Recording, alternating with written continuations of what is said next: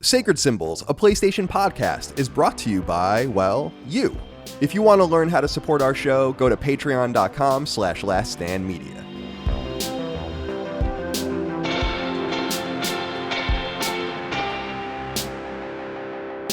Greetings and salutations. Welcome back to Sacred Symbols, a PlayStation podcast. This is episode number 358. My name is Colin Moriarty. I'm joined as always by my son, Chris Raygun. Chris, good to see you today, my friend. How are you today? Are you standing as well? Yeah. Oh, we're all standing. Wow. We're all in the standing crew today, it seems. Yeah. Did you like that? I'm standing like Peter Pan. This is the way Peter Pan would stand. Yeah, it's a good stance. Yeah. It's powerful. How are you today, my friend? I'm good. I'm glad that it's finally in Los Angeles. It's we had like a week of just overcast, which I do not vibe with at all. That's past. It's sunny again, which is just nice. It's just better mood. It's a better mood for me. Even if I'm not outside, wandering through the sunshine, I like to know that it's pouring through my windows. I like to know that the outside world is nice. You like to know it's there. I get that. And it bleeds in a little bit through the windows and stuff like that. But, sure. But yeah. What about you? Well, I'm very well, thank you. I'm standing again, but I brought these in today. I got these Adidas flip flops that have just been, and so maybe they're like cushiony, and I'm hoping that they give me a little bit of an inch here. I'm like 6'1" now. Right. But hopefully I'll be able to stand for longer, more comfortably. Take any inch you can get. I'm gonna get you, Captain Hook. Dustin Furman, executive producer. How are you today, my friend? I'm doing okay. Colin, when I last talked to you, I was telling you and the audience how my part of my basement flooded. Status right now, my dad being the fearless, tear anything apart guy that he is, it seems like just the blower of the furnace got wet. And it seems like it still works. Wow. So we've taken it out and letting it dry. Later tonight, we're going to put it back together. So hopefully my furnace is not dead. Either way, it seems like just that part would need replaced, which is better than nothing. But dude, Colin, if you saw my yard right now, you'd fire me off the show for my own yard. Yeah, your yard's a disappointment right now? Dude, it's been raining like every other day or consistently every day. So yesterday was the first day it didn't rain. And I'm like, it is so wet. Yeah, you got to let it dry out. You can't mow a wet lawn. That's a rookie mistake. Yeah. So it's it's pretty bad out there. But other than that, I'm just fine. Glad that I hopefully dodged a very expensive furnace replacement. Now I'm just here hanging with you boys. Yeah, so here we are. Look at us. Standing. We're all standing. We're together. Yeah. How exciting this is. How exciting of a time this is. Well, it's good to be here with everyone today. It's Sacred Symbols, a PlayStation podcast. We're hanging out. We're talking about PlayStation and video games. We're going to talk about a lot of other things as well, as we usually do. There's a lot of news this week. Some exciting things. Grand Theft Auto news, Mafia news, Death Stranding news, Gears of War news. Ooh. Remember when we had Galo, but we also had Queers of War. Back in the day, if you recall. So 2006. I know, it's awesome. Queers of War. Why don't you go play some of that Queers of War? So much to talk about today. Very excited. Good news, bad news, mediocre news, but news to get into nonetheless. Hope everyone out there is doing well, and we appreciate you joining us today. Remember, you can get every episode of Sacred Symbols, a PlayStation podcast, 3 days early and ad-free over on Patreon. Patreon.com/laststandmedia. Like nearly 13,000 of you support us there right now, and we appreciate you so much. Early ad-free access to this show and all the other shows we do in the network. You can use RSS and Spotify feeds, so you can just have them on your podcast app of choice without really having to interact with Patreon if you don't want to. But if you want to interact with Patreon, you can go on and use the threads in the news feed each week to submit your inquiries to the show. You'll hear a bunch of those throughout the show. Get access to the Discord, and so on and so forth. Another perk, Sacred Symbols Plus. Our supplement every single week to this show, deep dives, review discussions, interviews, and so on and so forth. So we recently put up an Until Dawn film review discussion and spoiler cast, Kingdom Come Deliverance 2 review discussion and spoiler cast. You guys are going to film an Expedition 33 one. We have so many people interested in this game that we might I talked about it, like we could do 2. I feel like we did that at one point. Didn't we do that for another game? I feel like we might have. That sounds familiar. That was definitely an idea that was passed Final around. Fantasy. Oh yeah, Final Fantasy 16 or 7. And I was thinking like it would be fun to do them and publish them at the same time even. But we have to just see who's available and what. Like I haven't played the game yet, so I'm not in it, but it's crazy. Like almost everyone in the family, both of you, Maddie, Cog, Brad, Gene, Hogue. So if you throw me in there, that makes 8, I think, and that would make 4 and 4, I think, which would be interesting. So we'll see, but I'm not there yet. And so on and so forth. Some exciting interviews coming up as well. I have at least 3 interviews of note that are happening in the next couple of weeks. So really excited about that. So please check that out. Patreon.com/laststandmedia, merch at laststandmedia.store. Get your t-shirts and your sweatshirts and your stickers, all unencumbered from tariff mania, since it's all made in the United States, with the exception of a Honduran product that we sell, which I'm pretty sure we just put on a boat like a raft and bring it on over to Miami, and then we ship it over here. Please leave a nice reviews on podcast services. You can leave a comment on the video. You can follow us wherever you'd like. We'd like to see you on our various platforms. I have a request right now for those that don't skip this part of the show. Go ahead and review us if you have it on iTunes. Go ahead and review us on the other podcast services. It helps us algorithmically find new audiences, and we appreciate that very much. All right, before we get into all the game news, of which there is a lot, let's get into some topics of discussion and spread our legs, or stretch them, depending on how you want to look at it. The comedian 1243 wrote in and said, "Hey, CDC. I just wanted to quickly reach out and voice my love to Colin and Micah with all the recent troubles regarding treble. It was quite surreal hearing you and Micah's own experience, as our own dog of 16 years is about to reach the end of his life in the coming days. I pray that Treble and Rush live long and happy lives that continue to bring you guys much happiness. I also want to thank you for the service you provide in these podcasts by bringing some much needed levity for me in these final moments with my dog. Quick shout out to our dog, Mumu. Thank you for the love you brought to our family and for giving us 16 amazing years. From Podcast Beyond to Sacred Symbols, you've been at my side, and I'll miss you, my little gaming buddy. Rest well, my friend. Thanks for all that you do." Now, at the end, when you said thanks for all you do, you talking to me or the dog? Oh, yeah. It is a little mixed. Yeah, it's a little bit. I don't know, but the comedian, I'm horrible to hear about Mumu, but 16 years, such a good, long life. God, I hope I can extract 16 years out of these dumb Boston Terriers that I have. We'll see. They're crazy. Treble's doing well. She had her second acupuncture appointment this morning, and which I think is so funny. It's very funny. It is wild. It's like taking your cat to EMDR therapy or something. Right. You know what I mean? It's just like it's very bougie for an animal, I think. It is. What's crazy is I've been noting is that the insurance covers it, and it apparently works for the same reasons that it would work on a human. Blood flow and the circulation. So she's doing well. What is your read on acupuncture and those kind? Because like, do you feel like it would? Apparently, it works. Like, and I'm not even here to dispute that, right?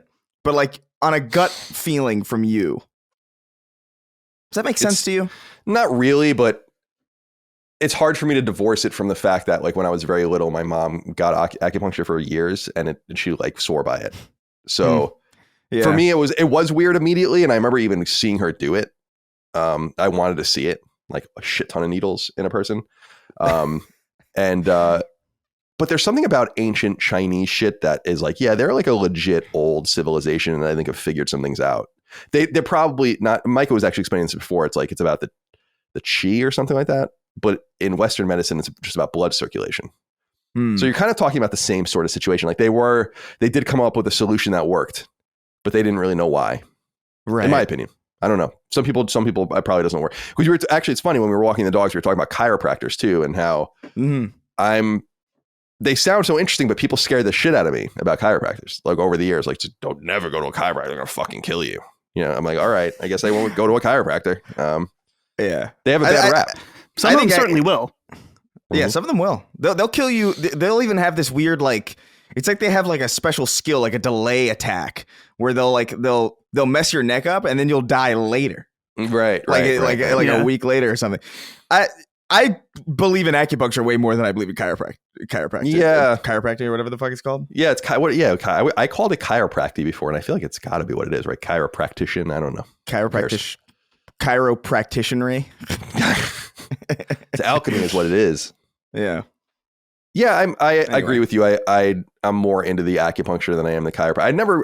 When I was very little, I went to a chiropractor because my mom would go and she was friends with the person. So he would like do, work on my body as well. But the one thing was that I didn't want the neck twist, which is like a big part of it. And my mom it's like, I'm like, oh my God, you're killing my mom.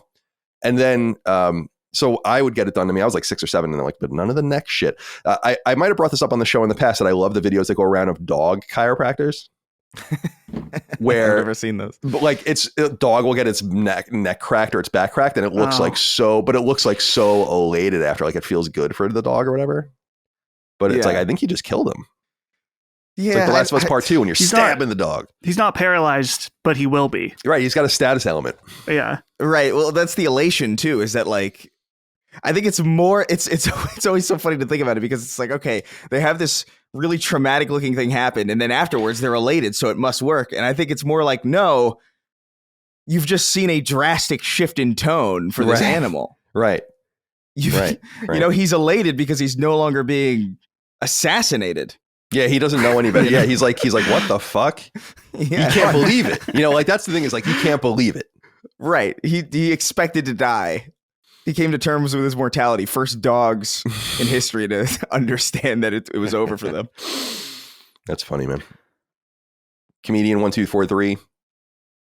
Sorry to hear about Mumu. Yeah. It's been real. R.I.P. in peace. Salute. Colin. Yeah.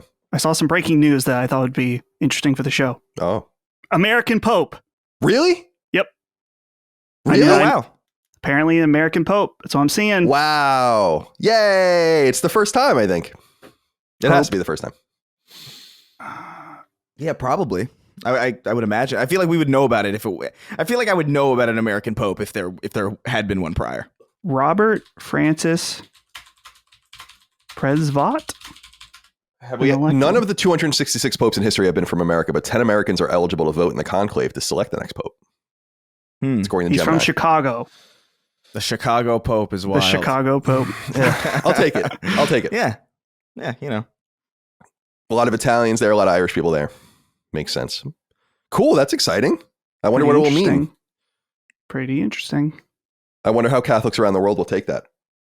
I was telling you guys that didn't I say it on this show or I said it maybe on Constellation. I was like, I want like Africa is such a Catholic place now. It's like I don't think we've ever had a black pope. We definitely haven't had a black pope. I mean, there's no way. Yeah, I mean that would. What about did you guys hear about Pizza Balla?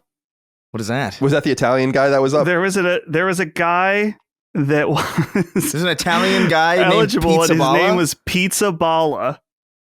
That is okay. Hold on. Like his last name is Pizza Balla, like altogether, or his first name is Pizza.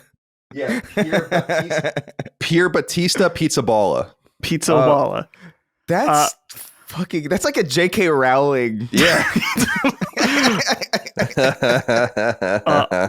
Yesterday at about 9 a.m., I was awoken to a phone call that Holly's mom was calling her to let her know about the potential of Pope Pizza Balla because she thought that was the absolute funniest thing. So she's not Catholic, but yeah, she doesn't care. Pizza Balla. I mean, that would make anyone care, certainly.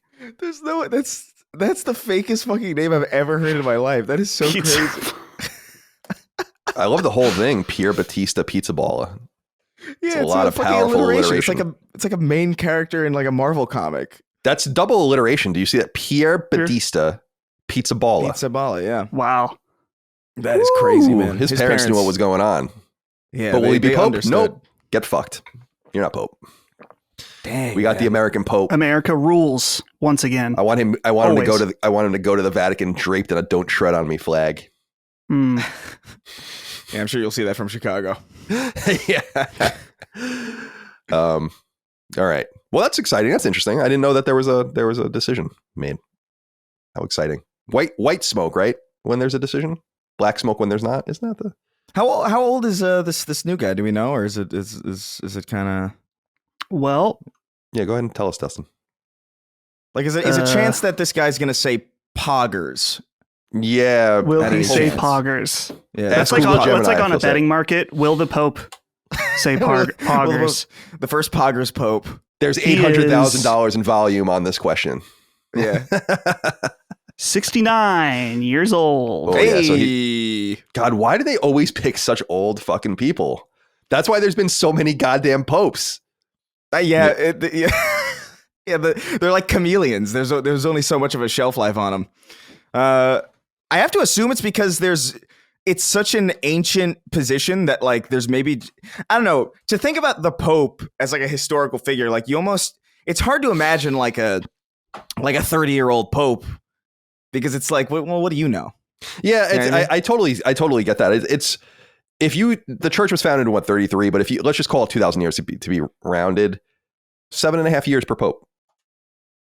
It's not, That really is terrible, but it's like you could do better than that. It's barely 2 terms. Let's like pick a younger pope, maybe even his 50s, and then we don't have to worry about this for a while. At least we're out of the zone now where any of the popes, they couldn't have been Nazis. Like that was 2 popes ago, you know. That is true, yeah. So that was fun when he was a Nazi. That was fun. That's interesting choices have been made. Sacred Symbols is sponsored by NordVPN, the best virtual private network available, which you can peruse with a 30-day money-back guarantee right now at nordvpn.com/sacred. So you may not think a VPN is for you, but actually these days VPNs are for everyone. Virtual private networks are perhaps best known for allowing you to spoof your geographic location online, which has a myriad of obvious uses, and yeah, for a lot of folks, that's good enough.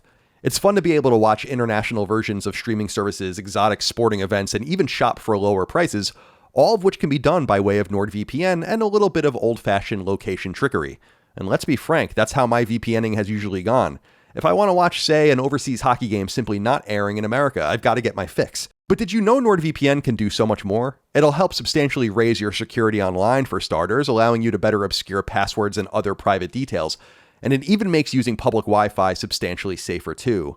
Hell, NordVPN can stop your very own ISP from throttling you for using too much data, and a single NordVPN account can be used on up to 10 devices simultaneously, from your rig and laptop to your phone and tablet, and even your smart TVs and your gaming consoles. And all for an incredibly low price, basically what you'd spend at Starbucks on a mediocre cup of coffee per month. To get the best discount off of your NordVPN plan, go to nordvpn.com/sacred today.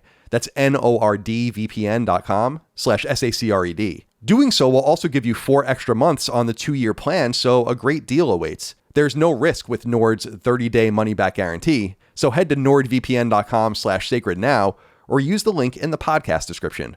Again, for the world's best virtual private network, all for a low monthly price and with no risk to try for 30 days, head to nordvpn.com/sacred. Colin Moriarty writes in and says, greetings and salutations, sacred lads. Colin, I just wanted to give you a shout out for being so supportive of the Snark Tank podcast. Your multiple write-ins in the most recent episode show that you're a true fan. You are certainly not missing the forest for the trees with your support. Thank you. So we had 4 or 5 different Colin Moriartys write in this week. You might hear from another one. They're not the same Colin Moriarty accounts. They're different Colin Moriarty accounts. So do you have something you want to tell me? What's going on? So somebody wrote in with your name, or like somebody had your name in the credits, I think, for the Snark Tank that we do, me, Derek, and Kingston. And I'd be like, man, wouldn't it be funny if it was just all Colin Moriartys? And now there's like 50 Colin Moriartys that I read in a row, damn near, at the end of every episode. That's awesome. I love that. And there's more every day. There's Colin Mariachi, which I thought was hilarious. It's like a little Mexican, Colin Moriarty. It's a fun idea. Love that. Yeah. Yeah. It's people, it's people harassing me, basically. Right. We did this with Keith David ages ago, where like everybody was Keith David, and it got to the point where like I think it was like damn near 80% of the names in the credits were just the same name over and over again. Keith David. I went and looked at the most recent episode, and I just went to the transcript and then Control F and went for Colin, and I think it was like 58. It's crazy. Something. Yeah. I was like, all right, I don't have time to listen to this. No, you shouldn't. Well, I'm glad to be so supportive of the show. It's a great show. Yeah, we appreciate it. We appreciated your that you made so many accounts just to donate more than once is really right. Like really I could have just made one account and just donated as much money as I wanted, but I wanted to raise the amount of subscribers you had as well. So yeah, and suffering as well. Yeah. Right. Yeah, and it's fun that to employ a legacy of suffering on you, my name needs to be invoked. That's fun for me. So. Now, I don't mind there being fake Colin Moriartys in the world, of course. There are real Colin Moriartys in the world. I've said before that I've encountered online at least 2 other real Colin Moriartys. One that messaged me when I was a writer at GameFAQs telling me that he was the real Colin Moriarty because he was older. And then another dude who was like a baseball player or something who messaged me at one point. It's like, oh, my name's Colin Moriarty too. And I couldn't believe until I was on the internet that there are a lot of us. Oh, yeah. Probably like, maybe not a lot, but probably like a dozen. And I Google search my name pretty often just to see what people are saying about me. And keep up on all that kind of stuff once or twice a month or whatever.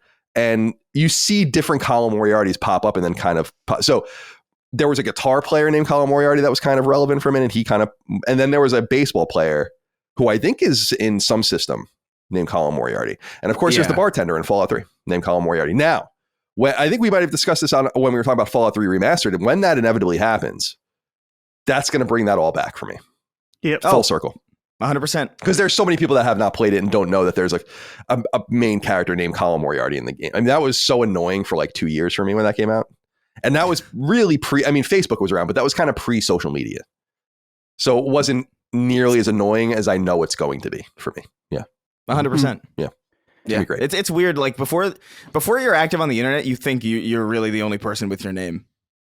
You know, generally, like you might think there's like maybe a couple of other, and then you find out that you can Google these things. It's like, oh, there's a baseball player named Chris Maldonado, and I was, oh, there's like, what the fuck? This is crazy. There's like a concerning amount of us. No one's original, it seems. Right, exactly. Like I expected to have a name original enough to maybe have gotten away with it, but it just goes to show you, like you said, just enough permutations. There's not only going to be another Colin Moriarty contemporary to you, but there's going to be multiple of them alive at the same time. And I'm like, damn, what if you're Joe Smith? Oh yeah, Jesus well, Christ. That's kind of like you get the best of both worlds in that situation, right? Because like if somebody wants to find you to annoy you or whatever, you're kind of more difficult to find. You know what I mean? Because there's so many. That's true. Yeah. Right. But then it leads to those minor inconveniences. I thought for sure like having a middle name might make that a little bit better. But like, no, there's other Chris Ray Maldonados as well. That's so interesting. There's one who's also a baseball player, I think. Yeah, well, naturally. I mean, come on, naturally, you're Hispanic. I know. There's going to be like a 25% chance that you're a professional baseball player if you're Puerto Rican. Yeah. Or Dominican. If you're Dominican, I mean, forget about it. Dominican, it's over. Yeah. That's all you're going to be doing. I Googled my name because I know that there is a lawyer named Dustin Furman. He's down bad, dude. He is the last search result for me, all the way at the bottom. So I think I can claim this victory that I'm the definitive Dustin Furman. You should hire him. He should be your lawyer. That would be awesome. I remember when it was earlier, like when we first started podcasting, I asked you if you knew who Mark Furman was. Mark Furman's like the famous cop from the O.J. Simpson trial. And when I first, and it's spelled with an H, but when I first, and yours isn't, but when I first met you, that's the first thing I thought of. And it was so surprising you had no idea who I was talking about, because I'm like, dude, if you were my age, you would have been fucking bombarded with Mark Furman shit, since that guy was on the news like every day for like 3 years. The weird thing about the OJ trial is that, and maybe this is the same for Chris, is that I feel like a lot of people just above my age know everything about it. And I'm like, I mean, I know like the pop culture stuff. It's interesting, dude. Risen, but I'm like, it was just before my time. Yeah, you guys were both very young, like toddlers or even infants. It's fascinating, because here's the thing about O.J. Simpson's trial, and O.J. Simpson is he totally got away with it, and everyone knows it. That was like, it was one of the craziest. Yeah. And it really is a reaction to the riots, which were before your time, but like kind of a reciprocity thing in LA. Hey, Twitter world. Hey, Twitter. Oh, man. R.I.P. in peace, O.J. Simpson. Did you see so you saw, obviously, Chris, you're a Naked Gun fan, and I am too. Oh, 100%. So you saw the Naked Gun trailer. I loved the trailer, at the end of the trailer, when they're looking at the pictures of the guys from the they're all looking at their dead dads in like a row, and it's O.J. Simpson, and the guys and I was like, yes, like, to me, they have to acknowledge O.J. Simpson as he was a main character in these movies. You have to acknowledge it, and I love that they did, and I love that they did it in the trailer. I thaught that was very, very funny. That was the thing where it's like, I'm mixed on that trailer, because like the first half was just like, yeah, whatever, it's slapstick kind of nonsense. I don't know if I'm feeling it that much. But then that second part actually, like, oh, that's actually funny. So like, I think it might I don't think it's going to be nearly as good as the original. I don't think there's a shot of that happening, but it might be entertaining. No one's going to be Leslie Nielsen, but you can't. Because of that trailer, a lot of people, younger people haven't seen Naked Gun. Naked Gun's even before, like the only reason I even know Naked Gun is, and I'm 40, is because my dad was really into it, right? It's not really a movie for even my generation. Oh, yeah. But I love them. And a scene was going around, which I think is from Naked Gun 33 and a third, where they're on the staircase having the gunfight. And it's all happening in slow motion, and there's like with the strollers. Yeah, the strollers going down, and like the Pope comes out with like an entourage. It's like it's the Pope, it's the president, and like the entire time the old like guy's like trying to get his gun out of his sock. And my favorite part is O.J. Simpson catching the babies and then going to spike them. Spike it, yes.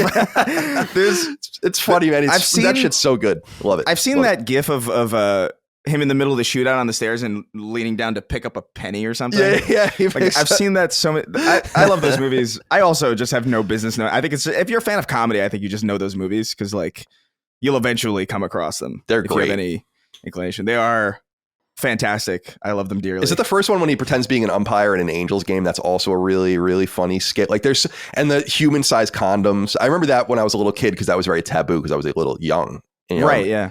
And like where he's like, I always wear protection or whatever. Then they have sex, but they're just in full body condoms. It's like, this is so fucking stupid. I got to watch Police Squad. Which is the TV show where it spawns off of, but I've never watched it. And that was before I was born.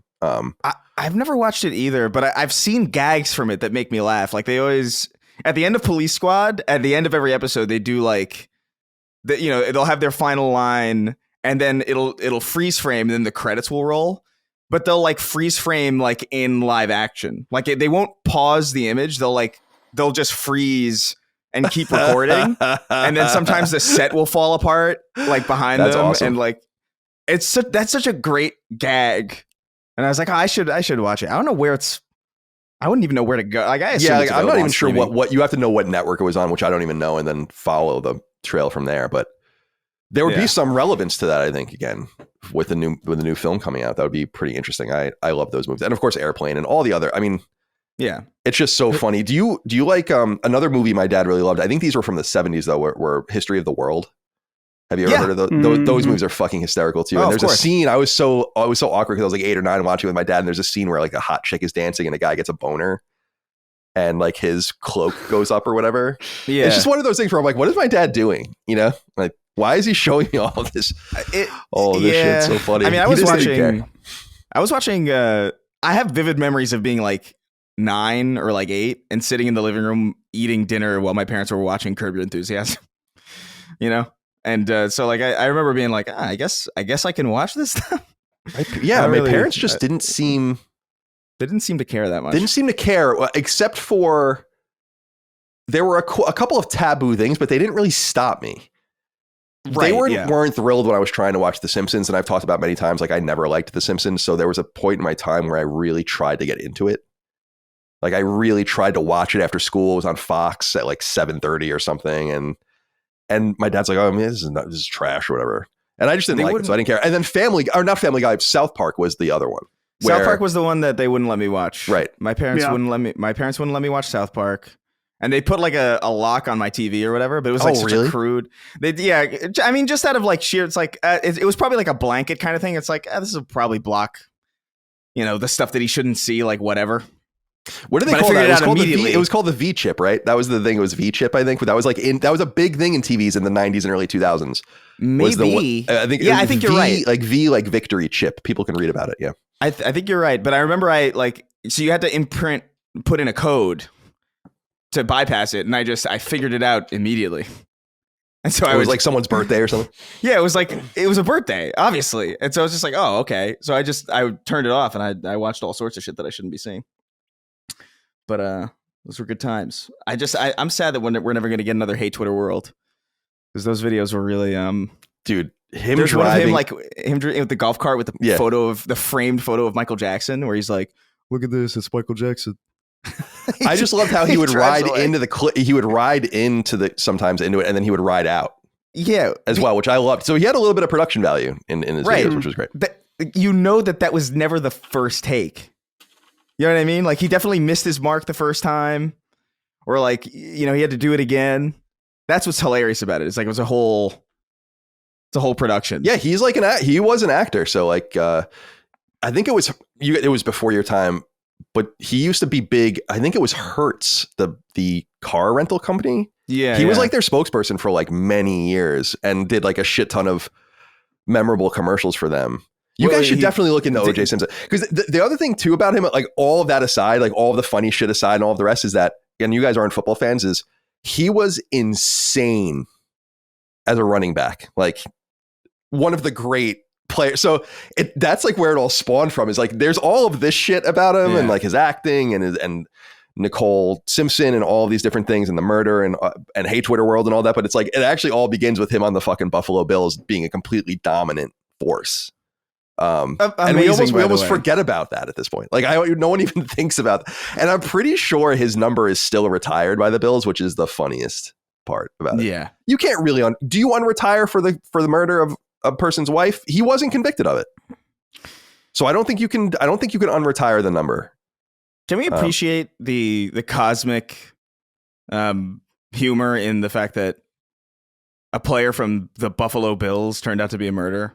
Like that is actually like kind of amazing. That is fun. And it's funny because he was on the Bills when Buffalo Bill was probably named, but we didn't know yet that he was, because Buffalo Bill would have been like 1990-ish probably, and he was still playing, I think, at that point. Maybe not. Maybe he was out at that point. But yeah, they didn't know, but we didn't know because the murder was 94, I want to say. It's just beautiful cosmic stuff that happens like that. Rhymes. It's like, so when you did the Hertz commercial, that was like, what was it, car insurance or something? Hertz is a car rental company. No, you could rent a Ford Bronco for next to nothing. Oh, the Bronco chase, dude, is like the best. Yeah, and I love that. I love that about living in California. That we've talked about that before, Chris. Is like that's real. Like they really do cut in and show fucking police chases. It's awesome. Yeah, they do. Yeah, it's awesome. I love it. I'm sorry. Go ahead, Dawson. I was gonna say my first exposure to the Ford Bronco was in Shrek 2. There's an OJ the white horse chase joke. Love that for the kids. It was totally lost on me when I first watched it. Yeah, dude, that was such a good movie. Dude, there is some. I shit you not, because I know you guys like to watch TV, good TV or whatever. There's a documentary that's like 5 or 6 hours long. That's kind of like one of those. I can't remember the name of it, but Netflix did one called The Last Czars that was like kind of like historians, but then also live action acting and kind of putting it all together as a story is told. And they did something similar for OJ Simpson, and it's fucking sick. Like it really is great. Like, because it's a very complex story. The murder is really the end of the story in some sense. Like everything that leads up to it and how fucking crazy he was and possessive he was of his wife and how nuts he was behind the scenes and shit's great. Is that the one where what's his name from Friends? Oh yeah, David Schwimmer. Yeah, I think that is the one. I think. Yeah, I saw that a long time ago. Like what would you call that? A really docudrama or something? I don't know. Or something like that. Docudrama maybe. Yeah, highly recommended.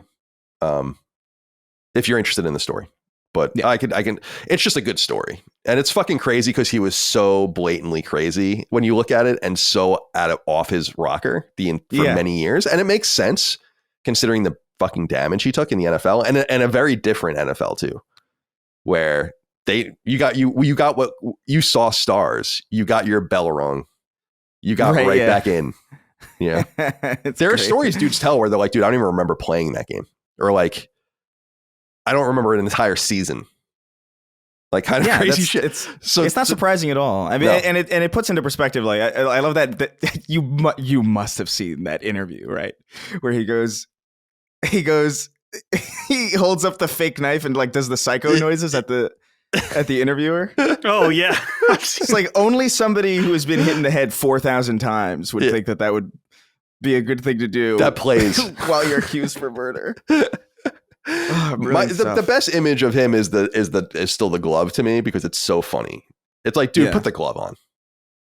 Like stretching his hand out and like, I can't do it. Like, oh my God, this is hysterical. Hey, right. Murder World. Hey, Murder World. Jose Mendoza wrote in and said, hey, CDC, with Katy Perry going into space, it got me thinking. When are the three of y'all planning on going into space together and recording the first ever podcast? Maybe Sacred 500, perhaps? I look forward to hearing from you, and maybe we can get some insight regarding those aliens from y'all. That would be fun, huh? I want to go to space so bad. Yeah, me too. And I was thinking, so I was on one of my sojourns, my walks the other day, and the moon was out, but it was daytime, daytime moon. And I was looking at it, and I'm like, God, will I get to ever have a chance to go? Like, and I really meant it. Not in 10 years, not in 20 years, but if I'm an old man, will there be like a way for me to go to the moon? And I'm like, probably not, but will I be able to go to space and just be in orbit? I feel like I'm gonna be able to do it. Yeah, I think so. Yeah, I think I'm just young enough. You guys are definitely young enough. My mom and I went out to lunch with my mom yesterday, and we were talking about, and I brought this up before in other contexts about how sad it is to live right now because we're just before immortality. Like, we're probably not going to get it, but like maybe our kids will, where they're going to like be able to upload themselves. Like, we're going to be the last generations to ever die. And I'm like, can you believe that? We've been around for millions of years, and like you're born just short of immortality. So hopefully I get one of these cool things. They're not going to be able to cryogenically freeze me. Probably I'm not going to get uploaded to a machine. So let me go into Jeff Bezos. Let me go into orbit, huh? Even getting uploaded to a machine though, that's like you're still going to die. You're just going to have like a fucking dude running around in Fortnite with your personality. You know what I mean? It's not really going to, it's not going to, your perspective's going to go away. Yeah. I wonder, it really does bring up the question, who are you? Is it the body or is it the conscience? Well, I think it's the brain really, but like, you know what I mean? Like, it's still your brain is going to die. Like, it's going to be a copy of you, and it'll ostensibly be you, I guess, from his perspective. Yeah. Like, he wouldn't know that it wasn't him. Right, which to me is like, I don't want to. What the fuck am I going to do a nice thing for a me that I don't know? Like, I don't know, fuck that. Like, fuck you. Yeah, sure. Hasn't there been a thing of people that like they get a heart transplant and then parts of their personality changes? Yeah, you hear things like that, and I believe, who knows what's real and what's not, but that's believable. Like, it's actually crazy to me that we can take someone else's heart and then put it into another person and it works. Right. Yeah, it's kind of wild. Yeah. And there is sci-fi about like people uploading to new bodies and getting like you're just, it's like, I think one of them is like you go crazy basically because like it's not you, and there's no way for you to relearn what you were acclimated to your entire life, which is uniquely you. But I want to be, I don't know, whatever. It's unnatural, but there is something attractive about being like your consciousness being frozen and being able to kind of come back whenever you want, so you can check in. Yeah, and then be like, I'm good, and then like just like shut me off. But then like you come back and like you just start back up, and you don't even really know any different, and then you can witness potentially eons. Be like Death Severance. Kinda, yeah. What is Death Severance? Well, like in the show Severance, is what that is. Oh. They turn off that part of your brain, so it'd be like, okay, bye. I see. And then immediately, it could be 10,000 years later, you'll wake back up. Mm-hmm. Now, I was looking. We could try to do the Virgin Galactic suborbital flight. It's not quite space, but we could do Weightlessness podcast. We're gonna need close to $2 million. Yeah, I don't know if we can crowdfund that. Yeah, I mean, that's the thing. If you guys want to crowdfund that, I'll do it for sure. Yeah, but I don't know. And not through Patreon. Like, this has got to be, you can't leave Patreon. That's just us to live. Right. This has to be a separate, like, GoFundMe. Yeah. Where we're going to need GoFundme. It's desperate need to go to space. It's going to be difficult to GoFundMe that amount of money. Yeah, I don't know. I think all three of us are going to have to hurl a slur at a baby in order to make enough money. Right. In order to make the money for that. Give, $2 million? Go. Is it $2 million? Is it actually $2 million for that flight? Well, the Google AI tells me it's currently $600K per person. Jesus Christ! So we would in total need a little under $2K. Yeah, 1.8. I think that's a lot of money. That's an enormous amount of money, but it's getting cheaper. I think if we can just wait a little while longer, wait it out. Well, because it's going to get cheaper. Oh, for sure. People are going to start wanting to do this shit. It's actually gotten more expensive. According to this, it originally started at $200K, the initial offering price. But maybe demand is too high. What's the inflation calculator on that? Inflation calculator on the Virgin Galactic flight. That's interesting. Yeah, I guess there's probably not enough supply to satiate demand. potentially. I mean, there's going to be more, even at that price, demand is going to outstrip supply because there are a lot of people with a lot of money. If I had tens of millions of dollars and it would cost me $500,000 to go into space, where I'd be like, all right. I mean, yeah, I guess. They're really having, I mean, when you think about, like, this is the craziest part. Should we live as a species for many, millennia to come or whatever, there have been a few hundred people in space ever. And if you go in right now, you're one of the very first people to ever go into space. Like in 100 years or 1,000 years, when they look back, and there have been hundreds of millions of people potentially in space at that point on other colonies and all these other things, you were literally one of the first 100 or hundreds of people. That's kind of crazy, in my opinion. Yeah. There's some, I mean, no one gives a shit. That's the other, but it's cool. Because like someone lives on Ganymede or something in 200 years, and they're gonna be like, yeah, and the fucking Colin Moriarty went to space in 2032 or something. It's like, yeah, no one gives a shit. They'll know you by name they'll be like, Colin Moriarty, the guy he was a prolific supporter of a podcast called Snark Tank. Yeah, he was the 7,486th person in space. Don't you know that? One thing I thought about when all those names were writing in is like, oh my God, it's going to be so funny because like that name is going to appear on like a bunch of different podcasts. Right. Yeah, it's going to be spidered, and that's going to be now the thing I'm most known for, which is good because right now I'm most known for a sexist joke, apparently. So yeah. Or saying so the Vita is set to succeed. Yeah, that one. That's and the Mass Effect 3. The out of my written pieces, the Vita is set to succeed article is definitely the most notorious. Video, it's different. And podcasts, I flooded the zone so much that no one can even keep up with it. That's kind of the beauty of it. Is that like that was your strategy, right? It's like good luck. It's a very modern strategy of flooding the zone. 100%. And yeah, he said something crazy here, and he said something you can't keep up with it. You have no bandwidth. But back in the day, it was different. And I wrote that Vita. When I wrote that Vita article, I wrote it from the fucking gut.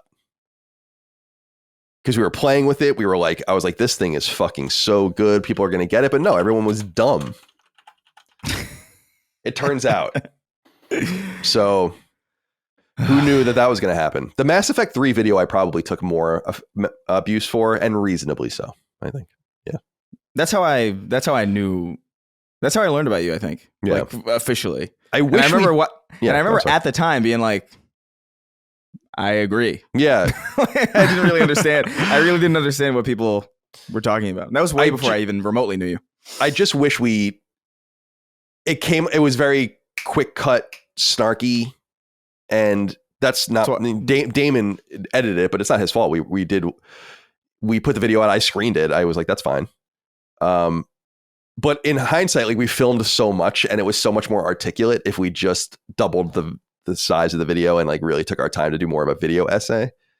But yeah, that was one of those things where I'm like, the Vita is set to succeed thing I didn't care about. If I was really embarrassed by that article, I could have deleted it 8 million times because I had access to the CMS even after I left IGN. Like it's just like, okay, that article's gone now.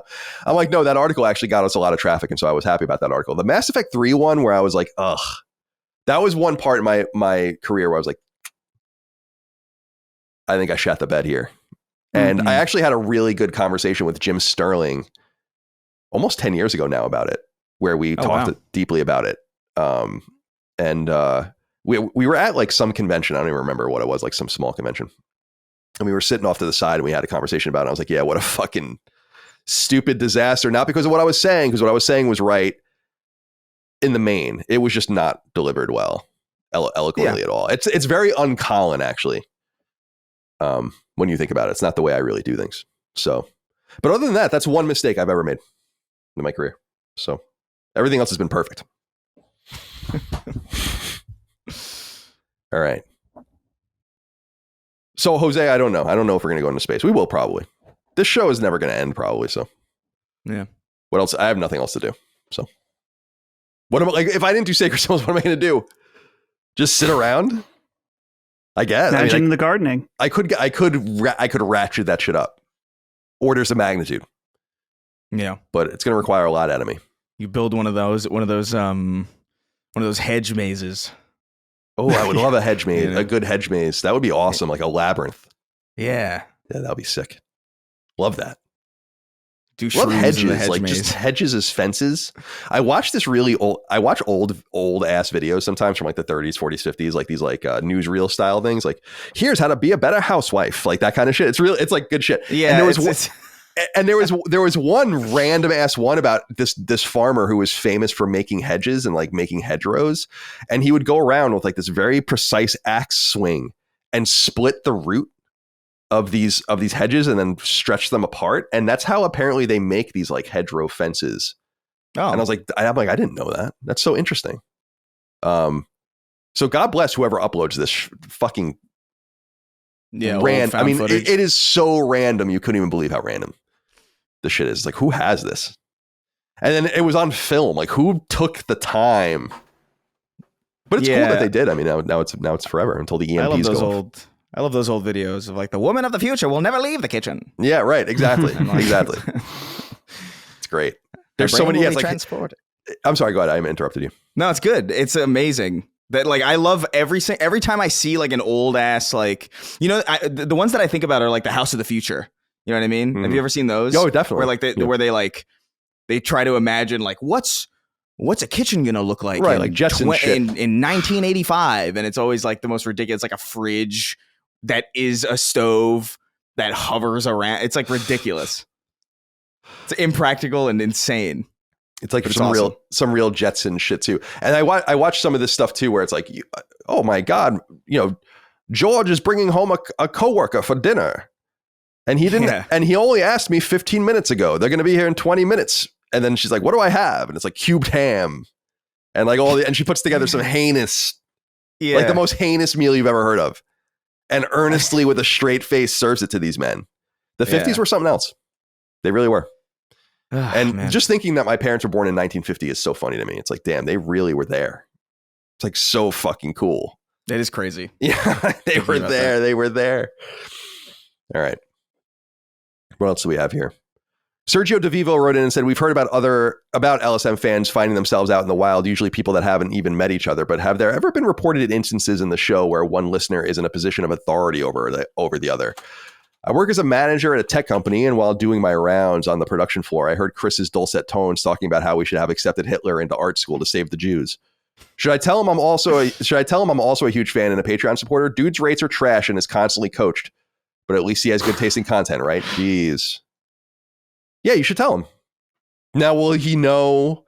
Now, I mean, let's see how closely he listens to the show, because we've put your name out there. Should that be your real name? Sergio DeVivo sounds like a real name. Maybe it's your pen name. I don't know. And so obviously he's going to figure this out. That's nice to hear, though. Think about that. That's so interesting. Small world. I'm always surprised by how small the world is. Sergio, be careful. Sounds like you're setting yourself up for a potential lawsuit. Not from me. I'm not going to sue you. I have nothing to sue you for. Finally, Shadi Haddad wrote in and said, hello, Sacred Boys. Punching Up is now the best show on LSM. Better step it up.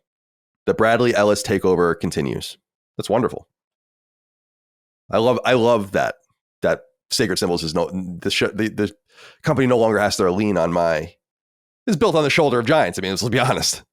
So to have Brad come in and take some of that pressure off me is excellent. Yeah. It's great. Love to hear that. People are really loving Brad Ellis. What a great acquisition. Like, that's some of my best general managing ever. Dustin is wronged. I feel a certain way about it. I know Dustin is friends with one of them. Well, let's just poach him. Yeah. You should win one of them general manager, whatever the Emmys are for general management. Right. You get one of those. Right. That would be nice. A Jenny Award. A Jenny, right. Congratulations to Brad Ellis. He's great. He is a fan favorite. No one really seems to have anything bad to say about him. He kind of has that Dagan energy, where very few people say anything negative about Dagan, and very few people say anything negative about Brad. Very interesting kind of teeter-totter he's on. Must be nice to sit on the fence. I did see, so he was on Defining Duke yesterday in place of Maddie. Yeah, I saw that. Is Maddie ill? I think Maddie was doing something, some kind of business thing. I don't know. I honestly have no idea. That's weird because the business thing he's usually supposed to be doing Wednesday afternoons is Defining Duke. So that's so interesting.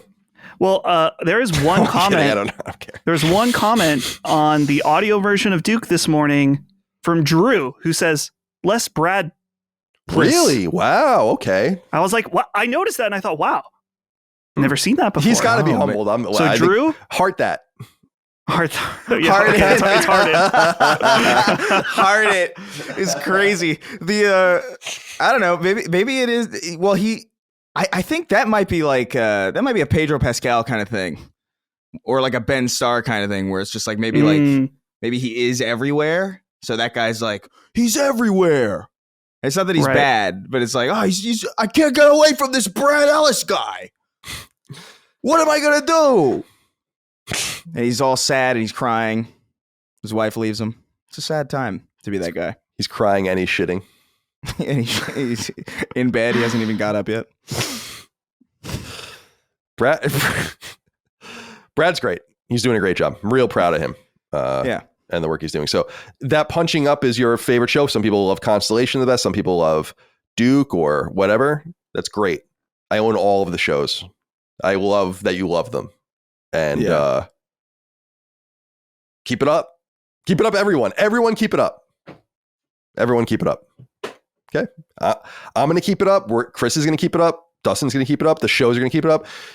You guys out there have to keep it up, though, too. We really appreciate that. Yeah. Some people like, that's obviously a joke, but it's supposed to be kind of insulting, right? Sure. And I'm like, but I'm not insulted by that. That's awesome. That's awesome. What I would be insulted by is if you said that you liked another podcast that wasn't in our network, that we didn't own already. Guys, should we get into the news?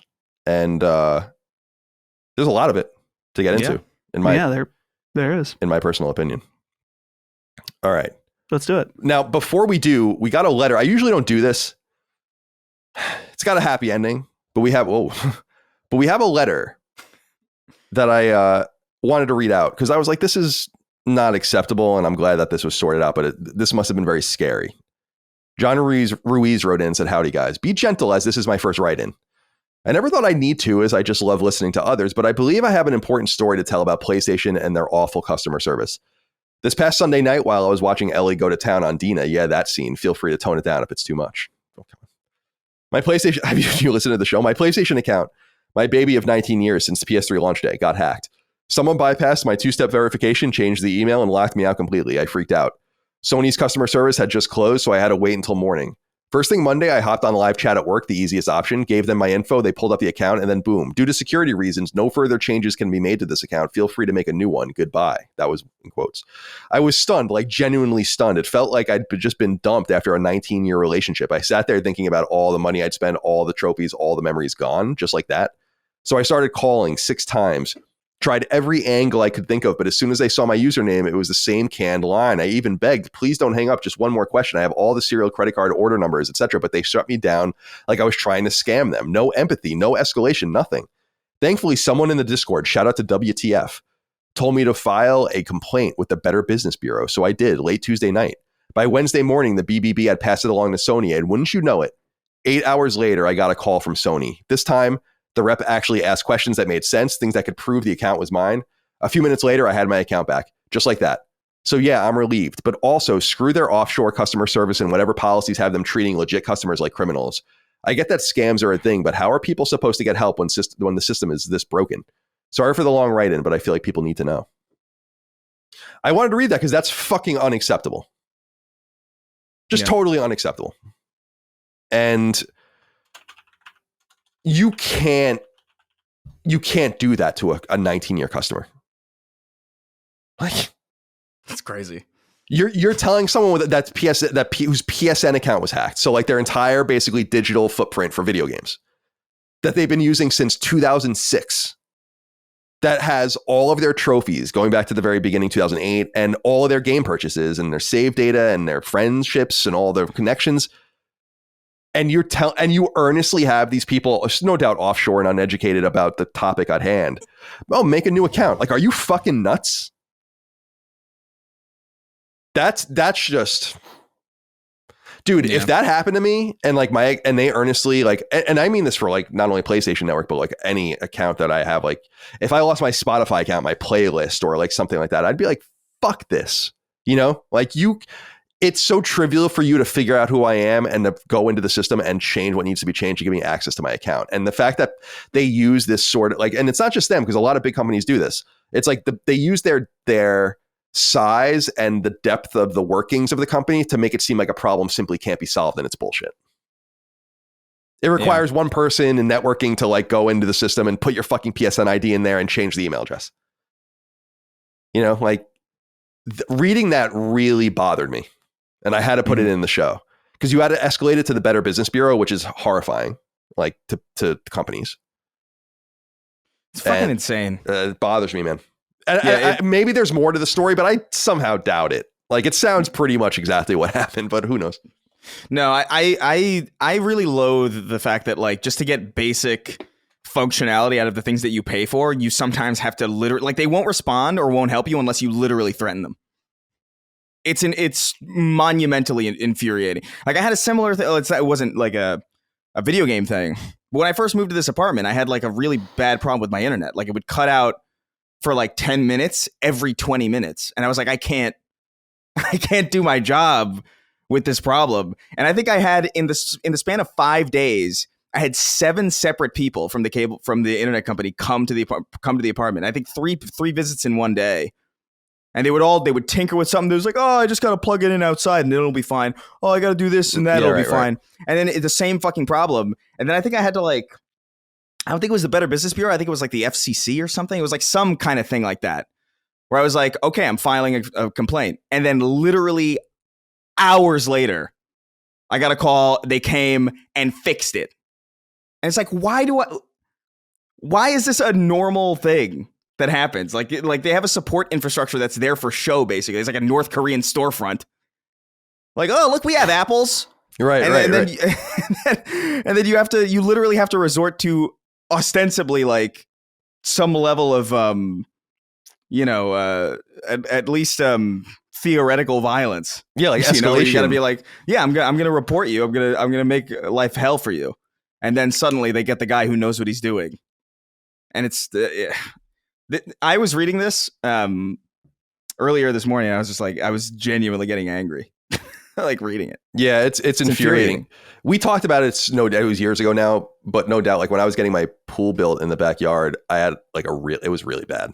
Like the people who did it are bad. They're fucking assholes. They stretch this thing out. You know, the only reason I'm good on it now is because it was obviously inspected many times throughout the process by the government. So like it was built properly at least. But like these guys were just, you know, or we hope we're in our 5th year now. I guess it's fine. But they were out to lunch. They didn't give a fuck. Would take you like the next piece of money. They would be there when they needed the next piece of money out of like the installments that you were paying, and then just wouldn't do things. This went on for like 18 months. And the relationship was actually so bad that they kind of never even came back for the last 10% of the money that, like, because it was like 10%, 30%, 20%, like whatever you would pay in installments. And there was like a 10% owed when a job was done. They never even asked for it. And they were like dicking around so much that I did something kind of similar where I looked up like what my recourse was. I didn't even go to the Better Business Bureau. I was like going way deeper than that. And I emailed them this like a list of things. And I was like, if we don't have a game plan for like solving X, Y, and Z by X date or whatever, I'm going to do the following things. And I listed like a bunch of things. I was like, going to go, first of all, talk to like Chesterfield County's people. This person specifically is the person I'm going to talk to, this like the director of building or whatever. And then the state of Virginia. But then I got like really into the weeds where I was like, I'm going to go on Google and buy your company's name in ad search and make sure that a website that I build called this, which I ended up squatting on for a minute, was, and I'm like, all of the search for your company will redirect to this website where I'm going to have a full accounting of all of this shit, and I'm going to tank you. And that got their attention. So it's like, It's sad because I am not like that. Like you have to get on my last fucking nerve. 100%. Yeah. And I was citing all the things in our contract too. We signed, it's like, about expedience and like due diligence and all these different terms. And and that's what I was saying. Like they never came. I think I owed them like $3,000 or $4,000 or something. And that was like in 2021 or 2022. And it's like, they never even asked for it. because they know they were fucking wrong. Yeah, and that pisses me the fuck off with this, where it's like, yeah, man, that's unacceptable.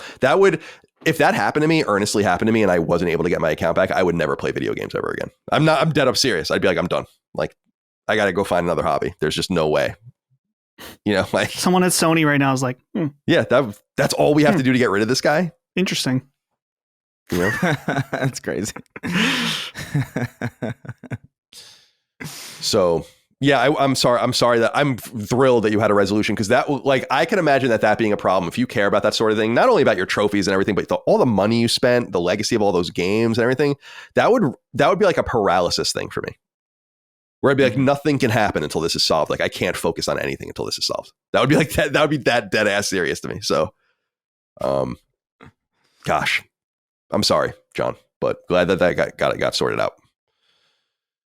And hopefully Sony, they listen to this show, they listen to other shows. It's good to kind of remind them of that these things are happening. I think when you look at, you have like 100 million customers or whatever, and you're like, yeah, 100 million, but each one of them is built one at a time.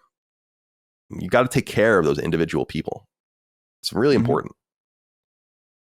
All right. First news of the week that I wanted to get into is older news now, because this happened this happened even before the last episode of Sacred published, like 2 hours before. But Dustin asked if I wanted to record a pickup, and I just didn't answer him. So I got the message. So, but actually, I was sleeping, so it was too late. By the time I saw it, it was too late. So yeah, I was like, no. But the reason I didn't want to talk about this at the time, or like record a pickup, is because I was like, there's not that much to say. Like, in fact, on the last episode, I predicted that it was going to be delayed. I said it was going to come out in March, where I was a little off. But since then, we've gotten a new trailer. Some people have interesting inquiries about it. I've had time to marinate on it. So now it's really time to get into Grand Theft Auto 6.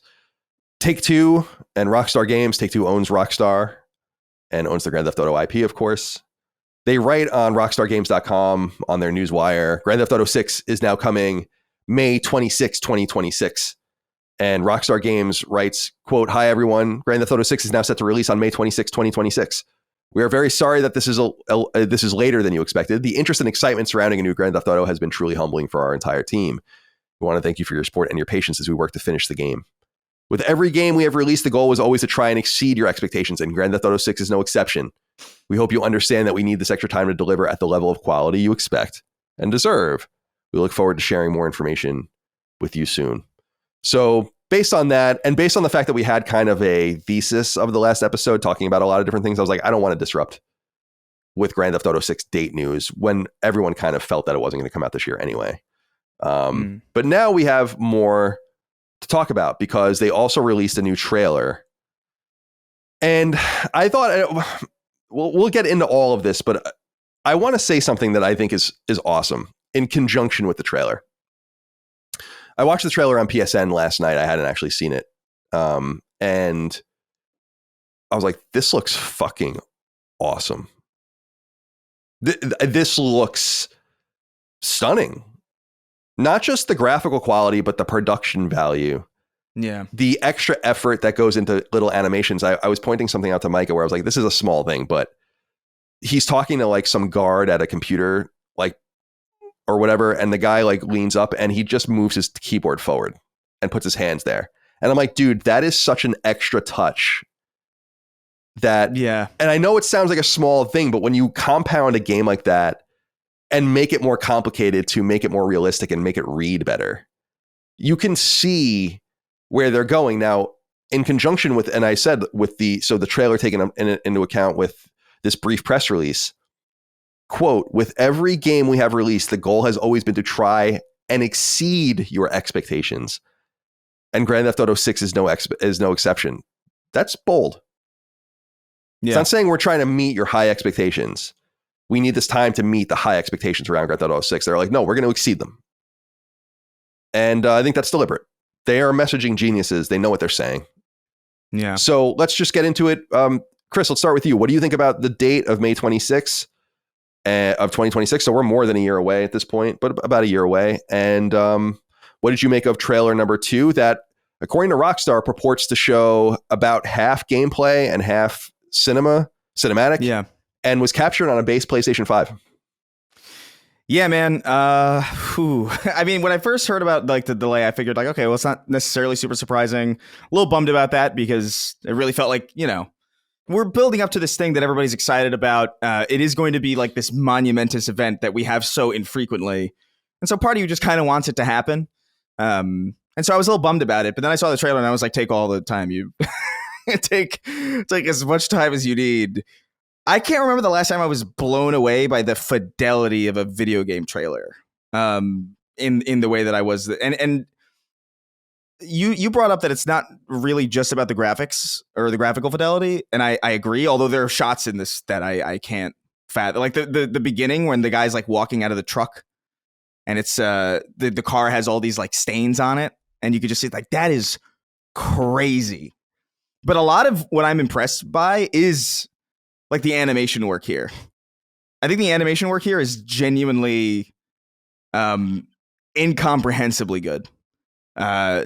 I don't know how to describe this because I think this is probably like a unique anal thing that happens in my brain where like in a lot of modern games, ever since we stepped away from, hand animated rigs and moved into motion capture, I think we've gotten better at motion capture, but I feel like even still in a lot of big modern games that rely on motion capture, even the good ones that I do enjoy, I feel like I can't help but like see the actors in the motion capture suit.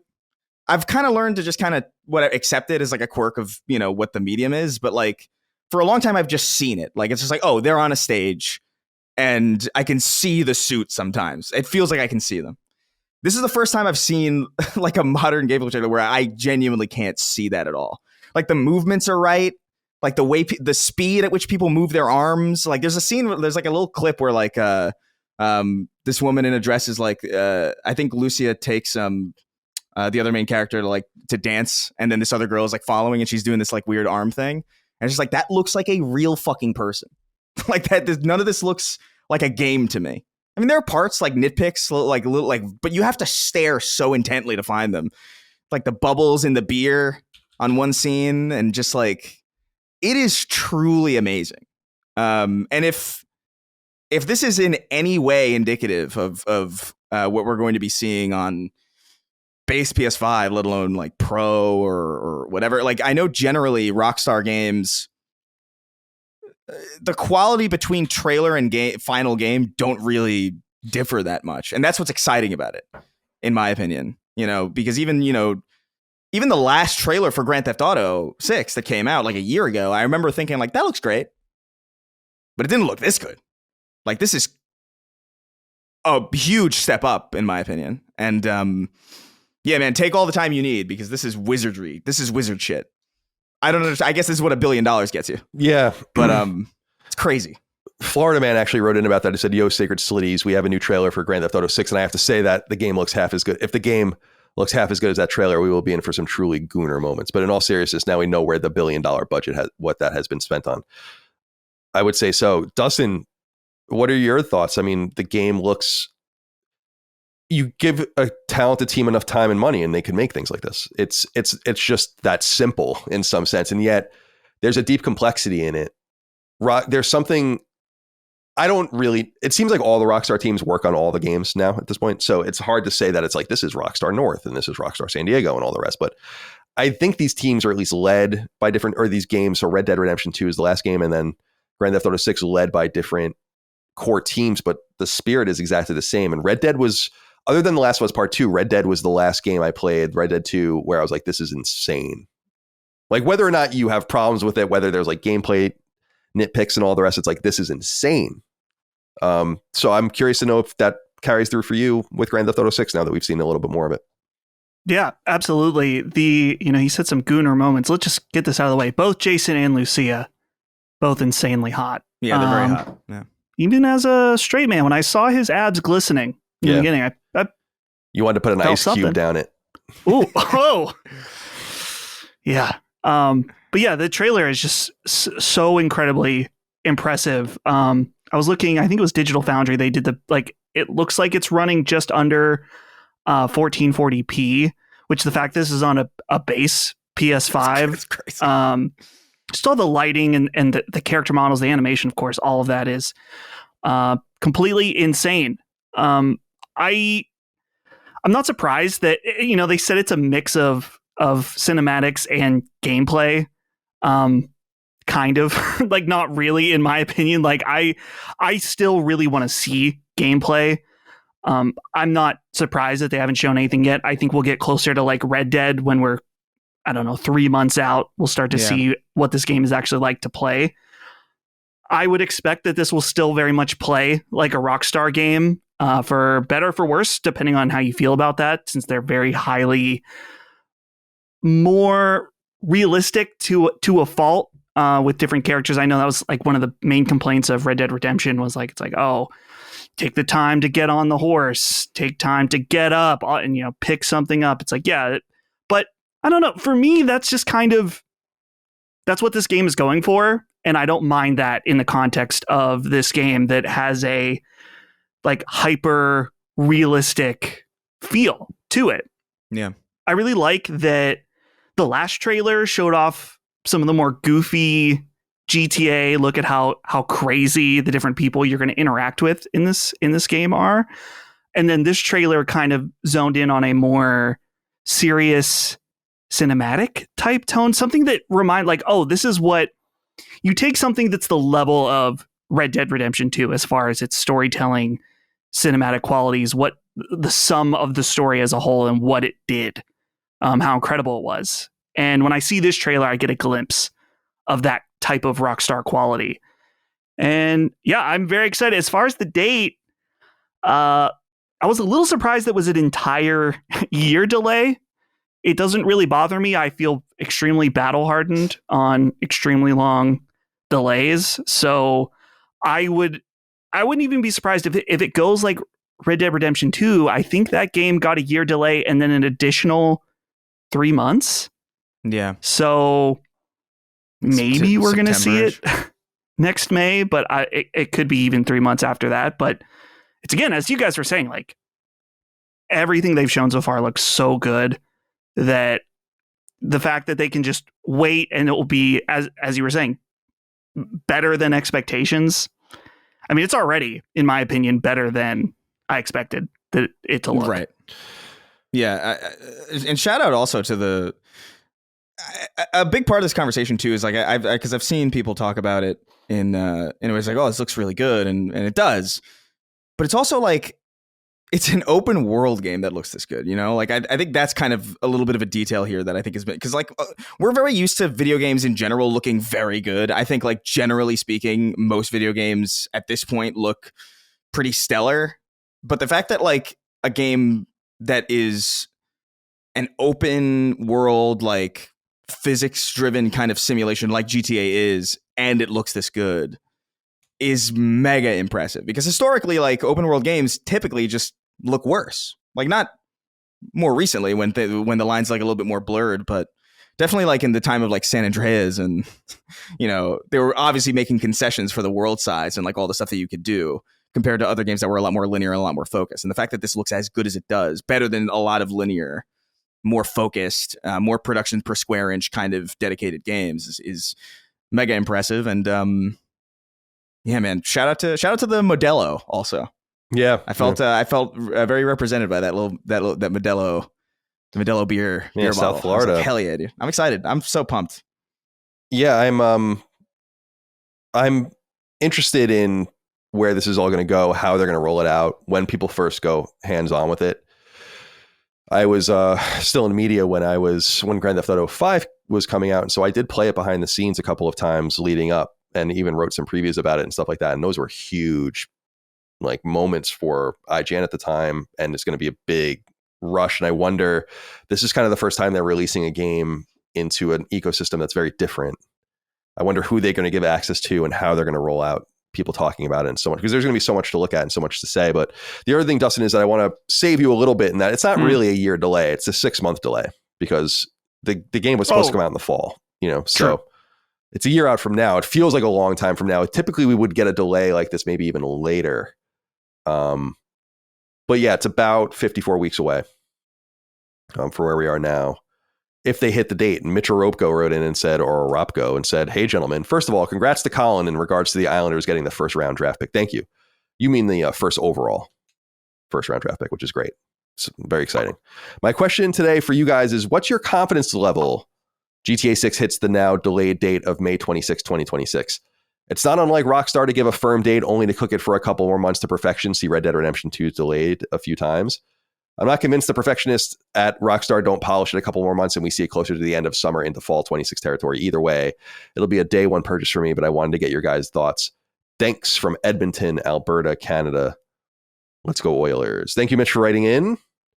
I think they will stick to this date, although I totally understand why people think that they won't. Based on the history and based on just the sheer amount of work that needs to be done. I think Jason Schreier wrote at Bloomberg that they're trying to be very deliberate about crunch. And that to me indicates that they have scheduled this out pretty firmly and that they probably could get it out this year if they worked the way they used to.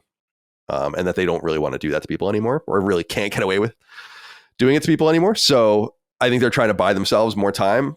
And you have to assume, I mean, there is no assumption. It's just the way games are made, is that this game is fully playable and like people are, it's like you're really just polishing around the edges at this point. And so what I'm most interested in at this point is how people are keeping it so secret. And that's great because it means that people are really locked down there. There are very few spoilers. No one's really talking about it. There have been leaks over the years. I want to scare you guys a little bit. By the time it comes out, should have come out in May, it'll have been 18 years since Grand Theft Auto 4. That's crazy. Oh my God. Which is nuts. And they've been working on this game for more than 10 years. So the one reason I think that they're going to be eager to get it out is like, if they really are spending, and people are saying $2 billion, that probably includes marketing. Who knows it's over $1 billion they spent on the game so far. But let's generously say that that's a burn rate of $100 million a year. You don't want, I mean, they're going to make a shit ton of money, but you don't want to fuck around too long. You got to get this thing out and start making money on it. I wonder too, there was a leak going around that I didn't believe about the delay. Seemed bogus, but regardless, it got me thinking, like, I wonder what their rollout as far as GTA Online will be, just because I believe when GTA 5 came out, online was not available immediately when it came out. No. And I think that was also the case for Red Dead Redemption 2's online as well. It'd be really interesting if they could have GTA Online ready to go to capture the moment of when this game releases, that so many people are going to be locked in on this game, no waiting for online, spend your money on your shark cards or whatever it is right now. And just imagine too the amount of infrastructure that's going to be required to facilitate all the players on this is going to be literally the biggest ever. Yeah, I was going to get into this a little later, but this is now is the time. Mr. Winter wrote in and said, gentlemen, we have a code red. A second GTA 6 trailer has hit the internet. This may have been more widely reported on than the impending nuclear catastrophe in Kashmir. Something new to consider about Grand Theft Auto 6 is that I haven't heard discussed before. What is Rockstar's monetization plan? Shark cards, battle pass, something new? So yeah, I mean, they're going to charge $70 or $80 for this game, I assume, and then the monetization plan is going to be deep and thorough. And I imagine you want to have all of those things lined up immediately, right? If you're going to capture people and they're willing to part with their money, and they're going to be willing to part with their money, gotta have, I mean, this thing's going to be a fucking nightmare as far as that's concerned, probably, but not for the single player campaign. That's all I really care about. And so I'm sure the monetization plan is thorough. You better believe that. Yeah. Well, they already have a subscription service called GTA Plus. Yeah, it's $5 a month, right? It's not so bad. Yeah, sounds like someone else's subscription service. Yeah, I'm trying to look to see how much that is, but yeah, they'll have GTA Plus, shark cards. They'll be ready. They'll be ready for you and your open wallet to just spend. In addition to, dude, lock in early access, baby, and they are gonna get. Oh, dude, I'll do it. They're gonna get all three of us. I mean, who? Unless it's ridiculous, and just out of principle, if they're gonna ask me for $20 or $30 and it's like early access and like some expansion stuff or whatever, it's like okay, but I'm not gonna get crazy with it either. They better not pay take $100. I'll probably pay $100 for early access, I think. Yeah, like if that's what it costs and you get like some accoutrements later on. Yeah, I don't mind that. But this game looks crazy. I'm really still kind of reeling from how strange it is, because it's been a long time since I've been blown away by like how a game looks, because I'm just so used to things looking so great, and somehow it exceeds it. It's like wild. I'm excited to see more. I'm sure we'll see more this summer. Few things to get into though here as well. DMAC wrote in. Actually, no, I'm sorry. We'll get to you, DMAC. Claire's Obscure Expedition 69 wrote in and said, "Hey fellas, Rockstar just confirmed that the new GTA trailer was captured entirely in-game on the base PS5. They didn't say entirely in-game, but it is on the base PS5. Is this going to be the best-looking game ever on the Pro? Also, do we still have optimism that the Pro could run GTA 6 at 60 frames? Maybe another year of working on it will get it up to the 60 on PS5 Pro." So there are important things about it being captured on PS5, and I want to get into that more from a marketing perspective. We'll do that shortly. But for from the technical angle, I kind of wanted to pick your guys' brains, as you know so much more about this than I do. Is like, what is your vibe now that you see it, based on what you think these machines can do, knowing that this was all captured as it was declared at the end on PlayStation 5 and half in-game, half cinematic, they say. It's unclear actually what's what in some cases, so that's a good sign. But but no proper gameplay. There's a difference between being in-game and gameplay. I think all gameplay is in-game, but not everything in-game is gameplay. Right. So, Chris, what's your feeling? Do you think this game will get up to 60 on PS5 Pro? I assume it will not be able to do it on PS5. My gut feeling is that no way. I just feel like Rockstar, the games that they make are so detail rich and so AI driven and physics driven. Like there's a lot of routines going on in place, and that I think is the real kind of bottleneck here. I'm not sure if I'm necessarily using that word right, but I think ultimately this is going to be a locked 30 if I had to assume. And in the future for PS6 or whatever, like it'll be a future proof kind of thing. It's like we're making it really, really we're over making this thing now, so that in the future, when the machines do get better, you'll be able to run this at the highest possible frame rate and the highest fidelity, and you won't have a problem then. But early on, it's going to be just like GTA 5 and Red Dead Redemption 2, that both ran at 30 on PS4, and now, thankfully, I don't know about Red Dead 2 actually. Does Red Dead 2 run at 60 now? No, I don't think so. Not on console. Yeah, so like I mean that should kind of tell you as much as you need to know. I think it's not really a massive priority for them, because it's not really that kind of game. Yeah. Not that, I mean, dude, I would love for that game to run at 60. I just really don't believe that it's going to be possible. At least not this generation. I think you're going to see like maybe a patch for PS6 whenever that comes out in like fucking, either 2 years. Hopefully or never 500. at this point. Yeah. I mean, but yeah. Yeah. It's funny. Didn't Red Dead 1 get re-released on PS4 at 30 frames? Like they patched it later. They patched it. They patched it later. So it's pretty crazy. It's clearly That's not a priority crazy for them. Yeah. That I think is actually insane. Like that, I don't know why. Like just do it at 30. Like what's crazy about that is I'm pretty sure, or maybe the Xbox One backwards compatible version just runs at an incredibly smooth 30. That's more likely, I guess. But yeah, it's not a priority for them. I would like it to be. I don't see us playing Grand Theft Auto 6 at 60 frames on a Pro. I don't think. What are your thoughts, Dustin? Maybe 40?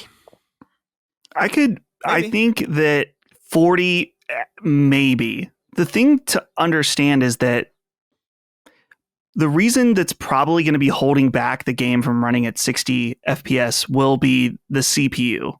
And that's the thing that the difference between PS5 Pro and regular PS5 is that mostly in the GPU, not the CPU. So I think it is a little bit better on PS5 Pro, but they have to keep it relatively similar in order to maintain like parity between the two consoles as far as games running right.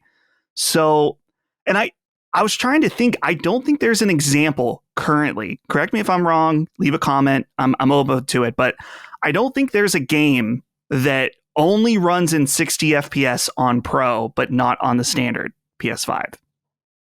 Like, I don't think that any Pro game has been like, we have an exclusive 60 So like, yeah, FPS we've patched it for this. Yeah. It's always resolution based, is what you're saying. It's usually and ray tracing. It's usually that the Pro just does away with the need to choose between performance and quality. It just kind of puts them up to parity. But the older, the base PS5 can still do 60. You just have to sacrifice some resolution. Right. That's interesting. I never really considered that.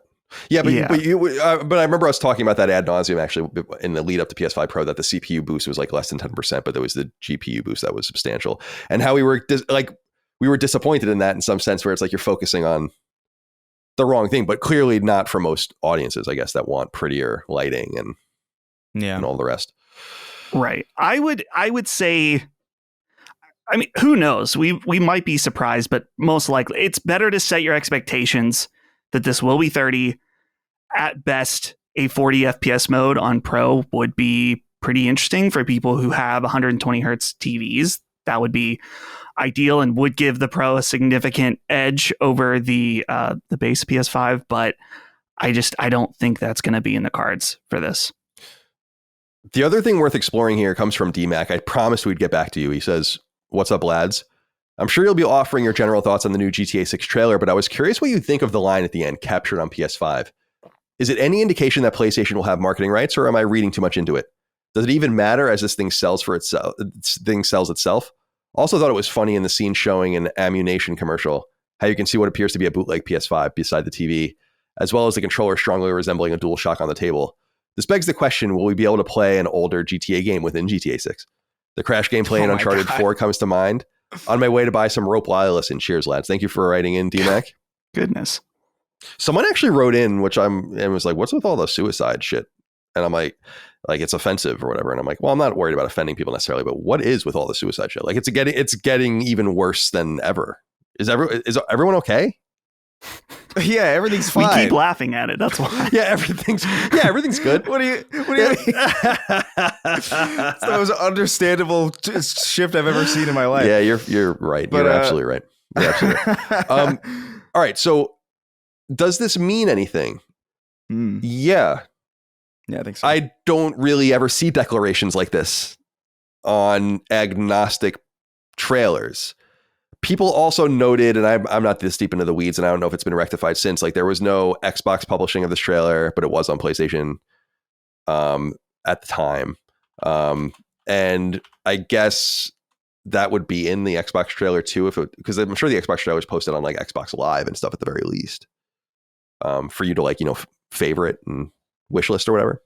So I do think it means something, and it doesn't really matter, but it kind of does. I've long been of the mind, I've said this a lot on the show, that if I were Rockstar, I'd be like, we're not doing anything with anyone. You can have special editions of your consoles, but you can both do it. We're not going to play favorites. We don't need you. Right. But there is, if you're Sony and you go to, even though Rockstar and Take-Two are spending enormous amounts of money on everything, it's like, if you're Sony and you're like, we'll take a lot of the marketing off of your shoulders, but like, we want something. And that makes sense. I mean, if you're willing to go with the right partner, and if you're Rockstar, I mean, I'm just being frank. If you're Rockstar and you look at it, even if Microsoft comes to you, and I'm sure they probably didn't, so like, we'll give you enormous amounts of money. It's like, we don't really want to be associated with the console that's not selling. We need to be where the console that is selling. The reason I say this is because Rockstar kind of made this transition 10 plus years ago, right? They were really associated first, during GTA trilogy era, PS2, they were ported later, right? And then during the GTA 4 era and leading into GTA 5, it was all about 360. And then PS3 and especially PS4 had like GTA 5 lockdown, and they've kind of stayed with the winner. They made the right choices all on the way. They should have went with Xbox, GTA 4 and all the... Dude, the GTA... I remember the GTA 4 DLC didn't come to PlayStation for like a year. Yeah. Which was crazy. And annoying. But I played it on 360. I know... I actually don't think I ever really even played GTA 4 very much on PS3, which is funny when you think about it.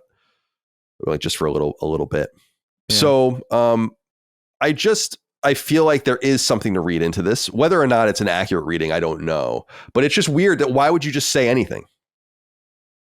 You would just put the trailer out. So to me, that's like a little nudge. Now, I want to say two things as I throw it over to you guys. And we've noted one of these things before, but just to reiterate, Grand Theft Auto 6 is going to sell tens of millions of consoles. between Xbox and PlayStation. Any advantage you can gain to nudge people, it's like college football on steroids. They're not. A lot of people are still playing on PS4, Xbox One. You're not going to be able to get it on PC immediately, so you're going to have to get it on one of these consoles, and you are going to get it on one of these consoles. So anything that just nudges the inertia in a direction that's fortuitous for your brand is going to be good. And so I think that this is something. I don't think that like the fake PS5 and like if Sony wanted to go crazy, they would have put the real PS5 in it. And then you would have known. So I don't think that there's anything to read into that. I think that's just more them spoofing everything, like they spoof everything and make things just slightly different, but recognizable. But do I think there's something about the captured on PS5 that indicates a marketing deal that's going to come to fruition? Yes. And I'm wondering if you guys agree. And I wonder if you guys can also reflect on, and we'll go to you first, Dustin, reflect on the number of consoles that this thing's going to sell, because I just don't, this is going to be the biggest console seller ever. So the only thing that's hampering its numbers is that the console will be permeating so much by that point. Sony will already have been, Sony could be at 100 million units by the time this comes out. So there's already many of them, but I think they're going to sell a lot of consoles. And I think Sony is uniquely positioned to sell more consoles even without a marketing deal, because I think there's a lot of PS5 owners that will buy a PS5 Pro for this game. So this will be their second PS5 purchase, and they've been holding out, waiting for this, maybe waiting for a price drop, but better to get it now. As we were saying last week, if you want a PS5 Pro for GTA 6, get it now, because the price is not going down. But yeah, so a small clarification, and I knew you were unsure about this because I also heard the same thing. The GTA 6 trailer 2 is now on the Xbox channel. Okay. It initially wasn't. And what's interesting is at the end, it does not say captured on PS5. It just has the Xbox Series XS logo, which that's standard when, like, for example, when we did the Hubrox era Twin Breaker trailers, you have to make each trailer specific for each platform's channel. Yeah, that's totally normal. So that makes sense. But yeah, why would you say anything at all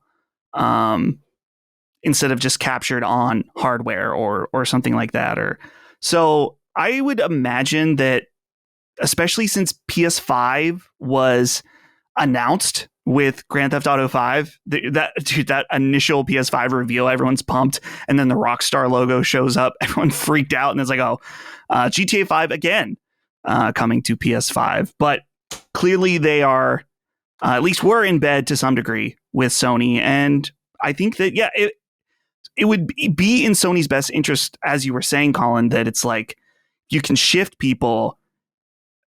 The PS5 Pro, this is the game for people to justify in their brain a $600, or is it $700? The PS5, the Pro is $700. Yeah, to justify a $700 PS5 Pro, match it with this game and be like, yeah, GTA 6, it is best currently on PS5 Pro. You're going to move me in it. Yeah, it's obviously going to be best on PS5 Pro. So yeah. That just goes without saying before they get a PC version out. I'd love to know more about why the PC version is not more important to them. I don't know if it's like trying to stress test the thing, create some sort of anticipation. You don't want to get modding out of control maybe in the beginning, all of the rest. But it is surprising to me that it's not like we got. If I were them, I'd be like, we got to put the game on PC. Like, are you kidding? You know, this is easily answered to me. Yeah, please. Because everyone will fucking buy the game again, myself included. For this game, dude, they will easily get two-time purchasers because PC players, this is a game that they're not. Well, I'm sure some of them will just say, "I'll wait," but this is the game that people will be like, "Nah, I'm not waiting. I'm gonna play it on console, even though a year or however long from now I'll get a much better experience on PC and I'll have to buy it again." It doesn't matter. Yeah. I will buy it now and I will buy it then. And I'm thinking more too about console sales. I guess saying tens of millions is extreme because we're so late in the generation. So I'm going to put this is going to be unquantifiable, by the way, but what I'll say is that there will be cumulative between PS5 and Xbox 8 to 10 million units sold on the back of Grand Theft Auto 6 ultimately, which is extraordinary considering how many games are out there and how many consoles are out there. Just because it's been so long, it'll have been 5.5 years that the PS5 has been on the market by the time the game comes out. So that's a long time for people to have one. But again, similar to college football, but just extremely more pronounced. I think that people are going to, and it's like we said over and over again, I'm glad you guys reiterated it. You got to buy if just based on the trajectory of things, there's no reason not to buy your PS5 or your PS5 Pro now. It's definitely not getting cheaper. I mean, you can guarantee that it's not getting cheaper. Just based, even if we weren't having trade problems, just based on inflation, like consoles aren't getting cheaper anymore. That's a thing, not of the past, but not this generation necessarily. Maybe it is a thing of the past too, but now because of the trade situation, because of scarcity, like you got to get in on it now. Because Sony was smart enough again to import a shit ton of consoles, and I mean that specifically in the United States. Although the prices have already gone up around the world, so I don't know. Right? Don't wait. At best, you might be able to get a bundle with this game, but I feel like even that, yeah. Even then, there could be a price increase between now and then that nullifies any savings you might get with a bundle. Yeah, who knows what's going to happen. So get your consoles. All right. Anything else to say about Grand Theft Auto 6 before we move on? It's exciting. A real big blockbuster of a game. We don't get many of these, really. You get Call of Duty and fucking The Show and Madden, all, but that's boring. Yeah. This is something new and unique. Yeah, it's exciting, man. It's exciting to see another something blow the lid off of like how we think games, how good we think games can look. Because I really was of that mind where it's just like, yeah, games look as good as they need to, and they do really. But I also didn't really think there was much left to do after like The Last of Us Part 2, you know, which was to me was like kind of like a, gameplay and story notwithstanding, like that the technical fidelity of that game is crazy. And so when I saw that, I was like, oh, we're probably not going to do more than this. And then here comes Rockstar, obviously, with their $1 billion and their shark card money. Right, exactly. That's the thing is, in some ways, there's two things to say about it. It sets a weird precedent because we're trying to extract cost out of the equation as much as possible now. But then a game like this comes along, bringing up the second point, which is that, oh, actually, this shit really can impress us. And so companies are going to look at it and say, like, actually, you don't want to spend all this money on all your games, but to say that it didn't matter or that like this could have been made for a quarter or half of the price is not true. And so there's a dichotomy being, between these two things in some sense.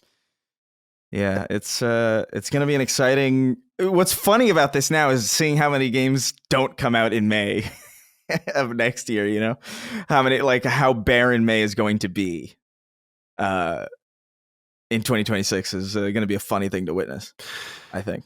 I wonder also, Chris, like what this fall will look like just based contingent on plans that were made under the assumption that this game would come out in the fall. So I wonder, there's like some conventional wisdom that no one really believed it. And I talked a little bit about that last week where I was like, it just doesn't seem like it's really going to come out this year based on, it just doesn't feel right. I wonder if that was a prevalent thing where people are like, no, just aim for the fall. Like it's not going to come out this fall. We'll be fine. Or if production plans have been set in place where things are now going to come out closer, and maybe not in May, but maybe in March or something that we're supposed to come out in October. We'll never really know, but yeah, interesting to consider nonetheless. Okay. Let's get into the next issue here. Next topic. Captain B wrote in, said, boys, we have a new PlayStation studio spinning up, teamLFG. Apparently spun off from Bungie. Is this a team making the Gummy Bear MOBA? Is it team looking for a group or team let's fucking go? My ears are prepared for Dustin's 45 to 50 minutes on this. That's like a lot, Dustin. I don't know if you have that in you, but I'll be glad to give you the floor if you want to filibuster about Team LFG. So Team LFG was announced. And guys, I want to reflect on something real quick here, which is like, why don't you listen to me? I've seen a lot of complaining and being like, oh my God, it's they're doubling down. It's a fucking online studio. I'm like, guys, we've known this studio has existed for a long time. This is just naming and acknowledging it. Right. So people were like disappointed, like, oh, they're doing, it's like, come on, we've been talking about this. Like, I've told you about this. So you should know better, for those out there that are getting upset. So this is an interesting story because it seals it, but it's not news in some sense. Herman Holst writes on PlayStation blog, today I'm thrilled to officially unveil a new studio in the PlayStation Studios family, teamLFG. Originated at Bungie, but has also rallied developers from across the industry to bring to life an ambitious incubation project that I'm very excited about. The studio is now fully formed and ready to be introduced to the world. I'll let teamLFG introduce themselves properly and give a tiny glimpse of what they've been working on. So this is written from teamLFG. No individual creative director or anyone wrote this. It says, well, someone wrote it, but you understand what I'm saying. Quote, hello world, it's a delight to meet you and we're very grateful to be joining PlayStation Studios. Our studio is headquartered in Bellevue, Washington, with team members working both on-site and remotely throughout the US and Canada. We are a team composed not just of industry veterans who have shipped titles like Destiny, Halo, League of Legends, Fortnite, Roblox, and Rec Room, but also industry newcomers with fresh creative perspectives and skills. We are passionate about exceptional action-based gameplay, moment-to-moment game feel, and richly social virtual worlds. To answer the question that was asked in the inquiry, the LFG in teamLFG stands for Looking for Group. We are driven by a mission to create games where players can find friendship, community, and belonging. We want our players to feel excited when they log on to discover their teammates already hanging out online. We want our players to recognize familiar names and to make myths and memes out of each other. We want our players to love remembering that one time they pulled off that play that changed the whole story of the match. And as we say on the team, that's the good stuff.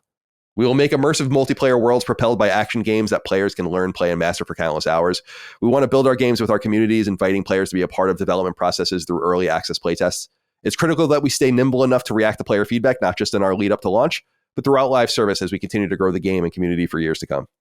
Our first game is a team-based action game that draws inspiration from fighting games, platformers, MOBAs, life sims, and frog-type games, which I don't know what that means, so I'm going to have to ask you guys. I don't know what that is, yeah. Players will inhabit a lighthearted comedic world set in brand new mythic science fiction. Players will inhabit a lighthearted comedic world set in brand new mythic science fantasy universe. There's a typo there. We can't wait to reveal more. Till then, we'll do our best. Thanks for reading.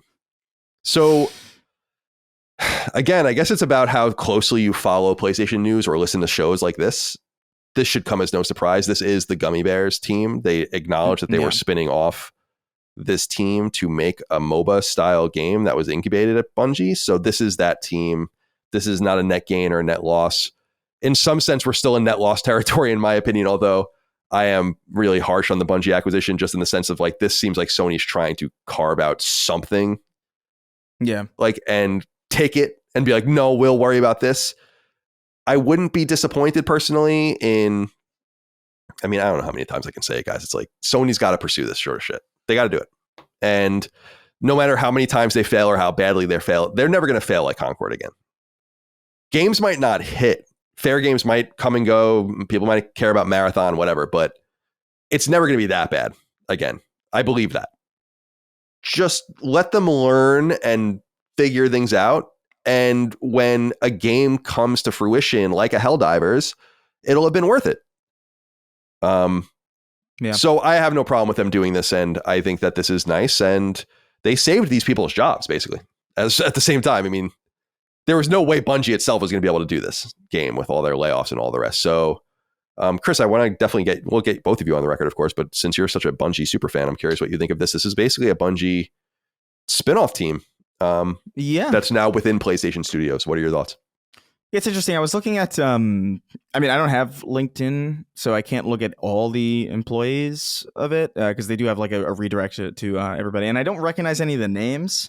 It seems like a lot of the core original Bungie team, people like Lars Backen and all those people are, they're really more connected to Marathon. So this really does seem like a spinoff. But I mean, the Bungie culture seems to be there. I'm curious about what kind of game this is going to be. I don't really care for MOBAs that much at all. The closest I ever got to caring about it was when Deadlock had that early kind of weird. It's still going on, right? Like right, Dustin, the Deadlock thing, or no? I don't know. I have no idea what the situation with that game is. But I got into the I got a friend invite to that thing, and I did like it, but it was still like there was something in the core like it doesn't feel good to move around in this game. Like it really is like a game feel kind of thing. I liked everything else about it, but like it didn't stick with me. So if there's a Bungie team working on a MOBA, like I definitely have a higher likelihood of maybe checking it out just from that perspective alone, because that's really what I think is so good about Marathon. But I don't know. The pitch of this thing, I think in the write-up they said something about like it's a comedic kind of tone or whatever, and I'm like, I don't know if I'm necessarily lighthearted comedic world. Yeah, that doesn't really. I don't know. Everything about this really kind of falls flat for me. I'm not really a MOBA guy. I don't really care for comedic tone, like unless you're making an outright like naked gun ass game, which would be fascinating to see.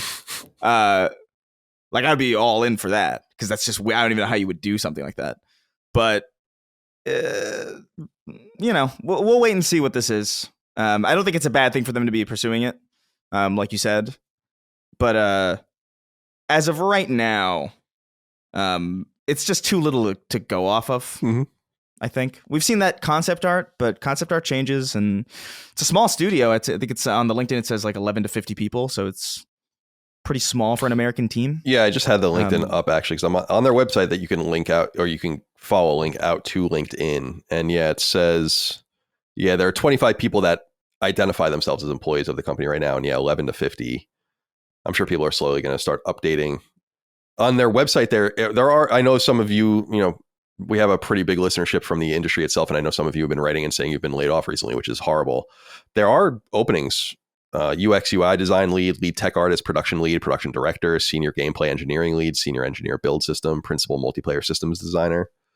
So some jobs available at the studio if you're interested, and I would imagine this would have some security for at least a few years as they get this thing spooled up and figure out what they're going to do. But I like the name in some sense, not because I think it is a double entendre, and I think that they're just not acknowledging it, and I think that that's cool. So, and just having team in your name is reminiscent of kind of like the old Sony studio system, something studio, kind of like that. Yeah. So we'll see what happens. Dustin, what are your thoughts on Team LFG out of Bellevue? Yeah, well, personally, when you mention describing MOBAs as part of your game, it's not exciting for me, but they do list a weird variety of fighting games, platformers, MOBAs, life sim, and then, of course, whatever cheeky frog type game. What does that mean? Means. I have no clue. I can't. I looked it up too. Like I'm not, the only time I ever see this listed is in reference to what we're talking about. Like frog type game only links back to this statement, as far as I've seen. But I only did like a skim. Frog type game. I feel like it's a cheeky wink that their game will involve a frog character. This comes from Kotaku actually. They write in their announcement of Team LFG, quote, "The only thing that really sticks out is the frog type descriptor. This term has been puzzling Bungie fans for years, ever since it was first mentioned in a hiring post back in 2023. I don't know that that's years. Team LFG was spun out of Bungie last summer amid mass layoffs at the studio. He says, I have no idea why it's called frog type, though the type moment-to-moment game feel has always been core to Bungie's DNA, and Destiny 2 has proven the developers are masters of first-person traversal. From double jumps and blinking to satisfying booster thrust and gliding, maybe Team LFG's first game will wrap all of that into an MMO-like experience." All right, whatever. So probably an in-joke or something. Yeah. Because I'm not. Yeah, I don't know. It's a bit cheeky, but whatever. The thing that I would just say overall is that I have seen that there's disappointment. It's like, oh, Sony's doing an online team, another online game. Haven't they learned their lesson yet? It's like, this is what we wanted them to do from the start, is that instead of taking their existing teams and having them make online games, whether that's on their own will or not, whatever, instead invest in new teams to make those specific types of games. It's a little late, as we know about the cancellation of many of their service games from these beloved teams, but I would rather see this than hear about a new game that is from an established team that we're like questioning why. this is kind of, I guess, the type of investment that we were hoping for. So Yeah. That's a good thing from that standpoint. But I'm curious with they saying that ship titles like Destiny, Halo, League of Legends, Fortnite, Roblox, don't care, Rec Room, don't care. How many teams can at this point? It's like Concord and Firewalk said all that shit. It's like I don't care. Yeah, like, it means nothing. It means nothing to me. And then you look at Expedition 33 with a bunch of people that like worked on Ubisoft games and some people that never worked on anything at all. I think the writer was like a finance banker. It's like it's like from Reddit, right? Yeah, and it's like okay, so really I don't give a shit that you worked on Destiny. At this point, yeah, it means nothing. Yeah, because it's just like I know I don't want to sound so harsh on it, but it's like I am sick of these leads. You know, we worked on fucking Rocket League. It's like, all right, man. So what? I mean, that's awesome, but so did all of these 8 other teams. 6 of them didn't even fucking release a game. It's also too broad. Like I don't know, man. Like I was in the Destiny Alpha, the Destiny 1 Alpha. I worked on Destiny. Well, so, yeah, I mean, I was doing QA. Right. But it's not even Literally. that. It's just like things don't even, there is that, but there is just the translating of, yeah, I guess what I'm saying is it just doesn't mean anything. And because it's about the alchemy of the team together. Exactly. It's about how well the ingredients go together. And even not even just like people, and it's people at certain points too. Like you can take a team that's like, okay, take the core BioWare team from, Knights of the Old Republic or whatever. Even if you got all those people back together again, like those are different. That's a different set of circumstances entirely. The industry's different. The people are probably like a little bit different. They probably have different sensibilities now than they used to. Like it's all about that alchemy, like you were saying. So like, okay, you did audio design on Destiny. Like, I mean, that's good. That's good, but it doesn't mean anything. Yeah, as to like whether or not like what the game is going to be, especially if it's a MOBA. Like, I mean, I don't even know how that. I'm not sure how Destiny is even going to translate to a MOBA, but like whatever, we'll see. My interest is piqued because I did like Deadlock more than I thought I would. So like maybe there is a way, but I'm not into this comedic tone thing that they're pitching. Like, I don't know. Yeah, we got to see more, but yeah. I will say, because Dustin, you were noting people saying like, oh, they haven't learned their lesson. It's like the only lesson you people need to learn is that if they don't figure this out, PlayStation will cease to exist one day. They cannot survive without having success in the multiplayer space. I don't know what people do not understand about this at this point. Also, it's a Bungie spinoff. Like they're the people you want doing this. Like, as opposed to like, what, you want Blue Point making a MOBA? Like, what do you, come on. What are we complaining about, really? It's just frustrating to me because I don't know how people can be presented with the numbers of how games sell and how much they cost to make and the amount of money kind of circulating between these and realize that Sony's ceiling with the amount of money they're spending on their games and have to spend on their games to impress people graphically and with the fidelity and all of them, and and their ceiling of sales means that they're going to make at most a few $100 million in profit on a game, which is great. But that the ceiling is basically billions on a single project if you get it right. It's just obvious that they need to invest in these games, and people that think that they don't need to have success there and can simply live on the rips, the 30% rips, and kind of the access that other people have to the PSN right now, or you're wrong, because that's ethereal and ephemeral shit you can't control. But what you can control is having some bangers of your own. And the single player stuff came out during the PS3 and PS4 era when it really needed to and it really mattered and it was a supplement. But times have changed. I mean, there's no doubt you can't keep your head in the sand like this. I know Concord was. I mean, trust me, dude. I've talked a bunch about Concord. I mean, I've spoken extensively behind the scenes about Concord. Like, I get it. I know.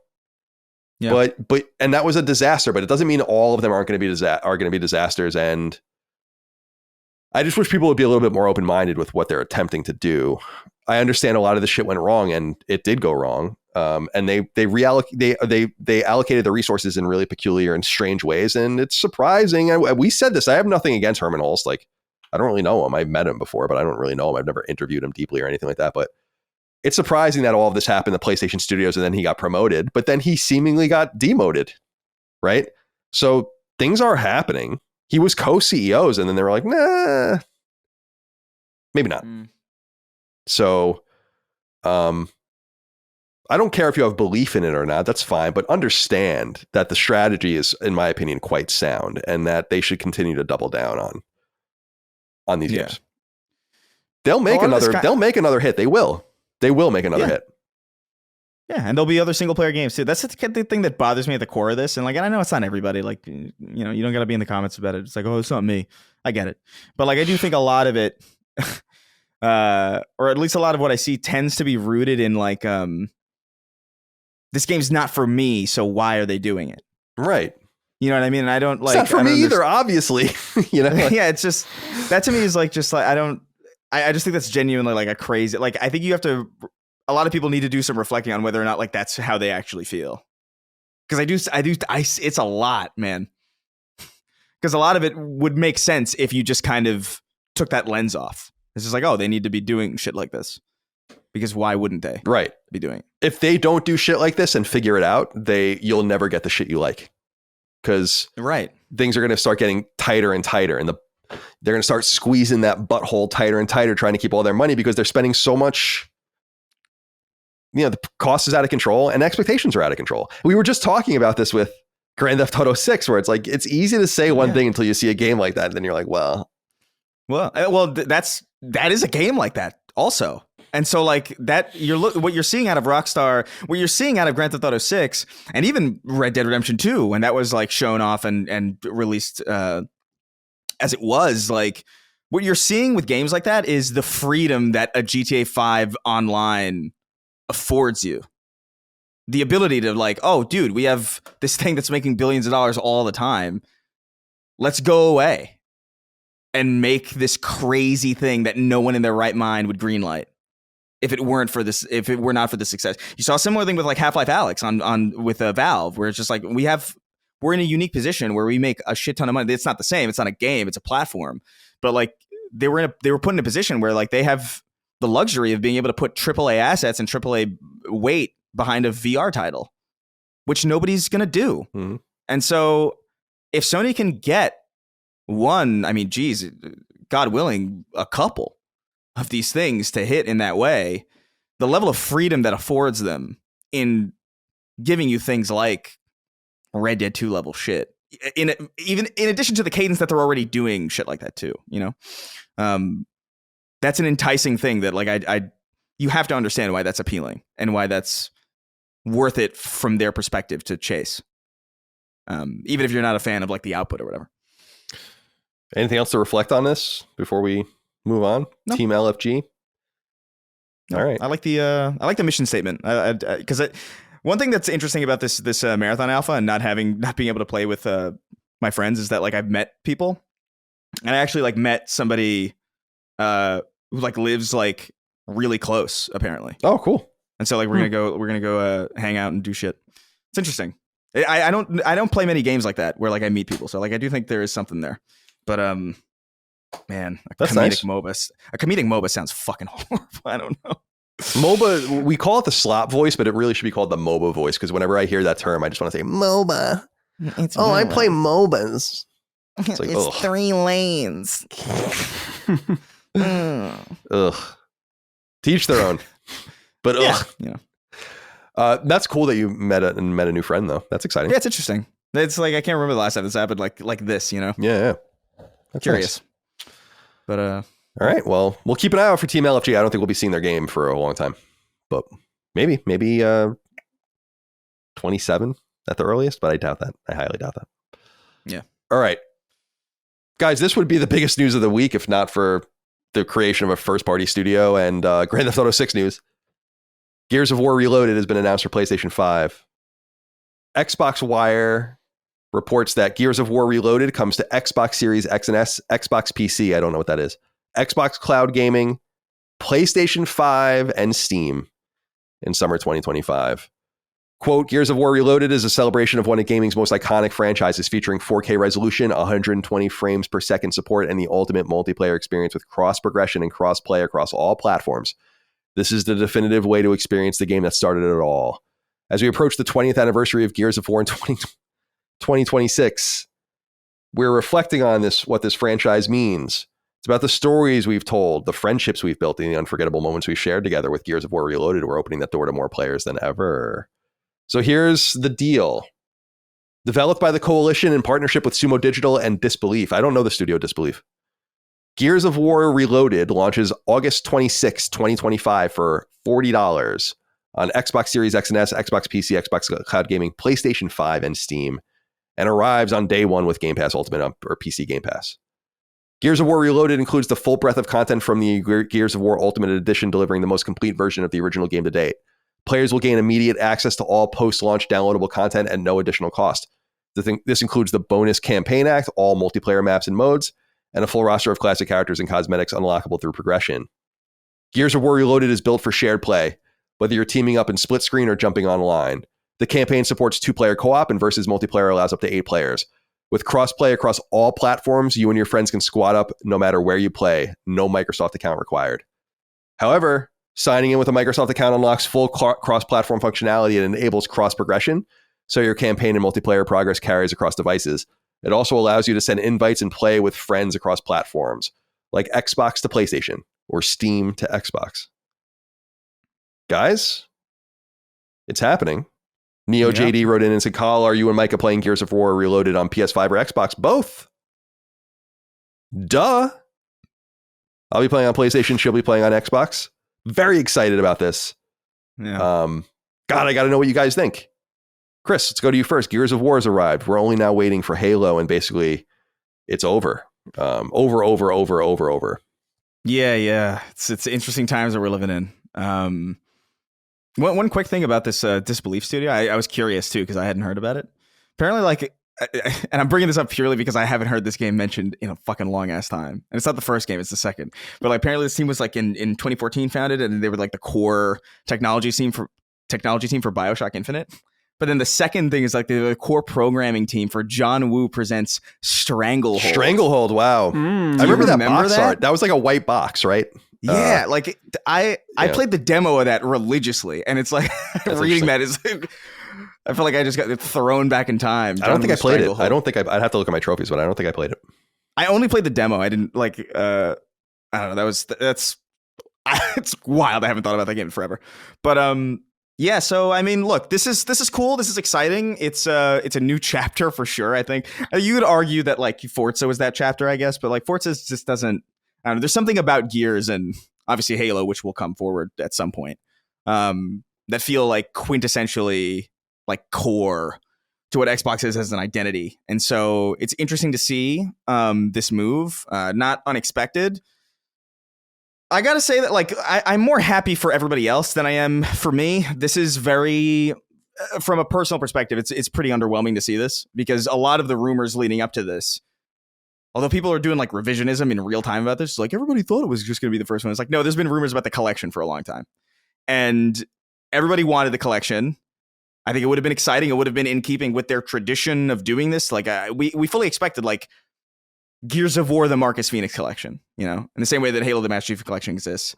It's a missed opportunity. I understand why they did it. They get to double, triple dip with $40 individual game. I get it. But it's just, it's pretty underwhelming to me because Gears of War 1 has been on PC 3 times now, including this. And Gears of War 2 is still stranded on... Gears of War 2 and 3 are both stranded on Xbox hardware. You can stream it, I think, through Game Pass or whatever. But nobody... That's the PS Now. That doesn't exist to me. It's bullshit. Right, it's fake. Right. And so... Yeah, I don't know. I think Gears of War 2 needs... Gears of War 2 is phenomenal. Is so good. And so for it to just be locked is really lame. And Gears after all this time, Gears 3 is great as well. But I just think that's such a good. I don't know. I'm worried because Gears of War 1 it's good, right? It's the only one of the 3 that's really horror coded in the way that it is. The rest of them are more action games, and that's cool and it's neat. And I appreciate that more people are going to be able to experience it, but. I don't know, man. I'm sad at the thought of people finishing it or falling off of it, and then Gears of War 2 comes out and it's $40 more. I don't want to play that. You know, I don't want to spend $40. People are so finicky with their money. They'll pay $20 for skins, but they won't pay 2 skins for a game. Right. No, it makes no sense. And so like I don't know. I'm underwhelmed. I wanted a collection. I was excited for a collection. That this is not the collection is a bummer. That it is a complete package, I guess, is cool. Like that the multiplayer is coming forward, and you know it's gonna have crossplay and all that stuff. That's neat and cool. But I'm not gonna play. Like I've played Gears of War 1 on PC and modern hardware like more times than I care to have even played it, and I miss Gears of War 2 deeply. And so that's kind of what I feel about it. Super exciting news broadly, but personally, kind of a flat announcement for me. Well, to the point of it only being one game, Matt Danger 87 wrote into us on Patreon and said, "Hey CDC, can I ask why Chris and so many others are surprised and annoyed by Xbox only porting one Gears game at a time? I think it was pretty obvious and even suggested by many over the last couple of months. Why release everything all at once when you can just drip feed it and make so much more money off of customers? It's not like we won't get the rest of the games eventually. It just feels like another moment to complain just for the sake of complaining." I mean, to your point, I don't remember the rumors indicating that at all. No, maybe I missed some of them. I'm not that ingratiated in the Xbox space, but I don't remember that being said really. I do understand. So I understand people's disappointment, but if they're going to really give a lot of care to each of them and support them in a really cool way and kind of really modernize them in some sense, not remake them, but just modernize them, then I'm cool taking them one at a time. And I also think, and it's like you said, and he says the same thing. Why not just nickel and dime the shit out of everyone? The bigger question here is like how they will do it, and we'll get into that in a minute. But Dustin, let's get you on the record here. Gears of War coming to PlayStation 5 officially this August with full cross-play, cross-progression, multiplayer intact, all the DLC. What's your excitement level? Well, before I get into that, I'm annoyed on Chris's behalf of that write-in where it's like the idea of complaining just for the sake of complaining. It's like we commentate on the things that happen and say whether we like them or don't like them. Complaining, come on, man. Come on. Yeah, so I have a lot of nostalgia for Gears of War. It's not like one of my all-time favorites, but I grew up playing these games. I remember having to talk to my parents because I was like telling them I wanted to play it, and they were like, "We've heard like you can curb stomp people in this game." And I was really intrigued because it had a realistic headshot with a sniper rifle that their heads exploded. Chainsaw. So they were, chainsaw people in half. Like this was pretty hyper violent, and so they ended up being fine with it. So I did end up playing it and had a great time with it. Of course, the co-op mode in this game was legendary, and so I'm excited to go back to it. And Chris is right; it is interesting that this game. It's funny that it was, of course, the original Gears of War, then Gears of War Ultimate Edition, and now it's Reloaded. So Ultimate Edition, was that a lie? Because now we have a more ultimate edition of Gears of War. Right. So the naming, unfortunately, has been ruined. But I'm excited about this. I may have played this game twice in my life. Like I maybe went back to it on like 360 times. So it's been a very long time since I played this. I am excited to go back to it and check it out. I was never really into Gears multiplayer. I think it's just because I was really bad at it. No, I'm terrible. People are I remember people were nuts. Yeah. Gears of War multiplayer is cracked. Like it's the modern wall hopping, the wall bouncing and all that shit. Wall bouncing, like, that's it. It is so cracked. Like watching people. Even back in the day, it felt like a window into like how like some first person shooters now are like like insane and like people are like zooming around. You can barely see what the fuck's going on. It's like Fortnite when somebody builds like a 4-story condominium in like a second, and you don't understand what's happening. That was the earliest I ever remembered feeling like I can't keep up with the whatever's happening here, watching like pro people play Gears of War.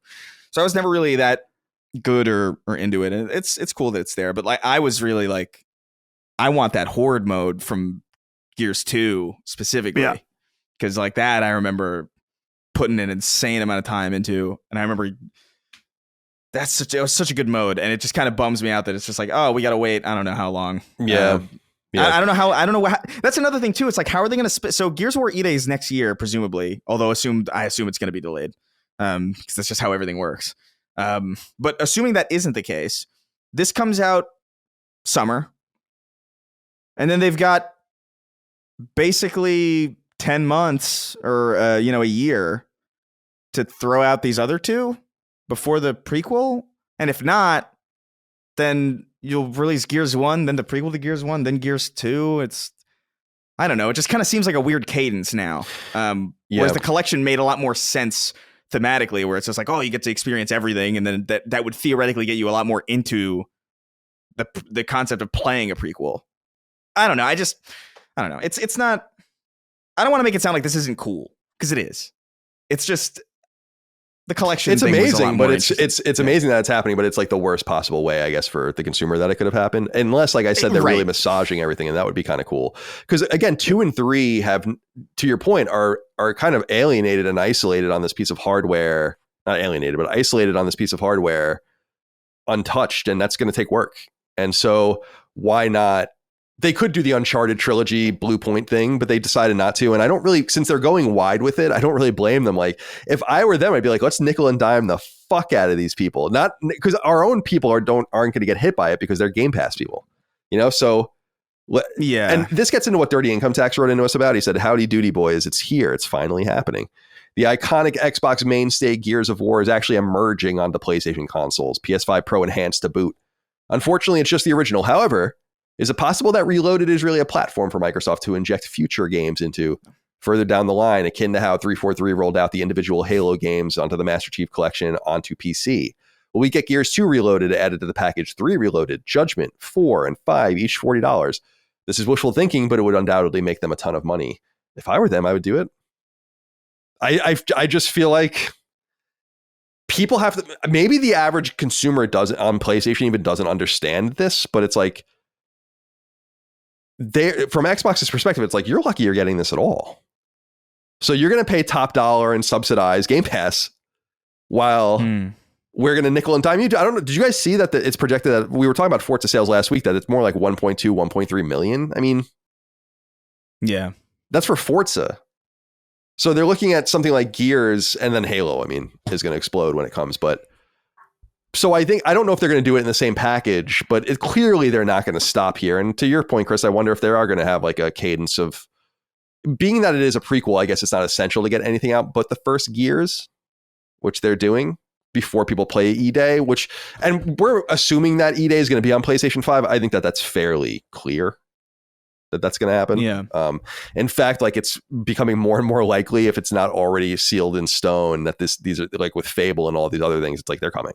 Like, yeah, you think day and date? Yeah, I feel like once we get through this year, I think the day and date stuff's kind of over. The day and date stuff actually is going to be, I should say, is going to begin. Because why not? Yeah, maybe it's like you could make an argument that you're getting like a marketing bump, kind of getting 2 bites at the apple. Maybe get people on the Game Pass because you get this comparative thing of like, I could have just gotten this on Game Pass, or I can just get this on Game Pass. I could buy this for $70. I don't know. Yeah. Or Ill Will 20345 wrote in and said, "What it do, Sacred Gents? Gears of War is finally coming to PlayStation, and while I'm a little disappointed that it's not the full trilogy, I'm still pumped to have it on the system. I'm also very curious to know how you guys think it will fare with the Blue Team. I know Colin and Chris are fans of the franchise, but this franchise has a lot of things going for it to make it a big hit with PlayStation users. Obviously, the mystique of being an Xbox staple will help it, but it also has a deceptively good story with plenty of emotional moments. The gameplay is superb after nearly 2 decades, and it is third person, which should feel more at home for PlayStation fans, as opposed to something like Halo. Have a good day, and make sure to have those launchers ready in August." Oh, I will. I think it's going to do great. I'd love to see the wish list numbers, and once it's actually, I don't know if it's available for presale yet, but once it's available for presale, I will be very interested to see how those numbers do, because it's just anecdotal, of course, like I always say, but just based on my own friends list of maxed out 2,000 friends list, it's interesting to see what people are pre-ordering, and Forza was pre-ordered by a lot of people. So I think like 20 people pre-ordered or something. That's a lot. Will this do better? I don't know, but I feel like this is going to matter a lot. I agree with you. I like Horde mode too. I think Horde mode is like it's an iconic. You wouldn't have. I don't want to get too all over my skis, but like, would you have? Well, I guess they're kind of contemporary. Left 4 Dead. They came out around the same time. Yeah. I was going to say, yeah, so that doesn't really wash. But there was something about it that was like, and to be fair, like later ones just didn't really get it. Like later ones became tower defense modes, which I thought missed a lot of the mystique of like what like Horde was like survival, dude. You know, like you were like roughing it and like scavenging and like trying to survive. Like, and then it became in Gears 3, it was like a lot worse in my opinion because it was just like get headshots and then I've earned 10 points towards I don't know, like a barbed wire fence to keep the locust away. And I'm just like, I don't know. I really hated what they did with it, and I thought 2 was just like exactly what it needed to be. And so, yeah, we'll see. We'll see what happens. I don't know. I'm bummed and excited. It's weird. I'm in like a weird place with it because I'm excited for a lot of new people to play this because I do think it's going to be worth it. But I also feel like of the 3 games, it's like my least favorite. You know, like so I'm kind of like. I kind of wish you were getting like the best foot forward in some sense, which would be all of them at once. Right. Gears had some influence. It was kind of late in development, but I think Gears had some influence on like the finer points of Uncharted's combat. It must, yeah. You would be insane. Not like I still think Gears of War and Gears of War 2 and 3 in particular feel fucking immaculate. Like, and on the Series S or whatever, they run at like 64K, if I'm not mistaken. So they look really good too, and they're very playable on modern hardware. I saw people like nitpicking what I said about this, about like, oh well, it's not just on 360. You can play it on backwards compatible. Like I know, but like I'd like to stream it on PC, and I would like it to be available to PlayStation people as well. Especially if we're already doing it. Obviously, it's going to be coming. It's weird with their. I don't even need. I'm sorry. Go ahead. I was just gonna say I don't even need like an Ultimate Edition. Like I really do think those games can stand up on their own as like almost like how they did with Bayonetta. With how they didn't really like touch that up that much. It's peculiar to me how they've left 2 and 3 just stranded. It's weird. It just based on their own disposition. You think that would have been kind of urgent in some sense, but all right. So we have. Go ahead. I was gonna say I got cut off. I only got to use one of my 30 minutes. Please. I got 29 minutes here still to go. Please. That's right. The question about how will the PlayStation audience find it? I mean, I think you're right. Obviously, it's going to sell so much, but I think about how many people have been converted from 360 to now have been on the PlayStation side for really since PS4. Millions of people. I mean, myself included, where I was PS2, then 360, and then back to PlayStation. So that's like an easy, like so many people that grew up with this game that maybe they aren't on Xbox anymore, but are now going to go over to PlayStation. But I guess the main thing just that I wanted to say is that looking at like on the Xbox Wire, their like bullet point list, I'm like, this is actually like the most ideal remaster possible. 4K, 60 FPS campaign, 120 FPS multiplayer. And I'm interested. 0 loading screens during campaign, so a little extra. That's nice too. So. Yeah. It really does seem like a really nice overall package, dude, with crossplay enabled right immediately. Like I'm shutting that off if I'm going online because Gears of War had didn't it have a 10,000 kill achievement? I wonder if they're going to retain that. I'm not going to go. I mean, if they keep that, I'm not doing that. But I don't want to play with these sweaty Xbox dudes. If I'm going to play, I got to play with like the noobs on PlayStation. Yeah. Well, dude, you're the mouse and keyboard too is going to be a nightmare because I assure you, they did not put as much effort into like making mouse and keyboard and controller more at comparable. Like Halo Infinite and like Destiny and those games are like pretty comparable.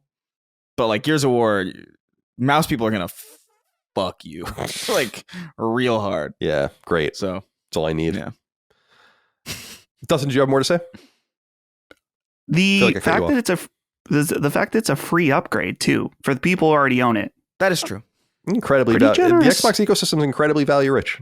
There's just no doubt about it. But it requires. Nice. But it's going to. So this gets into the last question we have here.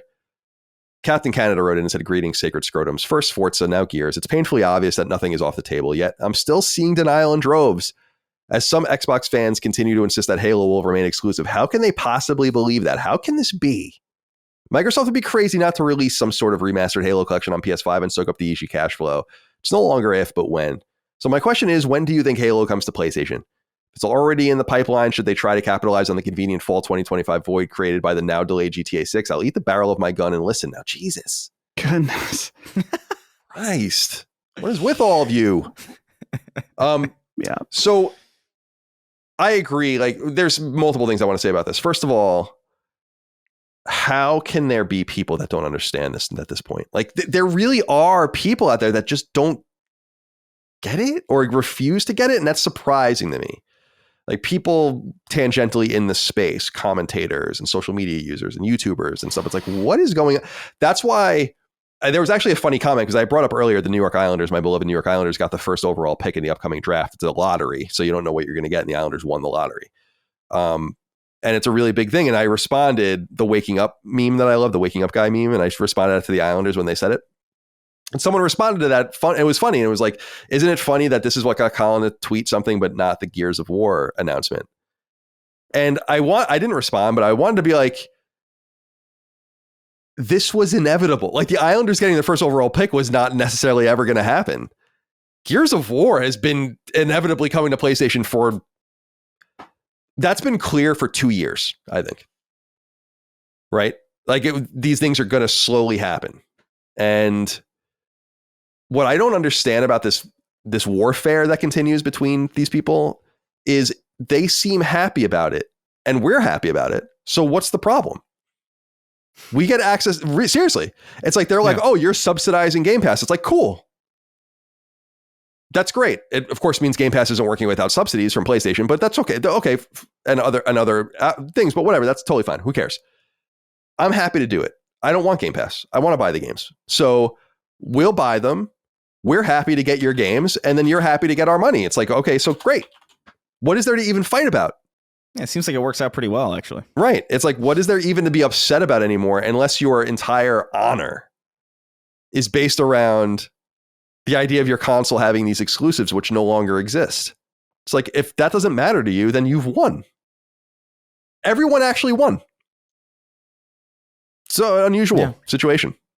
Are they undercutting their own ecosystem and like marginalizing their console in some sense? Yeah. I mean, obviously. Yeah, I don't know how you sell a next-gen Xbox at this point. You know what I mean? And I say that as somebody who's like generally preferred their machines. But like, I'm just like, no, well, obviously, if I'm going to spend money on a machine, I'm going to pick the thing that plays everything. Yeah. So I don't know how they're going to navigate that. It seems kind of like a dead in the water kind of thing. I do agree. Ultimately, not in the short to midterm, they'll survive. There'll be another Xbox. Sure. Yeah. Yeah.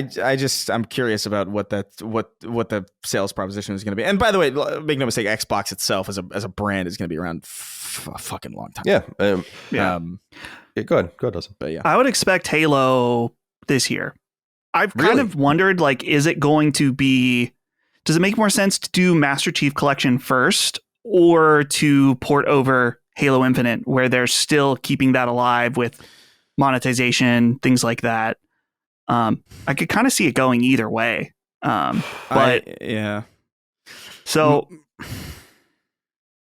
I don't know, man. This decision with the Gears, if they did the collection, I would have been like, yeah, the collection's coming. But now I'm like kind of wondering, it's like, well, are they ever going to give you a value-rich thing again? Like because the collection is insane. Like, that's like, it's 1, 2, 3, Reach, ODST, 4. It's 6 games in that thing. And for like a ridiculous, even if you charged like $70, $80 for that, that's fucking crazy. And so, and I look at them charging $40 for the first Gears, and I think like, maybe this rumored Halo Combat Evolved anniversary, maybe that's, or not anniversary, like that's the old terminology, like this Halo Combat Evolved remake that's rumored. I feel like maybe that's going to be their entry point. Because why wouldn't you, in some sense? Master Chief Collection isn't monetized in the way that a lot of multiplayer games are. Like, there's no, as far as I know, and I've interacted with it pretty heavily, there's no like microtransactions in the Master Chief Collection. So maybe that's a reason why they're not looking at it, where it's like, oh, it's a dead end. We're only going to make a maximum amount of money, and then it's going to be over. Oh, but if we do like a Halo Combat Evolved remake and then do multiplayer with like a battle pass, oh, maybe that's something. Right. So I don't know. I actually am not really all that confident the collection's coming ever now, because I maybe they might just remake everything. I think that I didn't get to say this earlier, but I think the reason why it's not the Gears collection and just Gears, is that I'm assuming this is just a much easier project because they're able to use the base of Gears Ultimate Edition. So sure, yeah. Gears 2 and 3 is just going to require significantly more legwork. Yeah. So I'm starting to feel like the source code is gone, because I just don't know why you would have waited this long. Yeah, it's strange. They lost the source code for Kingdom Hearts, and they had to like reverse engineer the games for the PS3 HD versions. So that's crazy. It's happened before. So yeah. But yeah, you guys are talking about the nail, like what is the final? It's over. It's over. Obviously, Halo is going to be big, but my big question is that now that we're getting Gears on PlayStation with this version of the game, will the over moment for me is that if Gears E-Day launches day and date on PlayStation, the first time we get an Xbox, like a big, obviously there's Doom and there's things like that. Those are kind of feels like halfway because Doom has established on PlayStation, also part of Bethesda. Yeah, I think Doom was always going to come to PlayStation, even if they were going to stay exclusive otherwise. Right. So when is that first like true Xbox first party game day and date? No Indiana Jones, however month delay, but Fable. Gears E-Day might be it. Yeah, Gears, Fable, Perfect Dark. Yeah. Because there are games that have come out that have still not been ported over. Because in some sense, my feeling is that they're not managing their portfolio very well. They're rushing things over, in my opinion. But then you consider, because it's like, why would you, Halo coming out this year? It's like, why? Like in my mind, I'm like, no, don't. Like, why would you're releasing Gears in August, just let it breathe. You don't need to do this. You don't need to work this quickly. But because in my mind, I think about the numbers. Like, you release Master Chief Collection, let's just say. I mean, that's going to spike, have a material spike in your revenue. You're going to have to account for this, and then you're going to probably be down the next quarter because you're releasing your games on top of each other. You want to spread them out. But then if you consider, to your point, Dustin, that they're actually just going to go day and date from one point onward, whatever the case might be, then they're expecting like, yeah, we can spike our revenue now in a great way with legacy content. And then all of the future shit that we're going to release is just going to come to PlayStation, and that will keep the number high.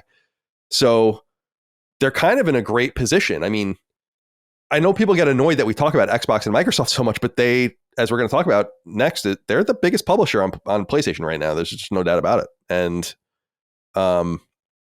it's going to continue to stay that way, I think, for ever. I mean, for the foreseeable future, just between Call of Duty and Minecraft alone, it's like, what are you supposed to do?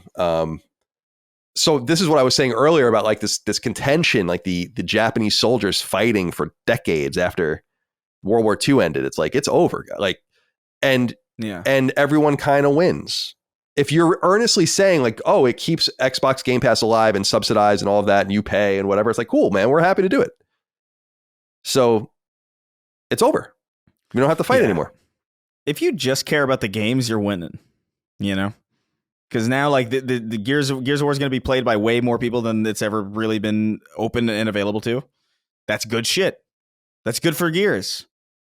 You're going to get a lot more interest in even just the prospect of investing in more Gears is like going to be more enticing. And so like, yeah, I've always only really cared about the games.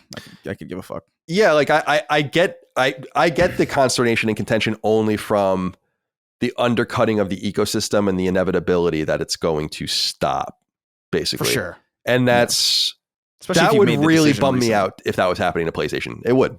I get it. I get that. Because like now you're on the clock in some sense. Every game you invest in, every achievement you earn or whatever, it feels like you're kind of maybe spending your time in the wrong place, a place that's ephemeral. got on the calendar, you know, and it's going to be over at some point. And I get that.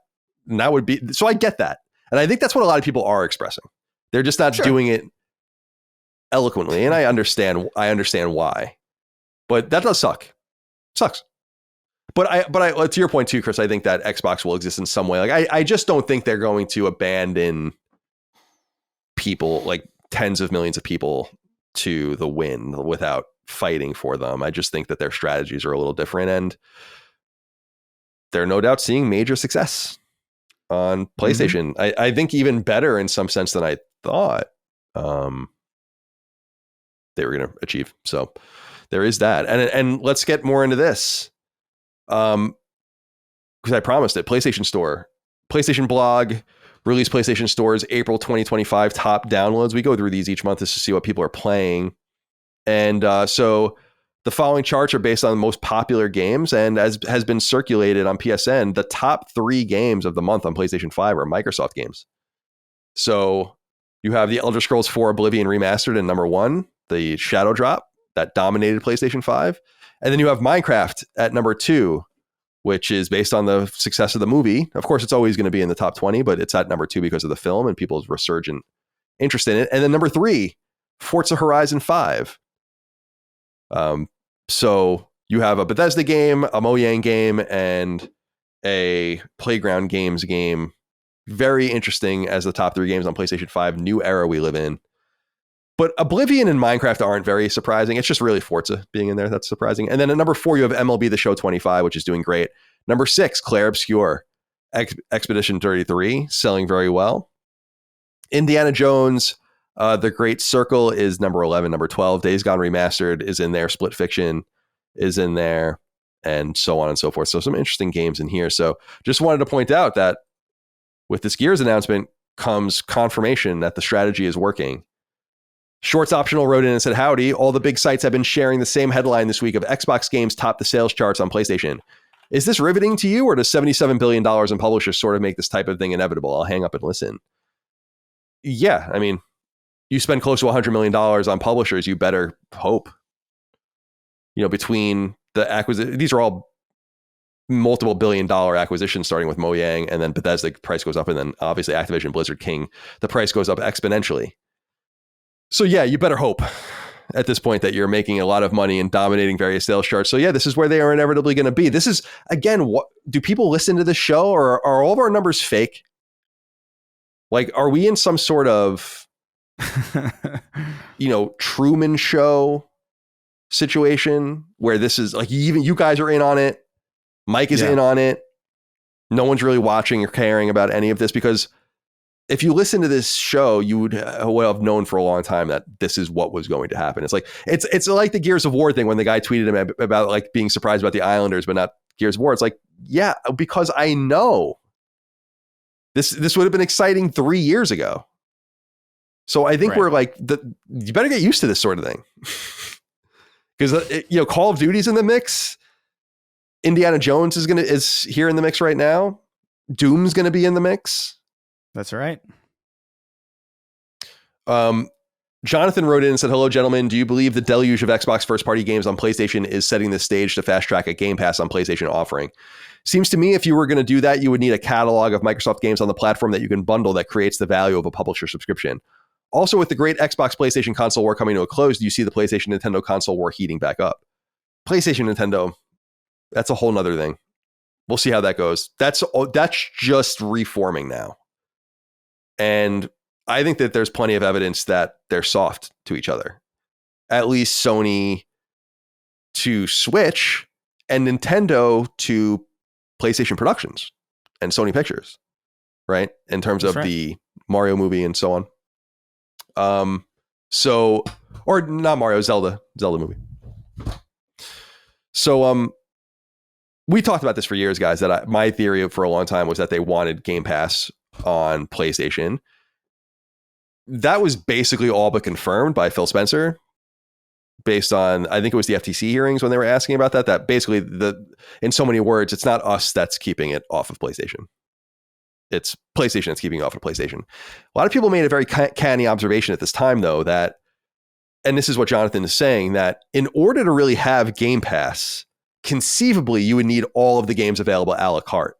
And I should be clear that when I think of Game Pass on PlayStation, I continue to think of a bespoke first and second party Game Pass. I just don't think that Sony would allow Game Pass on PlayStation, where Expedition 33 probably sold most of its copies on PlayStation. We're going to talk about those sales copies later because it's in Game Pass. So you don't want to undercut that. So I don't think that Sony would ever allow Game Pass as it is constituted now to be on there. But would they allow for like a EA Play, Ubisoft Plus style, whatever, $20, $30 a month access all of Microsoft's things? Yeah, they probably would do that. And it is an interesting observation that in order to really do that, you need the games to be available, because there really is no example now with a lot of the, I guess there are probably a few PlayStation classics that are like this, but otherwise there's nothing available on PSN that can't be purchased by itself. Like you can get everything in Ubisoft Plus, but you can purchase all of those games. You can get everything in EA Play, but you can purchase all of those games. And so it makes some sense that Microsoft would have to play by the same rules. And so they could be backfilling, maybe intentionally, maybe unintentionally, in order to spark something like that up one day, which I think would be really compelling and would fit better into their whole model. If they really believe what they say, then why wouldn't they want to insert Perfect Dark into Game Pass bespoke on PlayStation? Maybe. I don't see why Sony wouldn't want that either. I get why they wouldn't want Game Pass with third-party games in it, but I don't understand why they would be against just recurring revenue based on like a defanged competitor putting their subscription service on your platform. It's like, okay. Then you basically kill Xbox's reason to exist as a console. Then you do it. Because right now it is the Game Pass machine. Am I wrong? I don't know.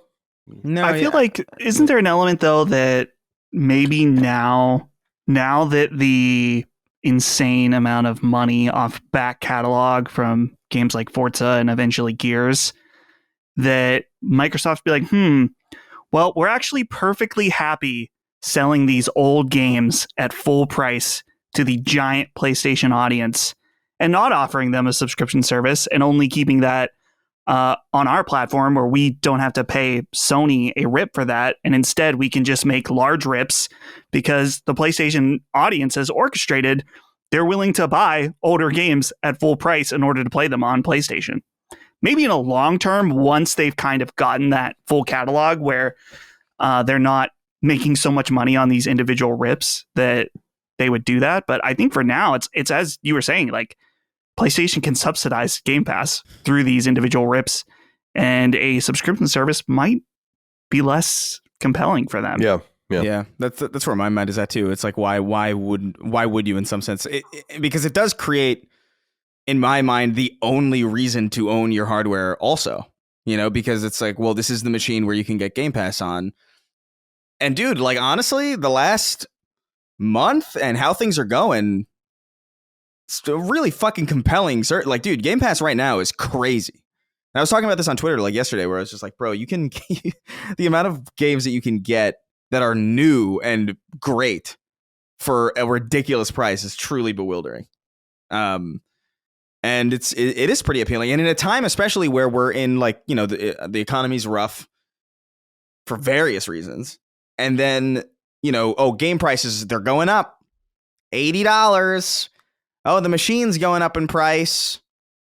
And it's just like, well, dang, like in this kind of situation, that actually makes a subscription service even more appealing. So like, I don't know. I think they're more than happy to see like PlayStation's huge user base and be like, charge them full price and have our subscription service on our machine. And then have a reason for people to get our machine, because if we don't do that, then we're really gone. Because you're right, it is the Game Pass machine, and I actually think that's not a bad sell, especially if they're going to be working on a companion portable machine that's truly portable. I actually think that's kind of an interesting little wrench in here. That might actually be their ticket to sticking around a little bit longer. Yeah, that Asus machine leaked, that kind of interstitial, right? That's right. It's so ugly. It is fucking ugly. I mean, I already thought that the Ally was a very ugly handheld. I mean, Steam Deck doesn't look that much better. They're all but kind of... They're not pretty machines. No. The ROG Ally's hideous. But like the Steam Deck's kind of like... should put some makeup on. It'll do. Yeah. Colin, did Chris briefly sound like a robot for you when he was talking? Did, but it'll come through. You sounded like Daft Punk. It'll for a come second. through though on the recording. Oh, weird. Oh no! Well, it won't come through on the recording, but streaming does. You're like, It was, I can understand what he was saying, but yeah, he sounded Yeah. he sounded for like 10, 15 seconds, something like that. You've recovered. Yeah, you recovered. Oh, You're much fine. better 10 now. seconds. Damn. All right, cool. Again, you won't know out there because it records locally. Yeah, we'll see where this all goes. I am again, I'm kind of befuddled by everyone's animosity right now when it seems like this was not only inevitable, but it seems like everyone's happy about the outcome based on what they're saying. So there's just no reason to fight. Everyone is so predispositioned towards conflict instead of just accepting things. Very weird. You're all fucking weird. Next story. Mafia: The Old Country. Just last week we were postulating about when this might come out.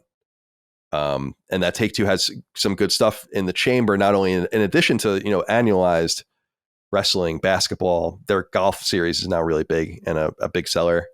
But they have Judas, Grand Theft Auto, Mafia, Borderlands, and so on. So how are they going to position these things? Well, it looks like Mafia is going to come out pretty close to Borderlands. August 8th, 2025. There's a debut gameplay trailer if you want to check it out. I didn't watch it. I don't really want to see anything more. But this comes from Hangar 13, the studio that was responsible for Mafia 3 as well, and kind of the re-releases of Mafia 1 and 2, including the really solid remaster that was on PS Plus. You guys hopefully will have grabbed that when it was on PS Plus. You should definitely play it if you haven't. It says, quote, Mafia: The Old Country is a focused linear experience that combines quality storytelling, authentic era immersion, and a refined take on the familiar Mafia gameplay. That focus allows us to deliver a story that's gritty, grounded, brutal, and emotional.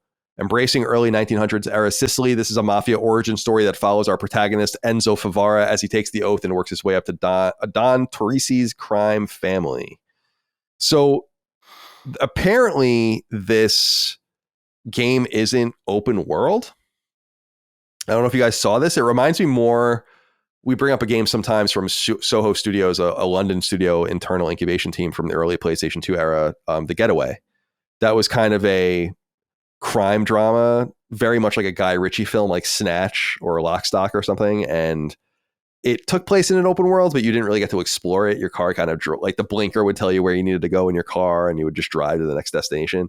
And it seems like maybe this is that, but I don't really know for sure. The big thing though is that it's $50. So they're acknowledging that it's not a full Mafia experience. And I got to be honest with you, I'm a little disappointed in this revelation that it's not a traditional Mafia game, especially because Mafia 3 was so bloated and way too big that I feel like they probably got a lot of telemetry data that indicated people didn't really want all this content. And I was like, yeah, because you went way too far. It doesn't mean that you should cut the series off at its knees. It's an open world game. You at least need to... I understand that it's like going from one destination to the next, that there's not really a lot of side questing, but there are collectibles. There are things to find. You can find cars and like explore the place and just see things. One of the cool things about Mafia 2 is the change in weather between, like, depending on what part of the game you're in, where it's like really snowy at some chapters and all the rest. So I don't know. I like linear focused experiences. For instance, if they were like, we're making an open world Uncharted game, I'd be like, that sounds fucking stupid. But it also kind of sounds weird to say like we're really limiting Mafia to a narrative driven experience when it really had the trappings of more than that, in my opinion. What do you guys think? Chris, it looks like you have something to say. Yeah, like I don't know, because like I think about Mafia and what of Mafia I've experienced, which is really just the definitive edition, which I finished, and Mafia 2, which I played extensively a long time ago, but never. I don't think I ever beat it or anything. I think I even just like kind of fucked around in the demo, really, as like a sandbox. But in my view, like especially starting Mafia 2 after the definitive edition and being met with like this kind of like, oh, it's like GTA. There was something about the contained nature of Mafia 1, which to me, I know was an open world game fundamentally, but like it didn't feel like it to me. And I didn't mind that it didn't feel like it. I actually liked that it was like very linear and very focused and very tight. And you could go elsewhere and you could like get collectibles and whatever, but like that never really was the core loop for me. Like what kept me playing Mafia 1 Definitive Edition all the way through was that story and those characters and that surprisingly good presentation and narrative weight. And so to see them leaning into what I consider to be the strengths of at least the first two Mafias. I can't speak on 3. I have no experience with 3 at all. 3 is the worst one in some sense. It's got the coolest story, but it's like it's too big. Yeah, I don't know if I'm disappointed really. Like I guess the $50 price point is maybe like slightly concerning because then like, well, what's the quality here? I guess, but I mean, there's great $50 games. Mm-hmm. I think that's an acknowledgement. I'm intrigued. I don't think that, Chris, I got to say, I don't think that's an acknowledgement on the quality so much as it is the breadth of the game, which is why I think I'm a little disappointed in it. That has me very excited personally. Like I look at that and I'm like, okay, this is going to be a narrative focused game. It's going to be linear. I feel like we don't get enough of that really. And I do think it might miss something about like what is special about the overall trilogy to people, but in my view, like what I really resonated with from the first Mafia was that story. And if they can do something nearly as good as that again, but without the trappings of what I felt was like a little bit of bloat in 2 that just kind of felt like it was trying to be GTA, but it wasn't equipped to be. Focus on your strength is kind of how I feel about it. And the story was the absolute strength, and it seems to be the absolute strength of all of them. It seems to be. At least like Mafia 3, I've heard nothing but good things about the story for him, and Mafia 1 was fantastic. 2, I don't know. But yeah, I don't know. That's enticing to me. I'm more interested now than I was. I should be clear that because we always give credit to linear or smaller games, and I feel the same way. It's just my argument, just to be clear, is that, and I know you understand this, but just people out there say I don't mind this kind of game existing in a vacuum. Obviously, it's not what Mafia is, though. So it's like, why call it Mafia? That's kind of my bigger thing. And I know what you're saying is like it's focusing on the strengths of it. I will say again, if you thought 2 was bloated, oh yeah, 3 is fucking crazy. Like the 3 has so much content that it's like actually insane. Where I'm like, this has to end at some point. There's no reason for this to be so big. Bloated is a harsh term for Mafia 2. I think it's just like Mafia 2 is trying to do more than I think it is capable of doing, I think is more accurate. Yeah, it's not bloated. It's not like, oh, it's so overwhelming. It's just kind of like, I don't know, do I need to drive the car to the fix up place? Like it just kind of felt like Grand Theft Auto, but like on a way tighter budget. You got to get gas, I think, in 2, right? Yeah, it's getting too cute with itself, and it's like, just give me a Mafia game. Like what I loved about Mafia 1 specifically was, and I didn't expect to like this. I thought this might have been a little bit jarring, and I highly recommend Mafia Definitive Edition, by the way, like genuinely. But like you reach the end of a level, and then there'd be like kind of a time skip. It would almost be like scenes in a movie where like it wouldn't show you going to get gas or doing the menial shit. Right, like it would cut to the most important things, and I was like, ooh, this pacing is great. And so if they can do that again with like modern bells and whistles on hardware that can make it look really stunning and really elevate that the acting and the storytelling, like bravo. But I do know what you're saying as well. It's like for like fans and like purists, like that's going to be like a really disappointing thing to hear. Yeah, I didn't want them to learn this lesson. I wanted them to be like, oh, we should really tamp this thing down a little bit. But yeah, anyway, we'll see. I think I did watch some of the trailer. I did queue it up, and it looks great. I mean, yeah, I'm excited about it. Dustin, let's get you on the record here. I don't know where you even stand with Mafia, to be honest. I don't think you're a fan. Nope. Which is weird because you got more into the Sopranos, so it's a logical extension for you to get into some of the Mafia games, perhaps. Yeah, but I'm not really an open world guy, which is actually the fact that this one isn't open world makes it a little more intriguing. I don't have really a lot to say about this game. I saw this that the date was announced and stuff like that, but I didn't know there was a new trailer, so I'll need to watch that. But I'm mostly intrigued by the fact that this is a $50 game, and just continually seeing the market embrace non-traditional pricing for games. We're kind of getting game prices all over the place. This being $50, I don't know if it's just because this is the first Mafia game that is going to be a linear and non-open world, so they feel like they can't charge the same amount for it. Maybe it's significantly shorter, but I don't know. It strikes me as odd. This game clearly to me speaks like they could charge at least $60 for it, or even the new traditional $70, but $50, pretty interesting. We'll see Nintendo looking dumb. Well, maybe we'll see how this game is. Yeah. All right. I saw this. you didn't. Oh, I'm sorry. Go ahead. You didn't write it in the news, I don't think. But oh no, never mind. Well, I've read ahead, or I didn't read ahead. Sorry. oh, okay. Ignore that. I wanted to consult with you, Chris, on this next piece of news from Bungie, the Edge of Fate and Year of Prophecy reveal recap. So they had a live stream over at Bungie where they announced the Year of Prophecy that begins July 15 with the launch of its first expansion, the Edge of Fate. You can check out the stream if you want. It's pretty extensive. I clicked around it a little bit, but basically this Year of Prophecy is split into Destiny 2, the Edge of Fate, and then Destiny 2 Renegades. Now, when I saw the Renegades text, I was like, that looks like Star Wars. Like that, that reads like, and I was like, oh my God, is it Star Wars? So I'm curious what your thoughts here are on these expansions. It says here, Destiny 2, the Edge of Fate will be paid on July 15th, and then Destiny 2 Renegades will be paid on December 2nd. And then there'll be some updates and free kind of additions to the game as well. I was surprised. I clicked around and didn't really see many people talking about this, which was interesting. I almost missed this piece of news because it wasn't very predominantly covered for some reason, which was surprising. Maybe did it come out on May 4th? Is that why? May the 4th? Probably. I think so. Yeah, it was around the time of a lot of things. Hold on, let me see. No, this is like 2 days ago, so May 6th. Oh, okay. But, it was the day Grand Theft Auto was. Oh, right. Yeah, bad timing.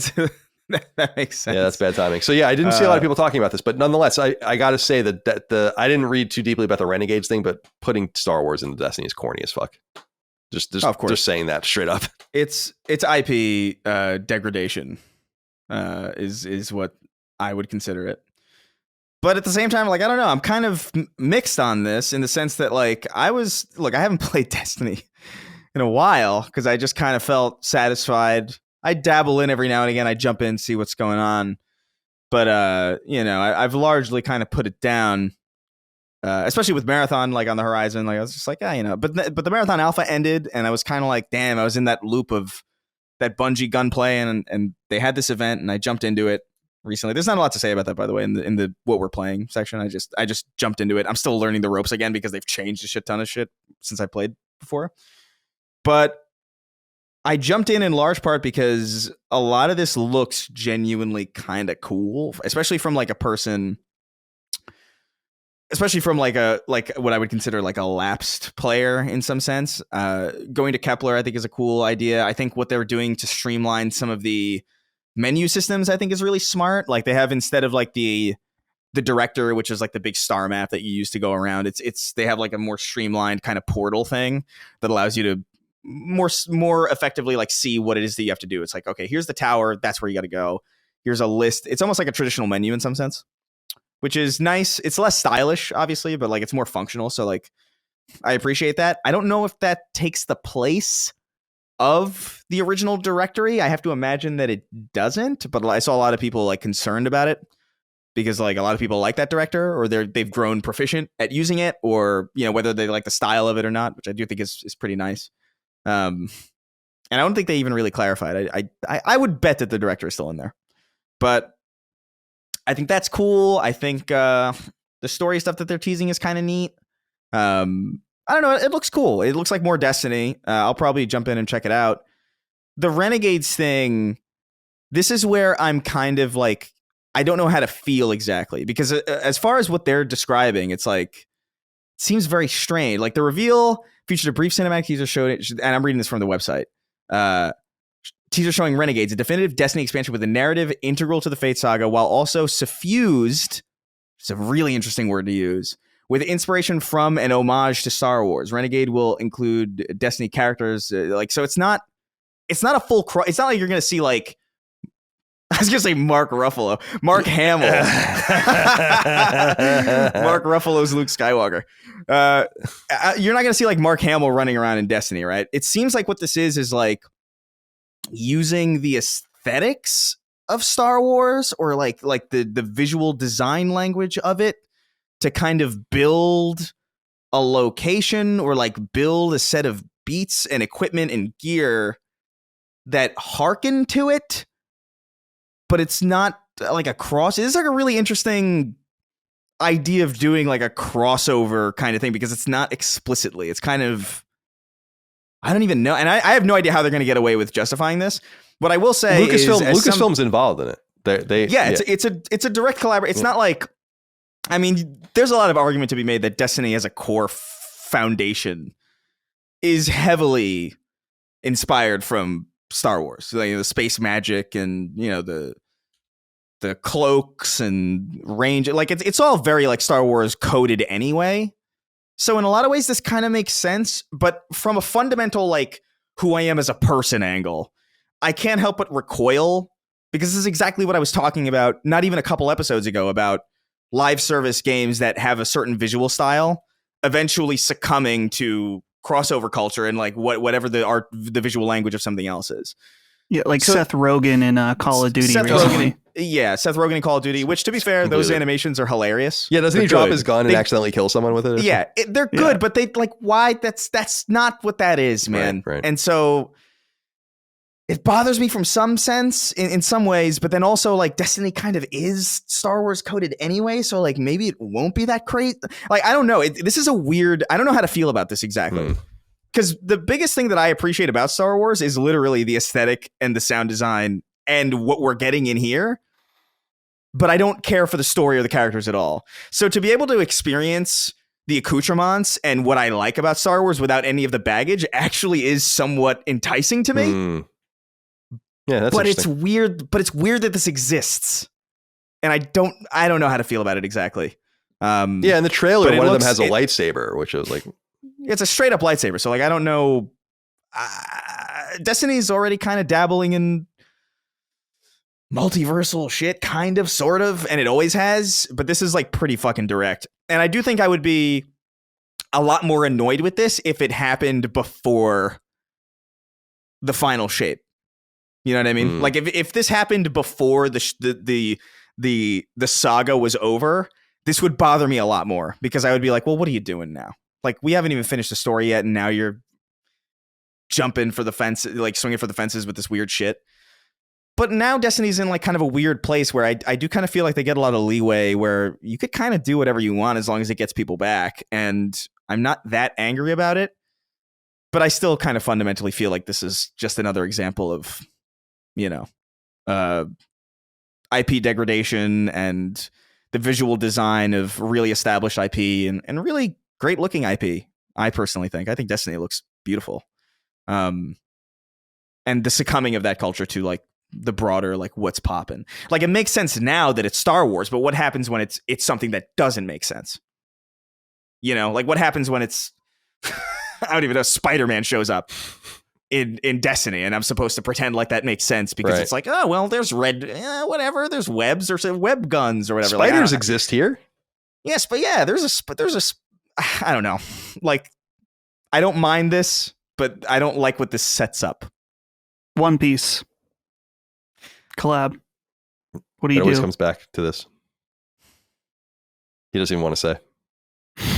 I actually feel like I'm buffering. Because like just even the visual of that in my brain, like I can't make it. It's like it looks like Roger Rabbit in my head. Like it doesn't make sense. Yeah, that would be like we're still waiting on One Piece and Fortnite. I'll be there. Yeah, I'll be ready to. Where are we dropping? I'll be there. I get it. It's Destiny's Bungie in general is in like a weird spot right now. So like I guess like a lot of an opportunity like this comes across, you take it. Yeah, that's what I'm thinking. So I don't begrudge it necessarily, and I do think they're handling it in the best way that a team like this possibly could, because it does again make sense in some way. But like, I recoil from this a little bit. But I'm curious to see what Destiny's going to be like in the next couple weeks. I can't say it's going to be like a primary focus like it used to be for me, but they're doing some interesting things. And I'll jump in and out every now and again.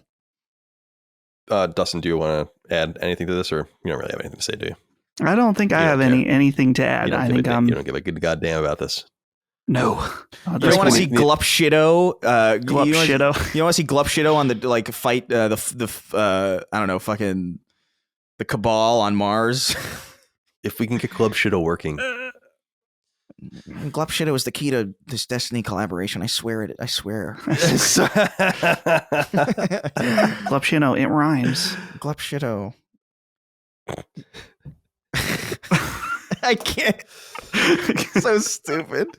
Right. I love how many Glup Shido characters there actually are in Star Wars. Like I was like looking up like what is a Glup Shido character? Like, I know that's like a fake name, but like Salacious Crumb is hilarious. Yeah, he's like that's awesome. a real name. Yeah.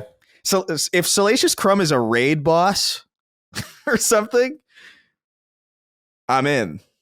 I gotta see my boy Sally. Yeah, Salacious Crumb. I actually unironically love Salacious Crumb, but that is Glup Shido energy. Yeah. So what's the guy in the cantina in the band? He's got a silly name too, right? Oh, like Figrin Dan. No, there's maybe Max Rebo. Max Rebo. Yeah, Max Rebo's good.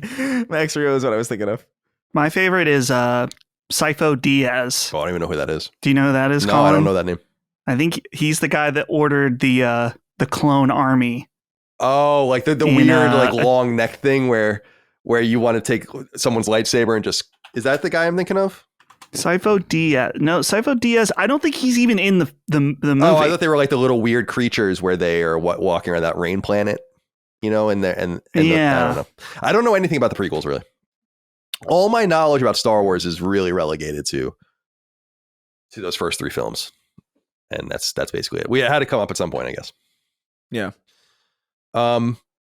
Next piece of news here. I just wanted to touch on this. I don't know if you guys have anything to say about this. So people have been pointing this out. We're not going to get into Electronic Arts quarter fiscal report and their fiscal year 25 results or whatever, because no one gives a shit. I get into some of this stuff, but I don't think anyone really cares. So we save that for Sacred Symbols Plus once in a while.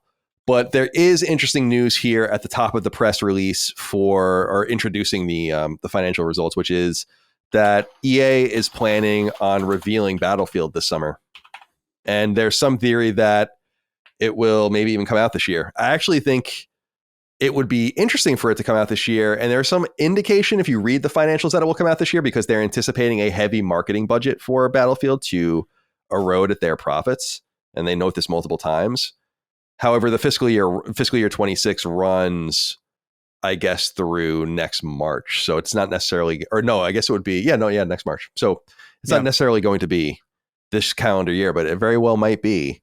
The great Santini wrote in and said, boys, this is LSM's very own Battlefield correspondent checking in. We don't have official correspondence, but unofficial ones will allow. With the official delay of GTA 6 into May of next year, we're already seeing the tides of the gaming industry start to shift. During their most recent investors call, Andy Wilson and the boys at EA hinted that Battlefield 6 working title may be set to launch this fall. Wilson stated that the next entry in the somewhat beleaguered yet legendary franchise will launch before the end of fiscal 2026. For more context, historically, Battlefield games launch in November. What do you guys think? Will EA take advantage and jump into that slot at the risk of rushing their game out? Would love to hear your thoughts. Thanks for all your work. I think you should be urgently trying to get into that slot, but you don't want to rush the game if it's not going to be ready. That's going to hurt it even more. They have a lot riding on this game. I don't know how much more patience people are going to have for Battlefield, actually, if this doesn't work. Yeah. So what are your thoughts? Dustin, we haven't heard from you in a while, I guess, since you didn't want to talk about Glove Shido. So we'll go to you first about Battlefield 6. Working title. Are you excited? Are you eager to see it? Do you think it will succeed? Obviously, EA dumping enormous amounts of energy, monies, resources into making this a thing. And I really don't think it's an overreaction to say that they're gonna bury this franchise if they don't have a really great game. Yeah, it's you're right that I think the Battlefield IP is, while still great, people are kind of, or at least they should be, remembering the last few releases and thinking like, I don't know. It's important to note though that people are playing this new Battlefield game actively, in fact, because there's clips that keep coming out on Twitter, I see, whether intentional leaks or not, of like the crazy destruction coming back in this game, and it all looks really cool. I think that if they're wise, they're not going to try to push ahead in order to get this released this year in order to fill the vacuum, just because there's a lot riding on the game, and hopefully people remember how bad the last Battlefield game launched, and I'm sure they don't want to repeat that. So if it's ready, though, I mean, I think this year would be really cool. And I am interested in it. I haven't really been into a Battlefield game in a very long time, but all the clips of the beta, the closed beta, whatever that's going on, all look really cool. So, and I think this one too, is there a big thing like Vince, what is his name? Zampella? Zampella. Vince Zampella is like actively involved in a way that he wasn't before. And that's some level of assurance. Yeah, I think he's like general certainly managing those studios now. Yeah. So could be cool, but don't rush it. Get it right. Unlike the last few Battlefield games. Yeah, you got to get it right. Chris, you want to add anything? I know you're a Battlefield fan. Lapsed perhaps, but what are your thoughts? I mean, I'm down for whatever it is they're cooking, because I see these clips on Twitter too, and I'm just like, yeah, this is. It cannot be overstated how nice it is just to see a game that's like, okay, listen, this is a modern military shooter, and it looks like one, and it doesn't have Seth Rogen in like American flag shorts, jumping around, juggling grenades, and doing canned animations all over the place. So I talked a little bit about it when I was talking about Destiny, but just like the visual language of IP, I think is like important, genuinely, and for multiplayer spaces, I think, because they are so uniquely victimized by the tides of what's trending, I often see a lot of them kind of just lose their visual identity. Battlefield, to its credit, I don't believe, to my knowledge, or to any degree that's ever affected me, I don't think they've really succumbed to that. To the same degree that like Call of Duty has, for sure, where like Nicki Minaj is out there with an AK-47. But yeah, like I'm totally in on this. I like how it looks. I like that it looks gritty and it looks great. The destruction looks sick. If they can nail it, I'm gonna be rooting for them. But I think, should they try to get it out this year? Yeah. But obviously you don't want to rush it to the point where it's like it's clearly not ready. You don't want to take too long either, because you don't want to push yourself into the window that you assumed you were trying to escape before Grand Theft Auto kind of had an unveiling. So like, I don't know. I just want it to be good. Take as much time as you need. Delay it as long as you need to. I'm hungry for Battlefield. A lot of people are. Like that's a gameplay system and a game experience that isn't really being chased at all right now. The big thing now is extraction shooters, and it used to be movement shooters, and it used to be like all these arena shooters. It used to be all this different things, but like not a lot of people attempt what Battlefield does. And I think that gives them a lot of leeway and a lot of forgiveness in a way that like a lot of like in the way that a lot of franchises maybe don't. Because for as much of a misstep as 2042 was, apparently that got better and people like it. Battlefield 5 was just kind of a slight miss for me. It really wasn't unplayable or bad or in any means. Like, and I think a lot of people did like it, but there's an experience in Battlefield that is not commonly attempted or sought after. And so I think that core audience, even if they do bungle this one, which I hope they don't, in 5 years, if they're like, we're making Battlefield, people are going to be, oh, sick. I can't wait for another. It's always going to be like this thing that people want, I think. Yeah. Especially that audience. Yeah. But you better get it right, because these dev cycles are getting crazy, and I don't want to be waiting another 7 years for a Battlefield game. All right. Well, we'll learn more this summer, no doubt. Maybe a little peer at the Xbox showcase. There's going to be a big Xbox showcase right soon, and the Summer Games Fest stuff, which Dustin will be at for some reason. All right. PlayStation blog. This is revealed actually this morning when we were recording. Death Stranding 2 on the Beach is coming soon, obviously, and it will be launching alongside a new DualSense wireless controller, limited edition. Pre-orders begin on May 22nd, and the controller will launch on June 26th, which is when the game itself comes out. So if you order both, you'll get them both the same day, physically, I guess, if you order the game.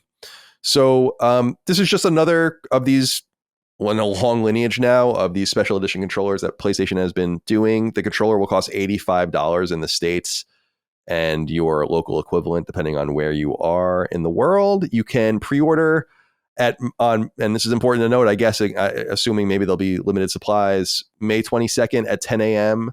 at direct.playstation.com. By the way, it says May 22nd, 2025 at 10 a.m. local time. The fuck does that mean? Yeah, it's going to go up at 10 a.m. for everyone No, I guess. you say so. That's confusing. So yeah, the controller launches June 26th, 2025 alongside the game. Early access for the game, of course, begins June 24th, which is very exciting. I'll be there for that. And international pre-orders are happening as well. So just go to PlayStation Blog if you want to check it out. We did get a letter about this from John Tom Black, who wrote in and said, "Hey, CCD, with the announcement of the Death Stranding 2 DualSense, can we talk about how rough most of these themed controllers look? The solid colorways are fine, but from Final Fantasy 16 to God of War, Fortnite, and The Last of Us, they've mostly looked pretty cringe. Astrobot and Spider-Man are probably the better ones, but overall it's been super disappointing. They must be selling well if they keep making them. But wouldn't a more nuanced design approach move even more units?" I somewhat agree I think this one is unoffensive, but it's not appealing. I don't really want this controller. I don't know what you would necessarily do to make it more appealing in this particular instance, but it's not as egregious as like that Fortnite controller is fucking heinous. Yeah. Also, I like looking at the renders. I don't know if you guys agree, but these renders, they're just that. Like, I don't think these are pictures of the real controller. I feel like they probably rarely are. But Kojima has a picture of like himself with one, so they obviously have been manufactured already. Do you guys want this controller? The price is going up, which is one thing, but they have been risen on past controllers. But yeah, I just think they're too loud and weird. I want something more simple. Yeah. I think this controller is ugly as shit. Not as bad as the Fortnite one, but I fucking hate it and don't know why anyone would want this. To each their own. Of course, Death Stranding collectors will probably want it. It reminds me of that ugly PS4 Black Ops. Do you guys remember that one that was like black with all the orange outlines on it? Oh yeah. It's not that bad, but in a game that has such great like visual identity and neat things to draw from, I don't know if it's just like the squaring that it's the touchpad is angled, but then there's like a square box on I hate it. And I have too many controllers anyway. So no, thank you, Kojima. I'm sorry. I'll be buying the game, but not this shit. Yeah.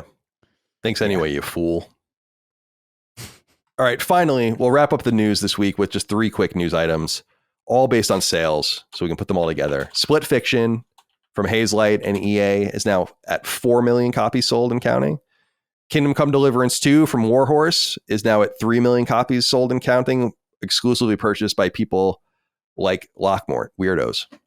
And Claire Obscure Expedition 33 has already surpassed 2 million copies sold after its release. So congratulations to those various studios. That would be Sandfall for this third game. Congratulations to all of them. So Hazelight, Sandfall, Warhorse, big sales in a very difficult environment, very competitive. So to see your game selling big must be very exciting. That's good shit. And we'll be getting into some Expedition 33 right after the break. Patrick Pruitt wrote in and said, "Dear Colin, every time you pat yourself on the back for literally standing in place for 2 hours, I'm absolutely floored. What an incredible feat. Keep up the excruciatingly difficult work. Thank you. I stood for more than 3 hours this time. It is a lot. If I can't imagine having to stand like that much if you're a clerk somewhere or something, you know, like a cashier or Jesus. just like, oh, it's a lot of standing, you know, a cook. I guess I did that when I was younger, but I was spry and, athletic and well taken care of. Now I'm a mongrel, barely existing, feral existence. Yeah. And on that pleasant note, let's get into what we're playing. I'll go first because I can go really quickly. So I beat Lunar Silver Star Story. It's a 20-ish hour game. You can do it a little quicker. Really nostalgic, fun, cute, well written, really well. The writing's good, but it's really the localization, as I've said. It's almost expertly done. And I think it's probably a new localization. I don't really know. I don't really remember, to be honest. The game itself is not something I'd really recommend, though, to people, unless you're a big role-playing, like a big JRPG mark, and you want to kind of be in the know about some of these big, it wasn't even a big franchise, but some notable franchises from back in the day. I recommend it, but it's certainly not something I would recommend to you outside of that genre. And the big thing I would say about it is that it's so simplistic in some ways that you really just auto battle the entire game, and there's like almost no reason to play it. You're like more in it for like the dialogue and the grind and getting new equipment and the characters. There are things called bromides in it, which you find, which are the kind of like sexy pictures of the characters, which are definitely underage. So I don't know how I feel about that, but I think the protagonists are 15 or 16, something like that. But it's not perverted in any way. It's not like a perverse game by any stretch of the imagination. It's quite quirky and strange. The characters all have really fun and very defined anime style personalities. The adventurer and like the kind of aloof girl and the hot-headed mage and the whatever. So yeah, so it was fun to go back to play it. I got all the trophies in Silver Star Story, so that's 50% of the trophies in the collection. Eternal Blue I'll get to. I liked Eternal Blue a lot too when I was a kid, but it's less nostalgic to me, and I'll get to that probably this summer. I'm lunared out for now. Did you get into? You haven't played it at all, Dustin, yet?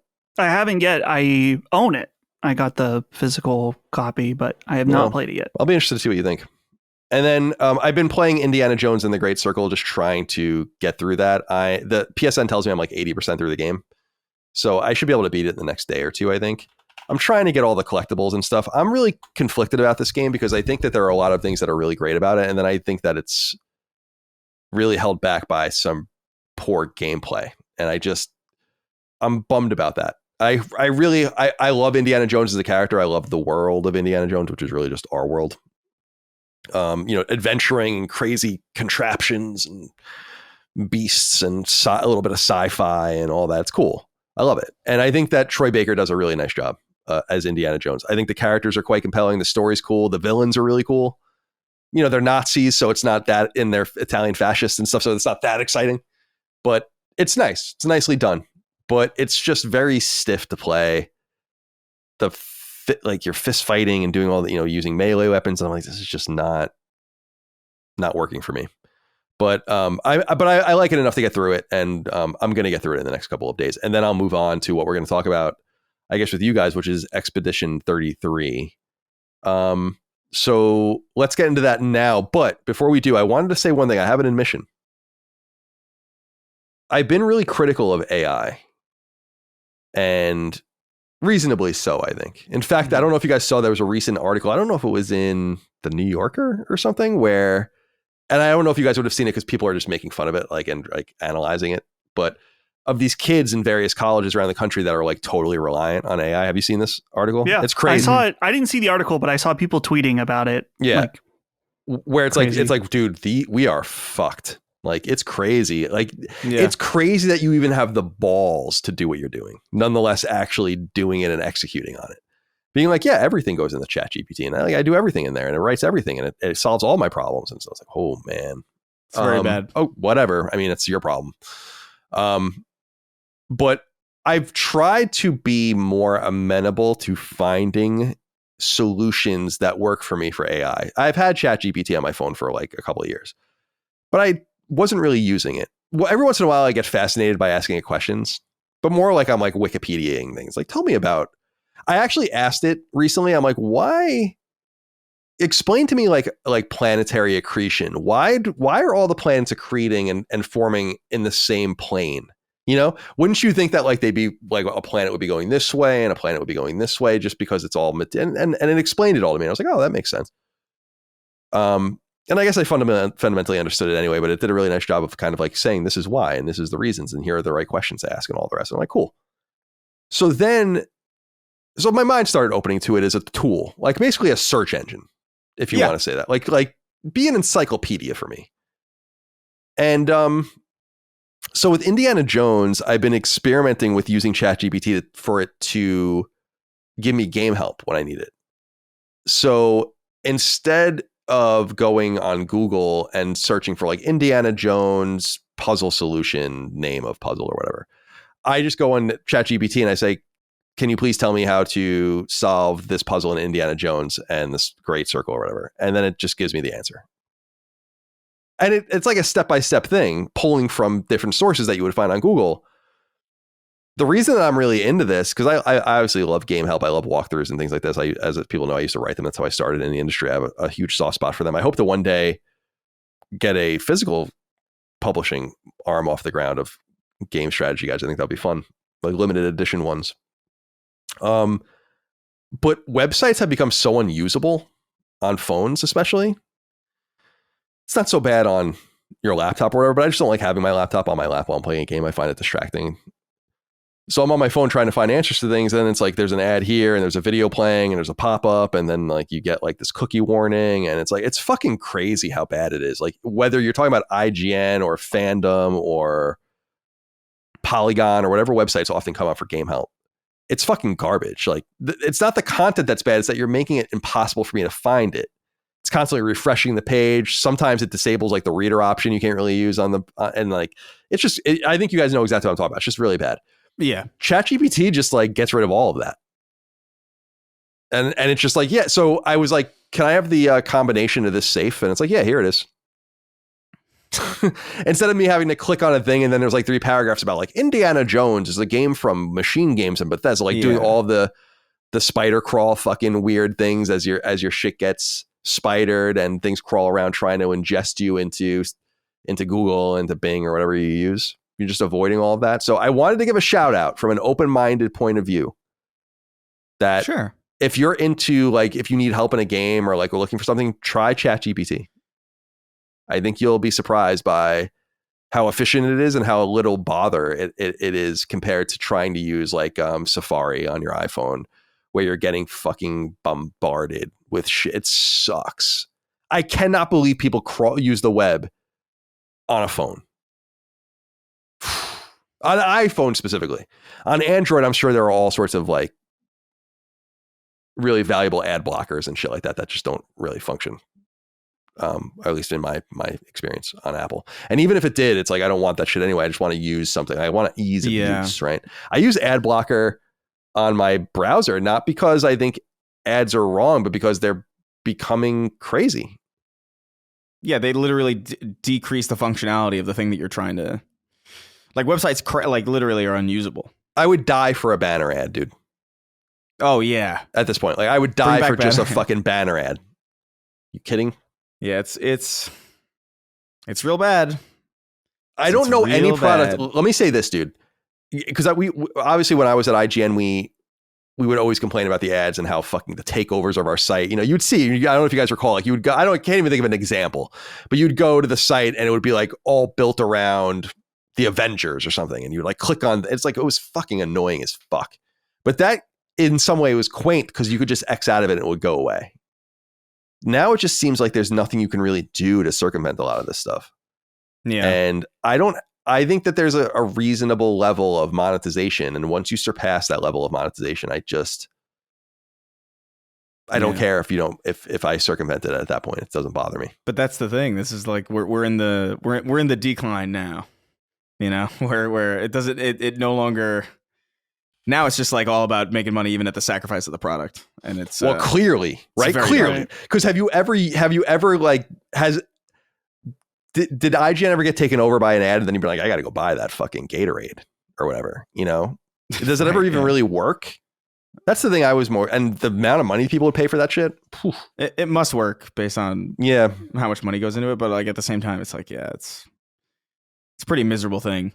I've used ChatGPT kind of like the same for similar things. It's like not for game help necessarily, but as like if I'm doing research on something and like I try to Google things, but usually Google just sends you like whatever the first ad result is. And what you're looking for ultimately is on like page 2 or whatever. And it's just kind of annoying. So I'll just use it to ask you questions or like research things. And then I'll always like fact check it to make sure that it's right. And it pretty much is every single time. The closest I've ever gotten to using it is like creative tool stuff. I think it's weird, but like I have a whole script written, and I was like, look, I don't care what the name of this video is going to be. Naming videos is entirely algorithmic anyway, so I was like, just take this script that I wrote and come up with a YouTube title that takes into account what is trending on YouTube and what works. And that actually, it's not bad. Yeah, it's not bad for that shit. It's interesting. That's, I think, as far as I would go, though. Yeah, that's. I just wanted to. I've been so critical of it. I just wanted to acknowledge that it's like, yeah, I found like I think a really good use case for it, which is just circumventing the onerous I want people to make money. I want people to. This is a 5-hour podcast. This is going to be a 5-hour-ish podcast, and we have one ad in it, like baked into it. There will be other ads if you listen on podcast services or whatever on YouTube. But it's like we would like. I want it to be like an exception, not the rule. I hate that shit, man. Like, why can't people just make a little bit of money?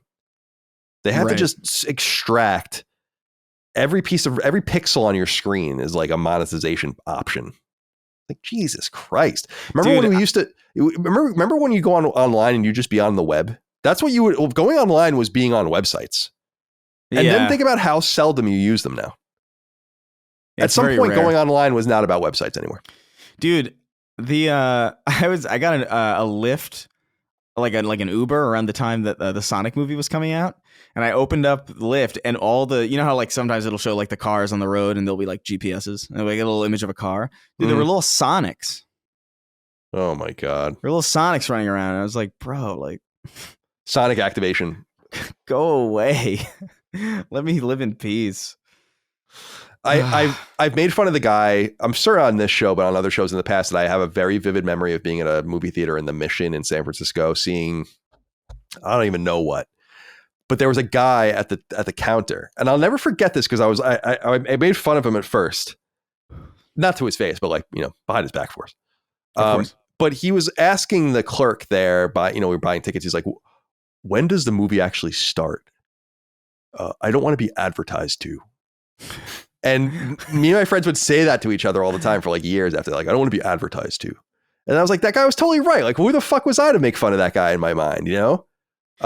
Yeah. And I think now there's a law in certain states that the movie theater has to tell you when the movie actually starts. I've always been confused by this because it's always 20 minutes, is it not? I feel like I always show up to a movie exactly 20 minutes late, and I'm always right on cue for the movie starting. I have been in situations where there have been no trailers, and in situations where I feel like I've been sitting there for an hour. So I don't know. I don't know what I don't go to the movies enough to really know the answer to that question. No, that's fair. All right. Why did I got an email from Infinity Cable? Leave me alone. Oh, yeah. I pay so much money for this fucking shit. I look at my bill and I'm like, what the fuck? How can you charge me so much for this? Yeah. TV and cable. It's like, and I just have TV for all sports, but more of a comfort food at this point. Anyway, what are we talking about? Well, guys, let's get into Claire Obscure. You're both playing it, and then we'll get into the other stuff you're playing. Who wants to take it first? Well, Chris, why don't you go ahead? Sure. Doesn't want sloppy seconds. Yeah. So it's crazy. I talked a lot on Summon Sign about it, so. Yeah, I haven't really talked much about it, I guess. I think I played I was still in the first act when I touched on it last time. So as of now, I've beaten it. It's all done. It's over. And I'm doing like end game stuff basically. Because a lot of the stuff I was just like very clearly like, oh, I'm too underleveled to do this. I would run into like some cave or whatever, and some French abomination would kill me immediately, and I'd be like, all right, I guess I'll save this for later. So I'm probably going to go back and do a bunch of other stuff in that regard. But I finished the main story. Guys, finished the story in about 26 hours. Oh. The sheer, like, I damn near came. Because it was like, I was just like, oh my God, I got such a good experience, and it didn't drag on for 90 to 100 hours. This is a wonderful precedent that I very greatly appreciate. But yeah, this is the first turn-based RPG that I've played in a long time that has earned itself a really, really warranted space on easily my favorite games ever. I think it's it speaks to me in a lot of ways. I think a lot of what I appreciate I do appreciate the strategy that's inherent to a lot of turn-based games, right? I appreciate the taking your time, and I appreciate the waiting and just the plotting and the strategizing, and I acknowledge that that's real, but it's also not necessarily the most engaging thing to me on its own, because a lot of the times when I play turn-based RPGs, I just kind of feel like I'm not involved with what's going on beyond basically making suggestions to characters that they do something, and then they do it, and I have to kind of wait for everything to end, and then I can play again. This kind of solves a little bit of that. And to be fair, it's not an entirely new mechanic. There's games like Sea of Stars that I think spoke to me for very similar reasons. And Child of Light, although that's a very different kind of game. Just having this turn-based and real-time interactivity element here really makes me feel like I'm actually involved in the fights that I'm having, as opposed to, or even, I mean, straight up, it makes me feel like I am the characters, as opposed to in a lot of turn-based RPGs that I've played, where I kind of feel like a disembodied voice kind of telling a cool character to do a cool thing. It feels like I'm doing the cool things, and or like I'm everybody, and then we are doing the cool things. And that's a very subjective thing. I'm sure there are some people who understand that feeling and some people who don't get it.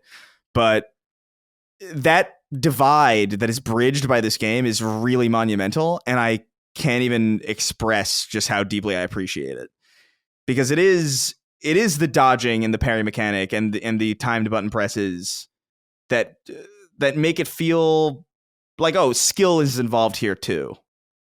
And that's so cool. And it combines with your build crafting too. Like, there's a lot of stuff that you can do. You can make some cracked builds in this. Although I heard that they're patching one that's like really busted, where you could get like, I don't know, 400 million damage or some shit. And they were like, we weren't going to patch anything, but this is kind of insane. So that's kind of going to go away, which is a shame. But you can still do some really insane shit with the build crafting, and you can get away with just relying purely on the turn-based stuff, I think, or just at the very least relying only on the dodges, which has a pretty forgiving window, in my opinion. You don't necessarily have to hit those perfect parries, although, man, is it satisfying to do. Like the animation that plays and the sound cue that plays. I don't know, man. It's the first fully turn-based game that I've finished. And that should speak, I think, volumes coming from somebody who just doesn't typically play these things. Even somebody who enjoyed Sea of Stars and Child of Light, I think I actually finished a long time ago too. But that's, we're talking like over damn near a decade. Mm-hmm. That was 2014, I think. Yeah, so it's very special from a gameplay perspective, but this soundtrack really knocked me on my ass. Just really great shit. Obviously very Persona inspired, which I always really liked the soundtrack to Persona. It was one of the main things it was one of the main things from Persona that I really enjoyed. Was like, ooh, that's like when my roommate was playing it, I was just like, yeah, dude, that's a fire soundtrack. And there's definitely some Persona inspiration there in some tracks, and obviously in the gameplay and in the layout of certain things. But this story broke me, dude. Like, I could not believe just how much this hit, how much I related to it, and we'll do a spoiler cast to go really in depth on this stuff, I think. So I won't necessarily go too deep into it, but like, man, it is really, really special. And as it stands right now, I can't imagine a game that's on my radar, or like a game that could fall out of thin air in the next couple months that would make me not feel like this is my game of the year. And it's not to say that it's perfect. There's minor issues. Like we talked about it last time, like the voice act, like the lip sync is kind of off, which kind of like makes it feel a little bit wonky sometimes. And there's platforming sections in this game that just straight up suck, although they're all optional and they're not necessarily golden path stuff. So there's that kind of softening of that blow. And the no mini map in certain mission areas that's kind of annoying, but none of it's really annoying enough to take away from just how much this hit me. And I'm going to be thinking about it for a very, very long time. The fact that it is a game like this that is completely outside of my wheelhouse that is affecting me like this is, like, I think just incredible. And I don't know, man. I really loved it. I almost want to play it again. but there's just so much to play. I'm sure I will at some point, but it's great shit. And I don't think the hype was exaggerated. I don't think it's hyperbole. Something special here, man. And for like an inaugural game, basically from like a new studio, it's truly bewildering.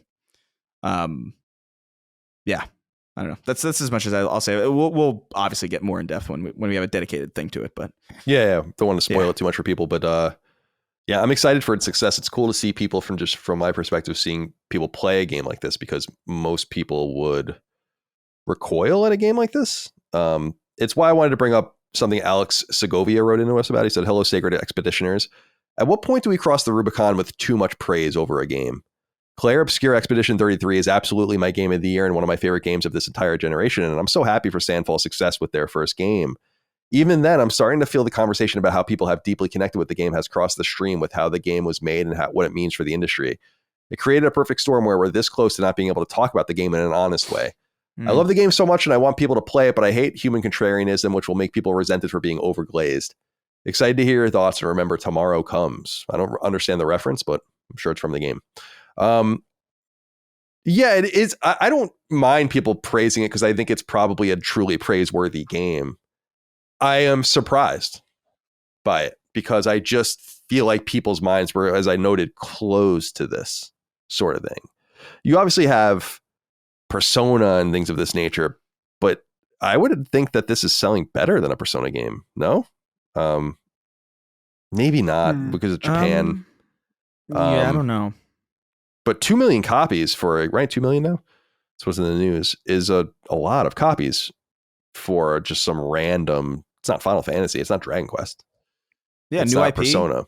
Yeah, new IP, new studio. It's mega impressive. And a lot of it's word of mouth, and I'm sure a lot of it is Game Pass too, just like kind of getting a lot of people into this and like them talking about it and then convincing other people to buy it. I really do think it like they talked about how Game Pass kind of benefited them even with being shadowed by Oblivion. I do think that's kind of true, because I do think a lot of the conversation was about online, especially about like, man, these two games are out and everybody knows about Oblivion and they see like, what's that? You know, like I don't doubt that really. Yeah, I'm trying to find your camera, by the way. Like, yeah, you got an aggressive angle. Sorry. Yeah, I was looking at. I'm looking at Persona sales numbers. Thank you for pointing that out, because I probably wouldn't have noticed for like minutes. Persona 5. Yeah, so Persona 5 is at 8.7. Or Persona 5 is at 8.7 million. Persona 4 is at 4.2 million. So yeah, that's not anywhere near those numbers. Yeah. All right, Dustin, let's hear you. Do you want to sound off more here on Expedition 33? Again, I know you guys are going to do this spoiler cast, so I don't want to jump the gun, but certainly there are things we can say more agnostically and not ruin it for people.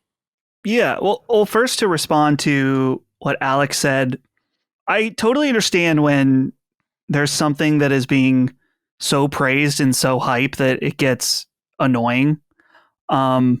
I think particularly what's been annoying about Expedition 33, part of the conversation, is the people that immediately need to jump and compare it to other things and say how much better it is. Like, they can't just praise the game for what it is. Mm-hmm. They have to praise it by putting something else down. And that's really annoying. But I think in some cases there is something that connects with people across the board in a really powerful way. And as I said last week, it's glaze worthy. And so I guess leading into my thoughts, I've also finished the game since last week, and I'm with Chris. This is for sure my game of the year so far. It's going to be insanely tough to top, and it's one of my favorite games of all time. Like, absolutely. And it's as Chris was saying, that it's not a perfect game by any means. There's definitely some issues here and there with it, but it's about like the sum of the parts of the game, whether it's the music, the art direction, the voice acting, and the story in particular. I think that's the thing for me, that this game's story just really spoke to me on a really deep level. This is, as I've said on other shows, a really sad game through and through. It's a game that's about grief in a lot of ways and how we handle grief. Obviously, that's going to speak to me this past year in a deep way. And to many, I mean, you're going to experience grief at one point or another in your life. Yeah. It just depends on how close it is at this moment. And so this game, it's one of those games like the credits roll and you're just kind of sitting there speechless for a little bit, or at some different pivotal points in the game, you're just like, holy shit. Wow. I don't even know what to make of that. Not in a bad way, in an incredibly profound way. And all of that's tied with like the music, man. The music is just so incredible. And I think that I saw like an article that they found like this guy on SoundCloud or something, or he like was posting on some obscure forum and they got connected. And so yeah, this game is absolutely one that you should check out. And I think everybody, because it's obviously is turn-based, which is going to turn a lot of people off. But I think Hogue was pointing this out online, that it's been interesting seeing how this game has been, people have been trying it out that normally don't play these types of games and are finding that they're like, wow, this is pretty awesome. So yeah, I'll leave it at that. And we have an eventual spoiler cast that I'm very excited for, just because the story of this game is crazy and interesting and deep in a lot of ways that I didn't expect. So yeah, I can't overglaze it enough. Oh, Expedition 33. He's ready to go again. I am ready. Drew Sleazer wrote in. Oh, please. Said, hey gang, I'd like to issue a firm stand down to Dustin. Claire Obscure, quote, has Sekiro-like elements, end quote. Are we actually doing this? A parry mechanic means it's like Sekiro. Really? FromSoft games just get ownership of all generic combat mechanics. Timing mechanics and turn-based RPGs have been around for like 30 years. Flippantly saying the game is like Sekiro when you could have said it's like Mario RPG or Sea of Stars was literally Colin groan-inducing. We're better than this. Not every game is a Souls-like or Souls-inspired because it has active combat mechanics. All right. I'll get off my soapbox now. Dustin? Are you listening? People out there, do you listen to us when we talk? No. At all? No. They don't. Apparently not. Apparently Drew wasn't listening when I was talking. To be clear, first of all, never called it a Souls-like. In that, I actually went back and listened to it. Did not call it a Souls-like. Yeah, it's one of those letters. I got you. Yeah. It's one of those. You got me. I guess you got me. But no. So I think the main important thing here is just that, as we mentioned when we talked to Ben Starr, and this has also been reported by other people, is that the game director was a Sekiro speedrunner, and there are multiple interviews where they talk about Sekiro being a direct inspiration. And it's like, no, of course fucking not. Sekiro is not the first game to have parry mechanics, particularly in an RPG. It's like, of course not. But the way they're implemented in this game is very Sekiro-like. It feels like Sekiro parrying. If you've played Sekiro extensively and then you play this game, pretty sure you'll feel that way too. Is it a Sekiro-like? No. And I think I tried to preface last week that absolutely that there is a problem in the way people talk about games, that it's very easy to be like, it's like Dark Souls. It's like Elden Ring. And it's like, yeah, I get that. But I'm genuinely that element in that game reminds me of Sekiro parrying. It's not exactly like it, but they were inspired by Sekiro when they were making it. So that's why it feels that way. So I didn't get into the fact that that there are basically like bonfires, like a Dark Souls game, that you go and then you can heal yourself and then all the enemies repopulate. I didn't say that. Could have. But that's also Dark Souls-esque in some ways, and that shines through. So yeah, it is like Sekiro. And dude, some of the boss designs are also very From Software-esque.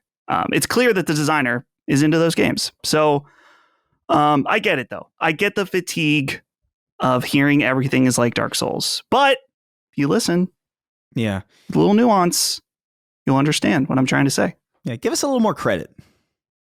But come on. Like, I think you're smart enough to know what we mean. Mm-hmm. Especially when we go into depth after we've said a thing and explain it thoroughly. I don't know, man. It's weird. Get off your soapbox, Drew. I don't know if I have the authority within me as co-host of this podcast, but don't write in for No, that's fine.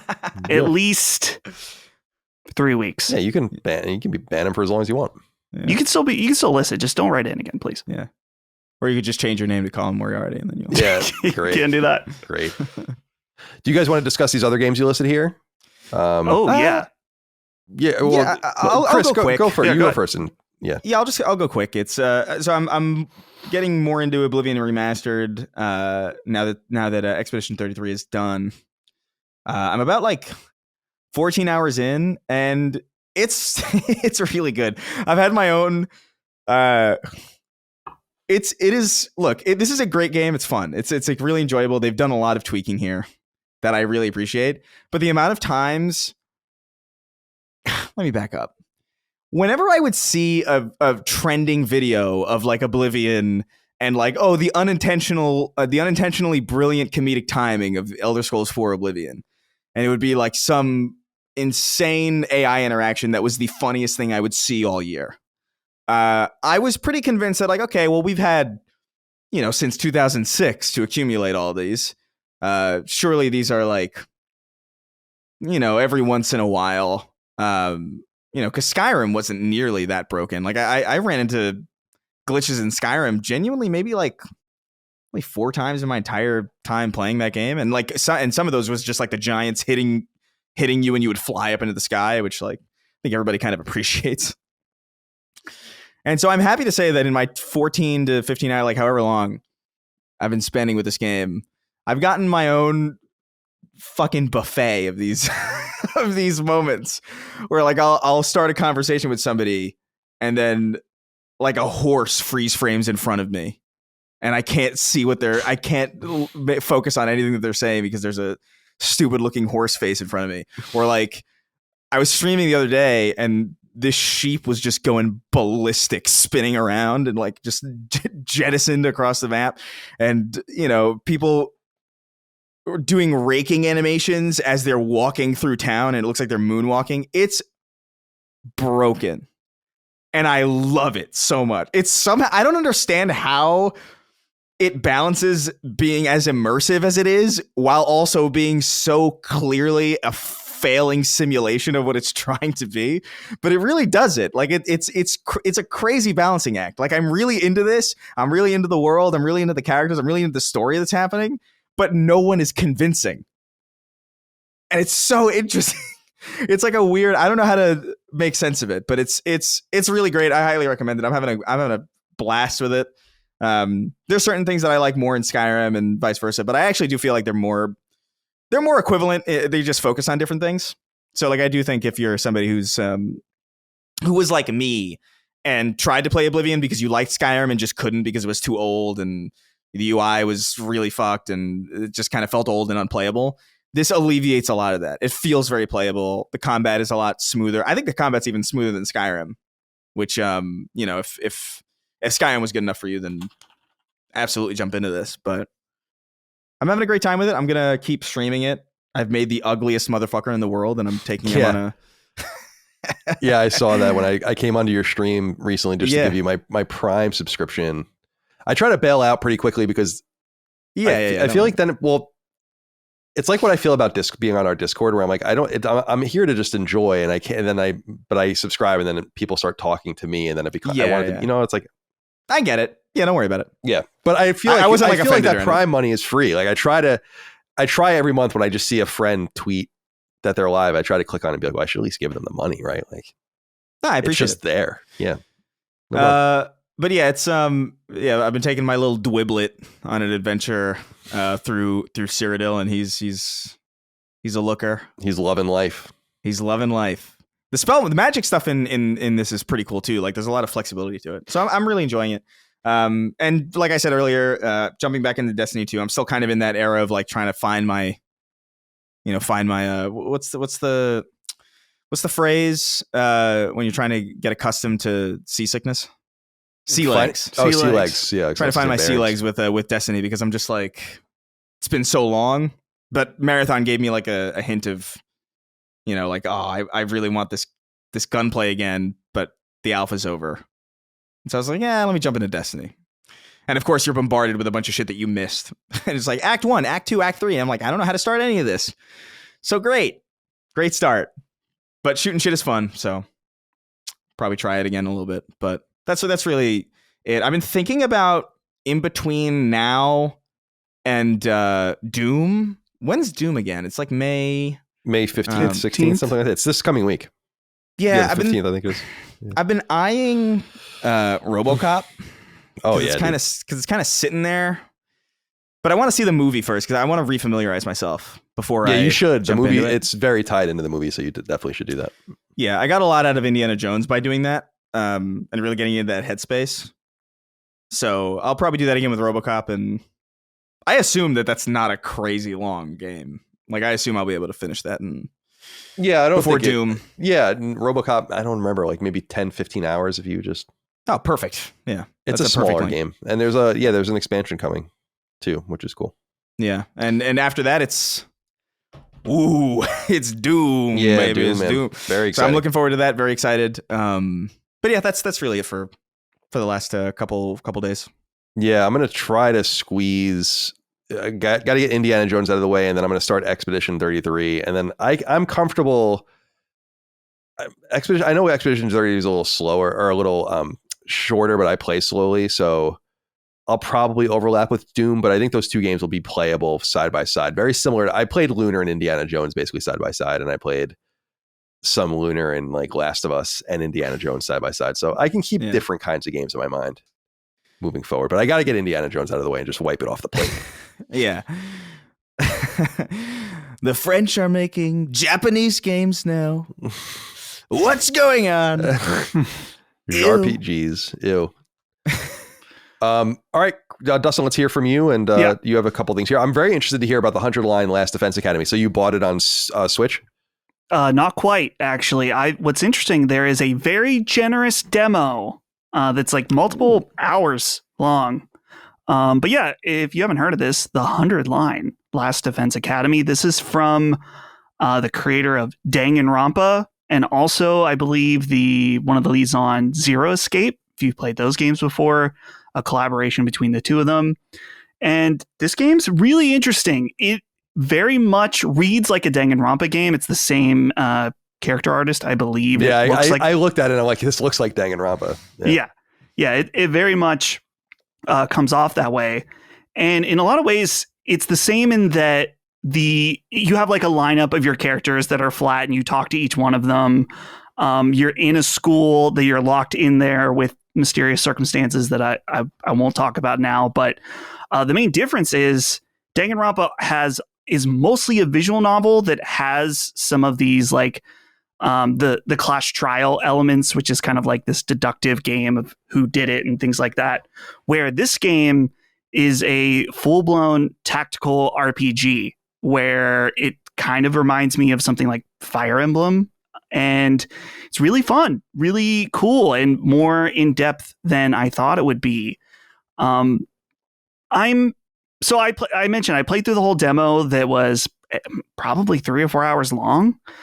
And I've been playing on Steam Deck connected to its dock to have a console-like experience, to be able to also... I don't know how the Switch version runs. I'm sure it's fine. It doesn't take much, but I can play at 1440p at least on my Steam Deck on my TV. So when I finished the demo, I was thinking, I'm not immediately hooked. Like Danganronpa, the first few hours of that immediately got me in. I was like, dude, I gotta know what happens. This is some crazy ass shit going on. And in this game, I am lightly intrigued, but not in the same way. But hearing people talk about this game that have completed it, I know Maddie's a big fan of it as well. I am going to keep going, so I will probably buy that tonight to be able to play.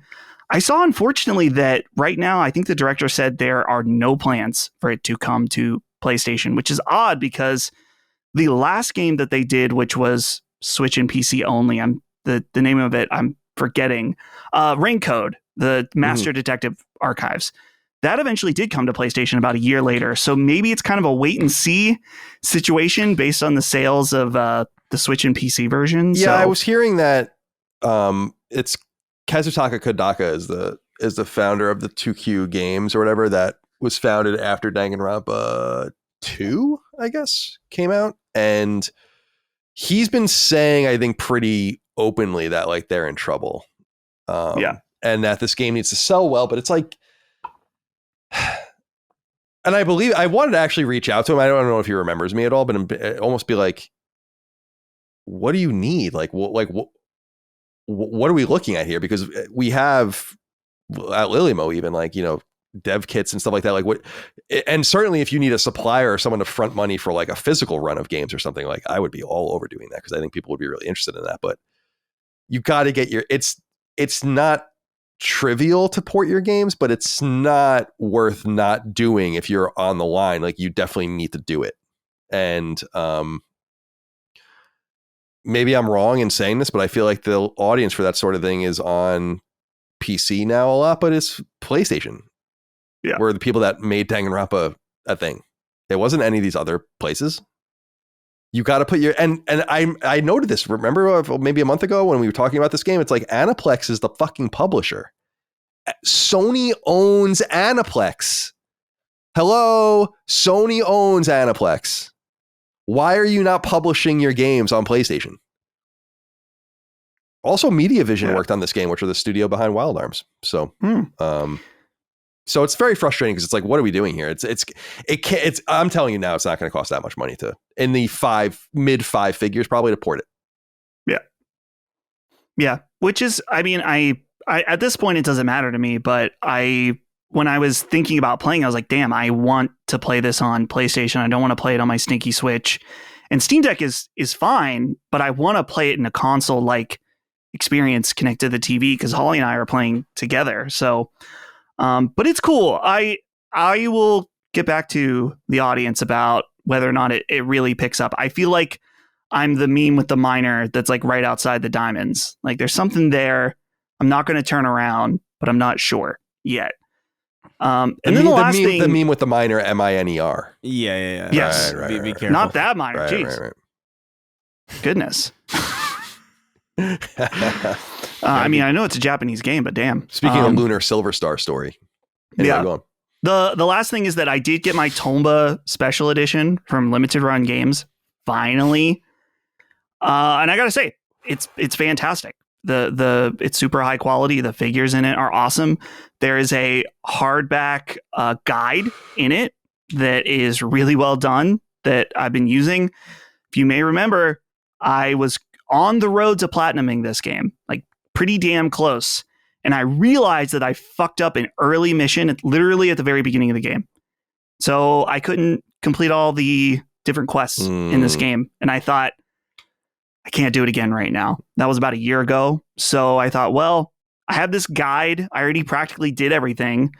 And dude, I got to get the Tomba Platinum. I'll be a poser if I don't, as a self-proclaimed like huge Tomba fan. Yeah, number one Tomba fan. The number one Tomba fan. I have to get the Platinum. So I have been going through playing Tomba again. And it's not nearly as fun as it was the first time, just because it still feels fresh, but some things must be done. All right, my friends, that's all we have for this, what we're playing. I'll definitely get an Expedition 33 and have thoughts on that next week. People can look forward to your guys' spoiler cast imminent. And then Doom, we'll definitely get into that and so on and so forth.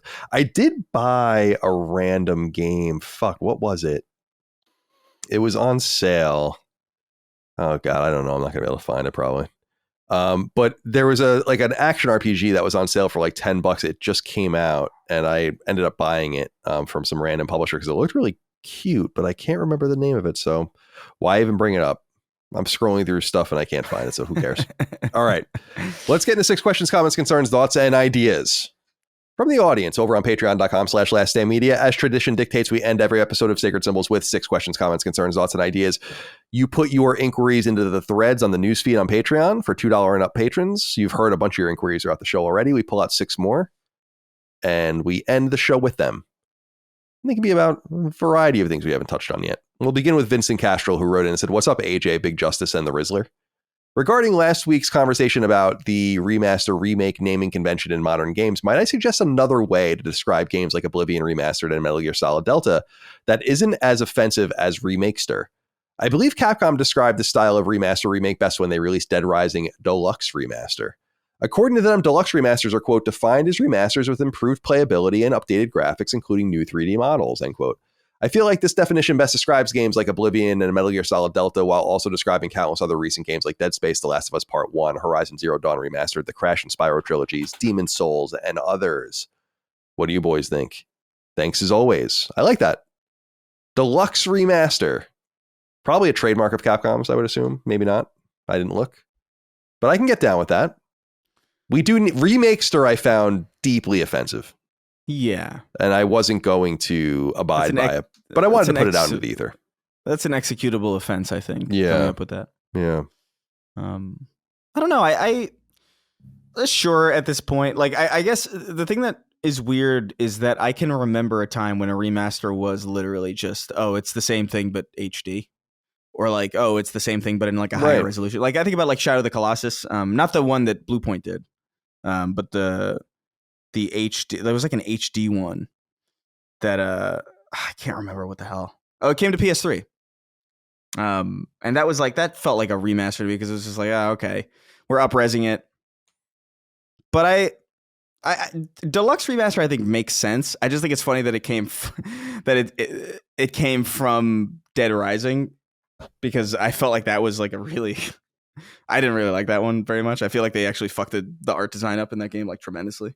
Yeah, well, they changed the Frank yeah, West. they changed like too much in my opinion. Like I think they fucked with the vibe a lot, and they made it more in line with like the later Dead Risings. But I didn't really like the later Dead Risings. But I think that's fair. Deluxe Remaster. I think that is kind of where Oblivion is. Although, man, it does feel good. Like it feels it feels remake good to play, but it is fundamentally, yeah, it is a Deluxe Remaster, I guess. Yeah, I don't agree entirely with the games he's calling out though, because so like The Last of Us Part 1, Horizon Zero Dawn Remastered, even Demon's Souls are one thing. Like Dead Space is a remake. That's a remake. And even Demon's Souls is a remake. It's just more true. Dead Space is not a totally true remake. And then you're getting into things like Resident Evil where things start changing more and stuff. So one thing I know for sure, Dustin, is we do need a word that's not remakester that definitely solves this problem, this interstitial problem that we have between a true remaster and a true remake. Yeah. The only problem with the idea of the deluxe remaster is that I feel like Nintendo has fucked that up because they've used the deluxe tag on Mario Kart or Mario Kart 8 Deluxe and Super Mario Bros. U Deluxe, and those don't deserve the deluxe title. I guess they don't have remaster after, but there's nothing really very deluxe about either of those ports other than a new price point on a new console. So yeah, maybe the deluxe will be a little confusing. Nintendo, of course, ruining things for everybody. Pretty normal, but deluxe remaster. The issue is you're never going to get this industry to agree on any common naming or titling. We've been dealing with this since the beginning, really. Yeah, Gears of War Reloaded. What does that mean? Remastered. Yeah. Remastered. Jesus Christ. Was that Red Faction? Red Faction, yeah. Remastered. Should be the Gears of War, oh, come on edition. Yeah. Nice. Active Reload edition. Oh, I love Actively Reload. It's so good. Dude, it's so I can't believe that wasn't ripped off more because like I wanted to see it everywhere after I played it. I think there was like something recently that came out in the last like year or two that did it actually. Yeah, there is. Did Vanquish do it too? Maybe. I think Vanquish might have done it. I don't know. That was a long time ago though. But like, yeah, I don't know. I do think we might be overthinking and overcomplicating this because I do think a lot of the confusion here has been introduced on purpose. I feel like before Final Fantasy VII Remake, we kind of had an understanding of what a remake and a remaster was, and it wasn't really that complicated, but because Final Fantasy VII Remake is called that, even though it knows it itself is not, and that is like a meta commentary on like what it is and what you're expecting, I feel like that completely jostled our memories or jostled our brains in a sense where it's like now we don't know what to make of it. And I do think Oblivion Remastered is somewhat of a similar thing where I do think they called it Oblivion Remastered in some sense to, and I said this before, but to somewhat under-promise and over-deliver. And so I do think a lot of these naming conventions are being done with intent to specifically not necessarily accurately denote what it even is. And I think these two in particular, because Metal Gear Solid Delta is obviously a remake, right? Like, I would say so. There's no confusion or contention. So it's really these two things that really are that fuck with it a little bit, because Final Fantasy VII Remake is not a remake of Final Fantasy VII, and Oblivion is not a remaster. So it's really these two things that are really causing confusion. And I think, like, as long as we just ignore these things, everything's fine. Everything makes sense. Jeffrey, Jesus Christ, Ooh. Jeffrey Willingham. Jeffrey Willingham wrote in and said, "Hey CDC, we are quickly approaching showcase season. Are we expecting a full-on PlayStation showcase? If so, what are we hoping to see?" I don't have any expectations. Yeah. At this point, I'm not to say that things won't happen or that they won't say anything. It's just that I literally have no expectations, because they've just not been fulfilled for years in terms of what I would have expected them to do as far as marketing and communication is concerned. And it's working out pretty well for them, so I'm not going to get too mad about it. But I have no expectations. And then when you're surprised, you're pleasantly surprised, because something has popped up, whether it's a state of play, whether it's a showcase. Now, we did have a showcase last year, right? Do you guys remember when we a PlayStation showcase, like proper? Here, let me look here. PlayStation. This is September 20. Oh no, that was state of play. Oh, state of play. Maybe that's we haven't had a showcase since the launch. Like like a proper like showcase. Yeah, what am I thinking of? Oh, I guess there's 2023 is what I'm thinking of. So that was a long time ago. It wasn't last year. It was 2 years ago. May 24th was the last time there was a showcase. May 24th, 2023. That was Fair Games, Helldivers 2, Immortals of Avium, Ghost Runner, Phantom Blade 0, Sword of the Sea, Talos Principle 2, Cat Quest, Snake Eater, Alan Wake 2, Mirage, Grand Blue Fantasy Relink, Street Fighter 6, Dragon's Dogma 2. Damn. The Final Shape, Concord was there. That was the last time they had one. And then since then, there have been 5 states of play, and then 2 more that were dedicated to a game, one for Rebirth and one for Borderlands.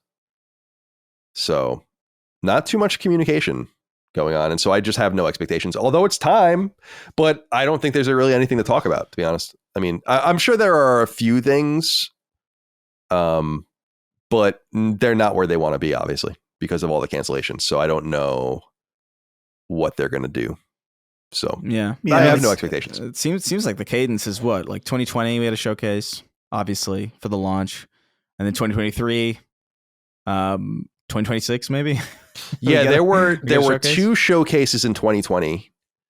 The Future of Gaming show in June 2020, and then PlayStation 5 showcase in September 2020. There was a showcase in 2021 in September. Then there was a showcase in May of 2023. That's it.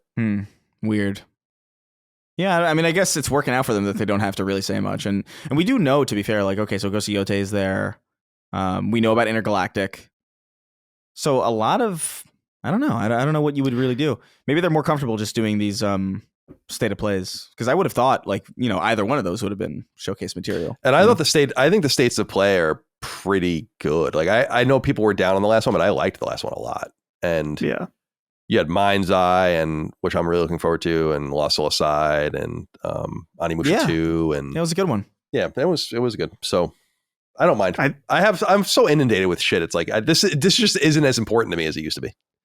Go ahead, Dustin. Yeah. I was gonna say, I think the big question marks for people right now, like Intergalactic, we probably won't hear about for a while, but Wolverine and Fair Games, I think, are probably the big question marks that it's like we should probably see those at some point this year, but is there enough to necessitate a showcase? Wolverine was revealed in September of 2021 at that showcase. Yeah. And has never been shown been shown again at any showcase or state of play, according to this list. Cancel it. Wolverine is their fable, it seems. Where it's just like, oh, hey, let's announce this way before it's ready. To show you guys in the state of, or the showcase for 2021, this was September 2021, KOTOR, that has never materialized. Stellar Blade was there. Tiny Tina's Wonderlands, Forspoken, Rainbow Six Extraction, Alan Wake Remastered, GTA 5 stuff, Ghostwire Tokyo, Guardians of the Galaxy, Deathloop, Legacy of Thieves Collection, Gran Turismo 7, Spider-Man 2, God of War Ragnarok, and Wolverine. So clearly Wolverine was supposed to be long ago ready, because there's just that's amongst a bunch of games that have long been out, with the exception of KOTOR. Nothing in there is even a 2024 game. So something's gone wrong with Wolverine. I mean, and that's obvious because it's on its third director, I think, at this point. I think they'll get it out, but something's obviously wrong with it, or has been, or maybe it's being fixed now. And then the PlayStation Showcase 2023.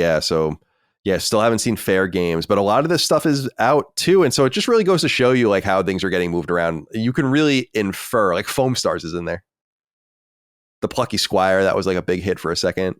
So we'll see. But I think we all agree. I have no expectations. When they have something to say, they'll say it. But I think, and I'm not excusing it because it sucks. It's unfortunate. We want first party and second party games. I just think things have been seriously disrupted because of all the cancellations and a total change in strategy that I think has made it so that there are more than a handful of studios you're just not going to hear from for a long time. Yeah. And some of them probably, sadly, ever again, although we just don't know that yet. So, and who that might be, I won't even contend to say. All right. World's only Zori Bliss fan. I had to look up who Zori Bliss was because I didn't know off the top of my head. It's the female, like, bounty hunter-esque character in the 9th Star Wars movie. Jesus Christ. That looks like the Rocketeer. That's played by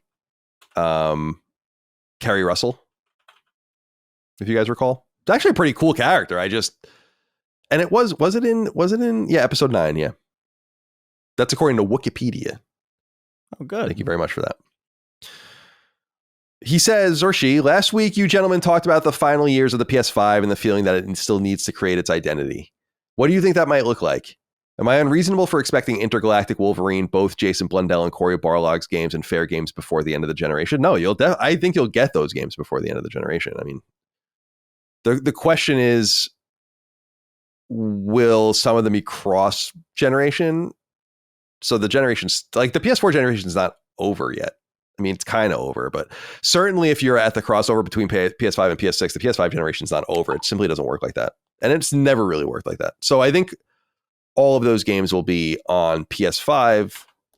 I think hopefully there's going to be things in the seams as well that we don't know about yet that allows it to really finish strong, just like PS4 finished really strong. I mean, PS4 finished extraordinarily strong when you consider it as being the dominant console on the market. Before PS5 came out, it finishes with The Last of Us Part 2 and Ghost of Tsushima basically back to back. It's very, very strong. And hopefully they're able to do something similar. I just think we have to continue to be patient, but I understand people's patience is waning. My patience is totally waned. They misallocated their resources and made bad bets, and we have to pay the price for it. So no, I don't think it's unreasonable to expect those games on the console. I think you have to deliver those games on the console. And I think the biggest question mark is probably Wolverine, just based on its kind of tumultuous situation.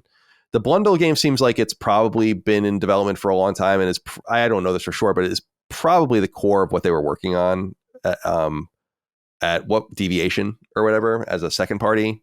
And they just took, like, there's a lot of, as I went into when I went on LinkedIn and started kind of spying on people, there's a lot of people from Deviation that just work at this new studio at Sony. So it could be the same project, and it could be far along for all we know. And then the Corey Barlog game, I mean, God of War came out in 2022.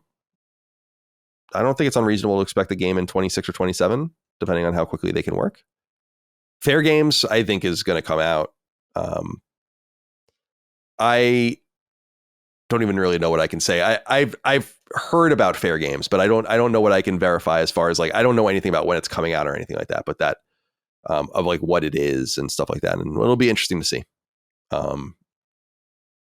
What do you guys think about this from the world's only Zori Bliss fan? I mean, I'm expecting Intergalactic to play a big part. of this, right? And because that's gonna be a big deal. First new Naughty Dog IP in fucking forever, since the PS3, really. So that's going to be a big thing, and I think a lot's going to be riding on that to really denote like what the feel of this generation is, because it really is the only thing that isn't in some way, shape, or form a holdover from the previous generation. You know, we have Death Stranding 2 coming. That was PS4. You know, we have Ghost of Yotei. That was also, you know, Ghost of Tsushima was also PS4. So God of War, obviously, that's PS2. It's even longer ago. So having something new from a storied studio to make some kind of mark on this generation, I think is going to be really important. I think that's the point where it'll start to feel like something. But of course, it'll be a lot of that is contingent on whether or not it'll be good or whether or not it'll resonate, which it's never a guarantee. I think it will, but stranger things have happened.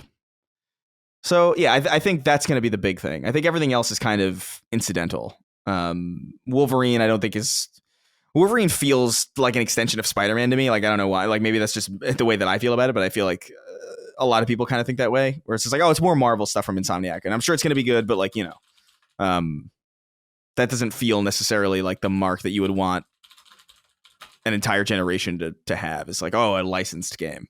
Like, that's never. I don't think that's ever been true of any generation, where like the biggest mark that it's ever made was this like existing IP. That's, it doesn't seem right.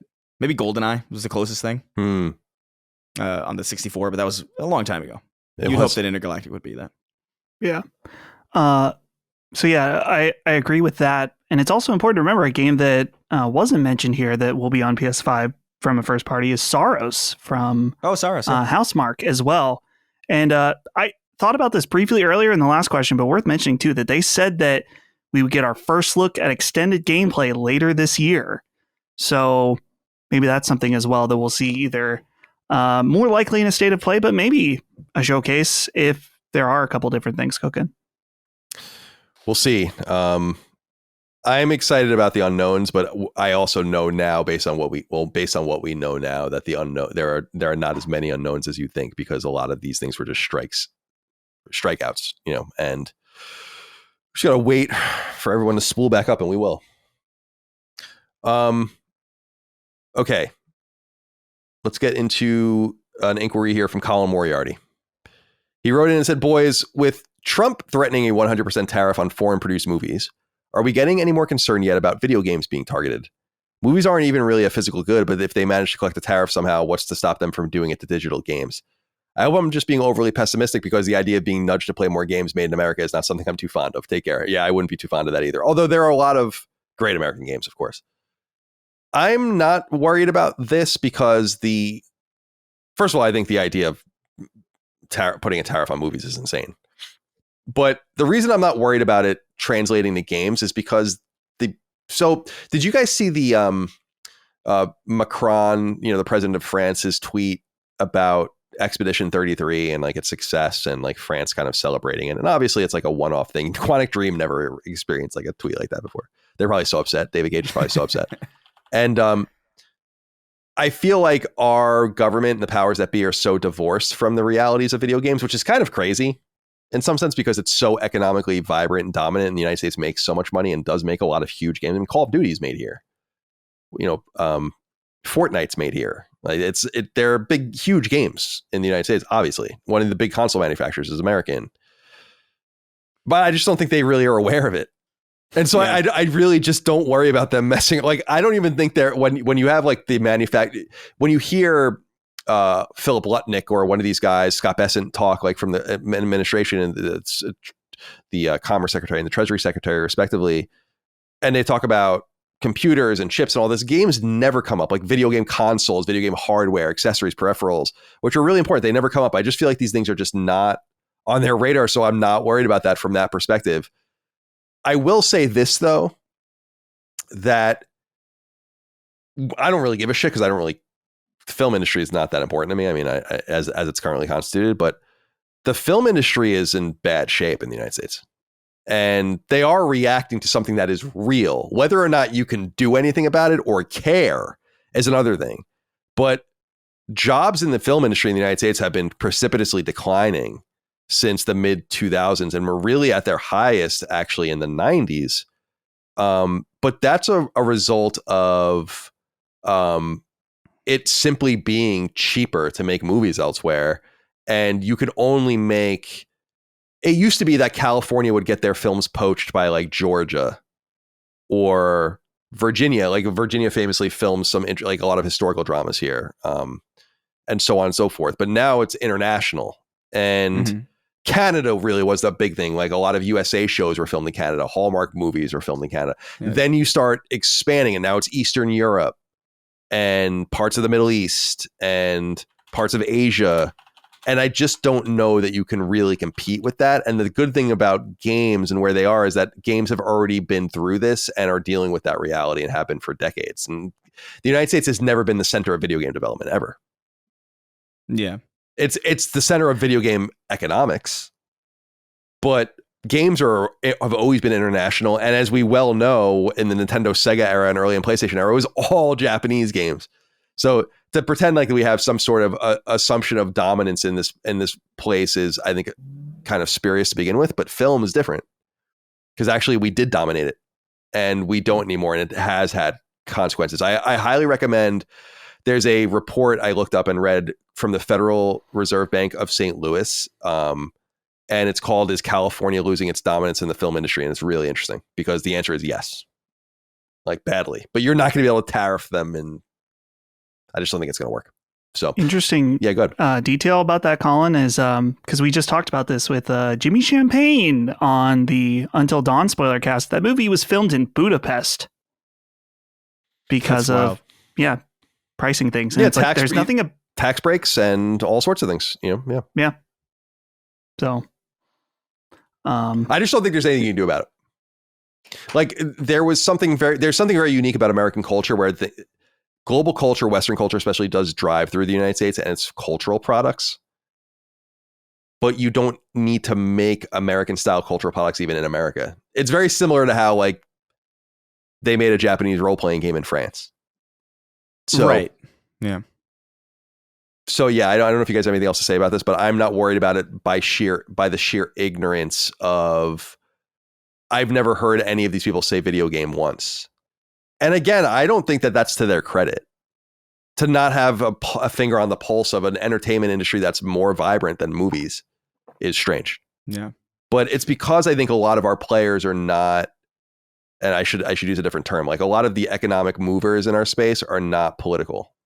They're ideological, but they're not playing the $50,000 table at a Trump event, a $100,000 donation to a Kamala Harris PAC, whatever. I just don't think so. Therefore, you don't get to bend the ear. People just don't understand. You're just numbers. And film has had so much time to ingrain itself that I think that's what they're more focused on. I just think it's a stupid idea. It's like that's not the point of cultural products. Are not trade products, in my opinion. They are literally, but it's like saying a book should be tariffed. It's like, that's not, maybe you tariff the book if you like want to publish it physically or something. But the idea of a film, it's a digital object. It'll be on film, but it doesn't have to be. Anyway. Yeah. It's crazy. Doesn't make any sense, but I'm sure it's part of a very well thought out plan. Yeah, I don't know about this. But I do recommend people check out the Federal Reserve website. You can read more about it, because there is an interesting data point here where it's like, damn, dude, there were a lot of people in the film industry until it really dipped this century. And then and so there was a dip this century and it kind of steady, and now is another dip. So we're like 2 orders of magnitude away from where we were. Nico Fargione wrote in and said, "What's up, gents? For all the Sony execs who may or may not be listening, here's the simple rule for pricing your live service games. And Colin, this should help you figure out which ones are actually for you. If the game is primarily PvP, it needs to be free to play, full stop. Think Fortnite, Marvel Rivals, Marathon, and yes, even Concord. These games are built around fighting other players. Sure, they might have some bots or a light PvE, but the core experience is competitive. These aren't Colin games. On the other hand, if a game is mainly PvE, like Helldivers 2, Destiny, Diablo, then yeah, charge for it. These games are at their core about teaming up with other players and taking on computer enemies. These are the live service games where Colin is most likely to have a good time. So yeah, PvP free, PvE charge, easy as that. Do we have a rule here, Dustin? I feel like that's a little too simplistic in my personal opinion. Yeah, it definitely feels a little too simplistic. And the thing about Marathon is that it's a PvPvE game. So, I don't know. This is one of those things where things are changing. You think about Overwatch, and everyone was perfectly fine spending the money on that then, but the market has changed so different now, yeah, rapidly that I honestly don't even know anymore about like how much will the price tag affect Marathon's success. It will certainly affect how the game is, how it operates, because its monetization needs to be completely different. And it's one of those things where it's like, yeah, maybe it would be a better experience for the players if it is a paid experience that isn't free to play, so you're not completely riddled with microtransactions, but will the market even accept that?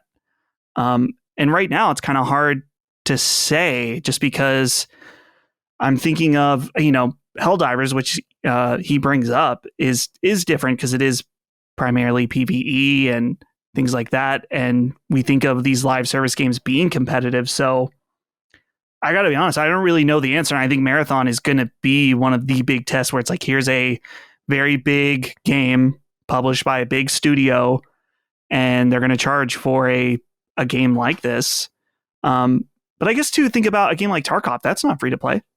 No, and Tarkov is fucking expensive too. I'm pretty sure there's like, I keep hearing from people who play it that it's like Tarkov's like $100 or something, like some crazy fucking price.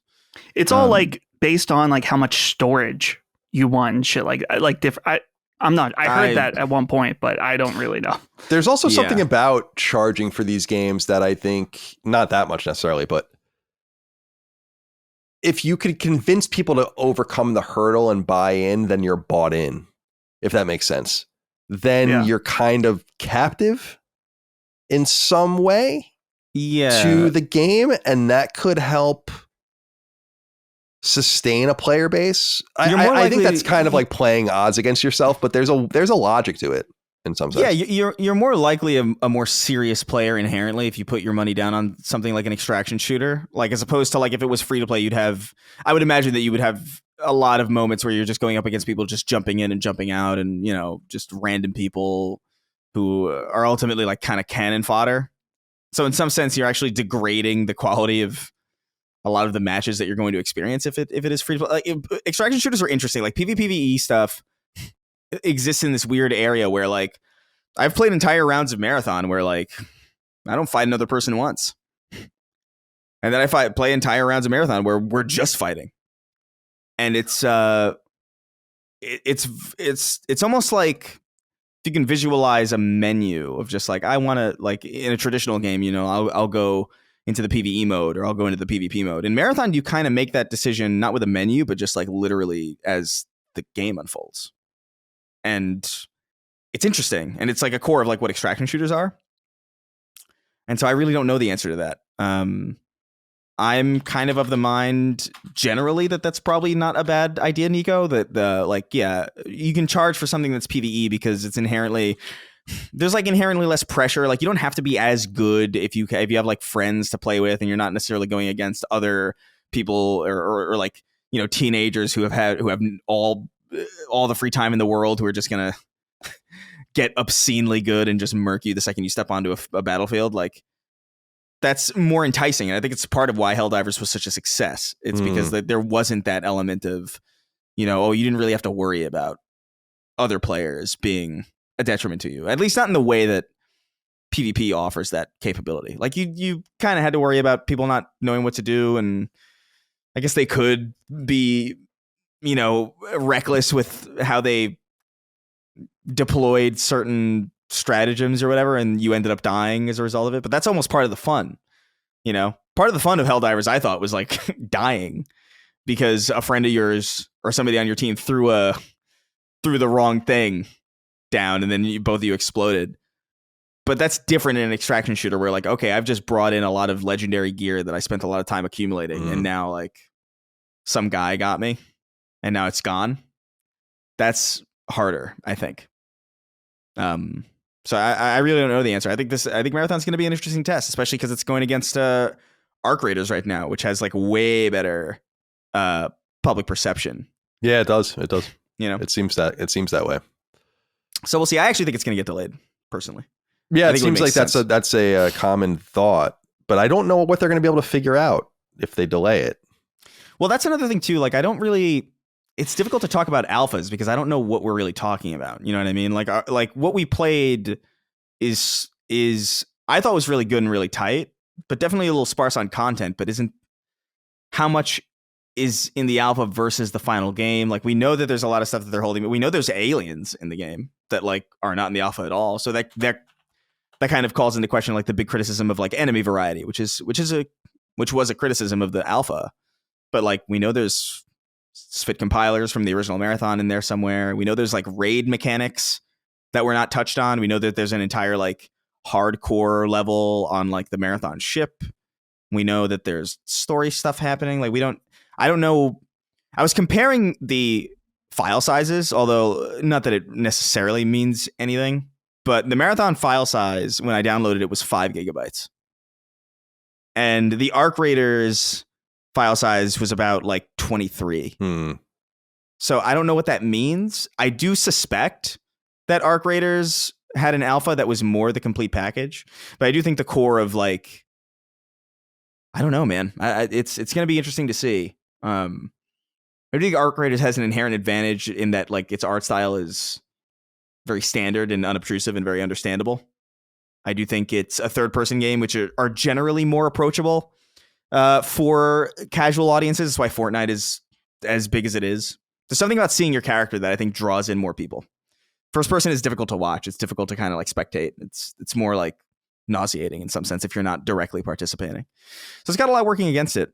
And I'm curious to see how it's going to land. I'm curious if they delay it. I'm curious what they show going forward, because they definitely got to win. They got to win some ground. And I wonder how they're going to do that, or if they're going to do that. Yeah, we'll see. We'll see how it plays out. Yeah, I have seen the common theme that Arc Raiders seems to be a fan favorite, and that Marathon might benefit from a delay, but we'll track that obviously and see. We should see. All right, let's end with Dominic Mizadri, who wrote in and said, "Hey, Sacred Crew, Colin, what is it with the quick dismissal of modding projects as a waste of time, or saying that they are like fan fiction every time a big project like Sky Oblivion is brought up? While making content you'll never own is not a profitable endeavor, large and small modding projects arguably have helped many studios and games retain relevance for many years. The original Doom and Skyrim are landmark games in their own right, but it is mods and big projects made by people in their spare time for free that have made them all-time classics. The mods provide content to play when a studio moves on from our favorite game. Many of these studios like Bethesda, Valve, and id have a long history of hiring these modders as well. I would also argue that modding differs from fanfiction in that most fanfiction writers have no talent as writers, whereas to make a big Elder Scrolls or Quake mod, you need to have some genuine technical skill. Content is king, and modders deserve credit for their devotion to keeping gaming communities thriving with new things to play for years on end. I'll hang up and listen now. Have a great weekend." Yeah, I don't disagree with you, actually. I don't. It's one of those visceral things that bothers me, but I can't really explain it, to be honest. Because I've dedicated a lot of time to things that I didn't get paid for, and they actually got me here.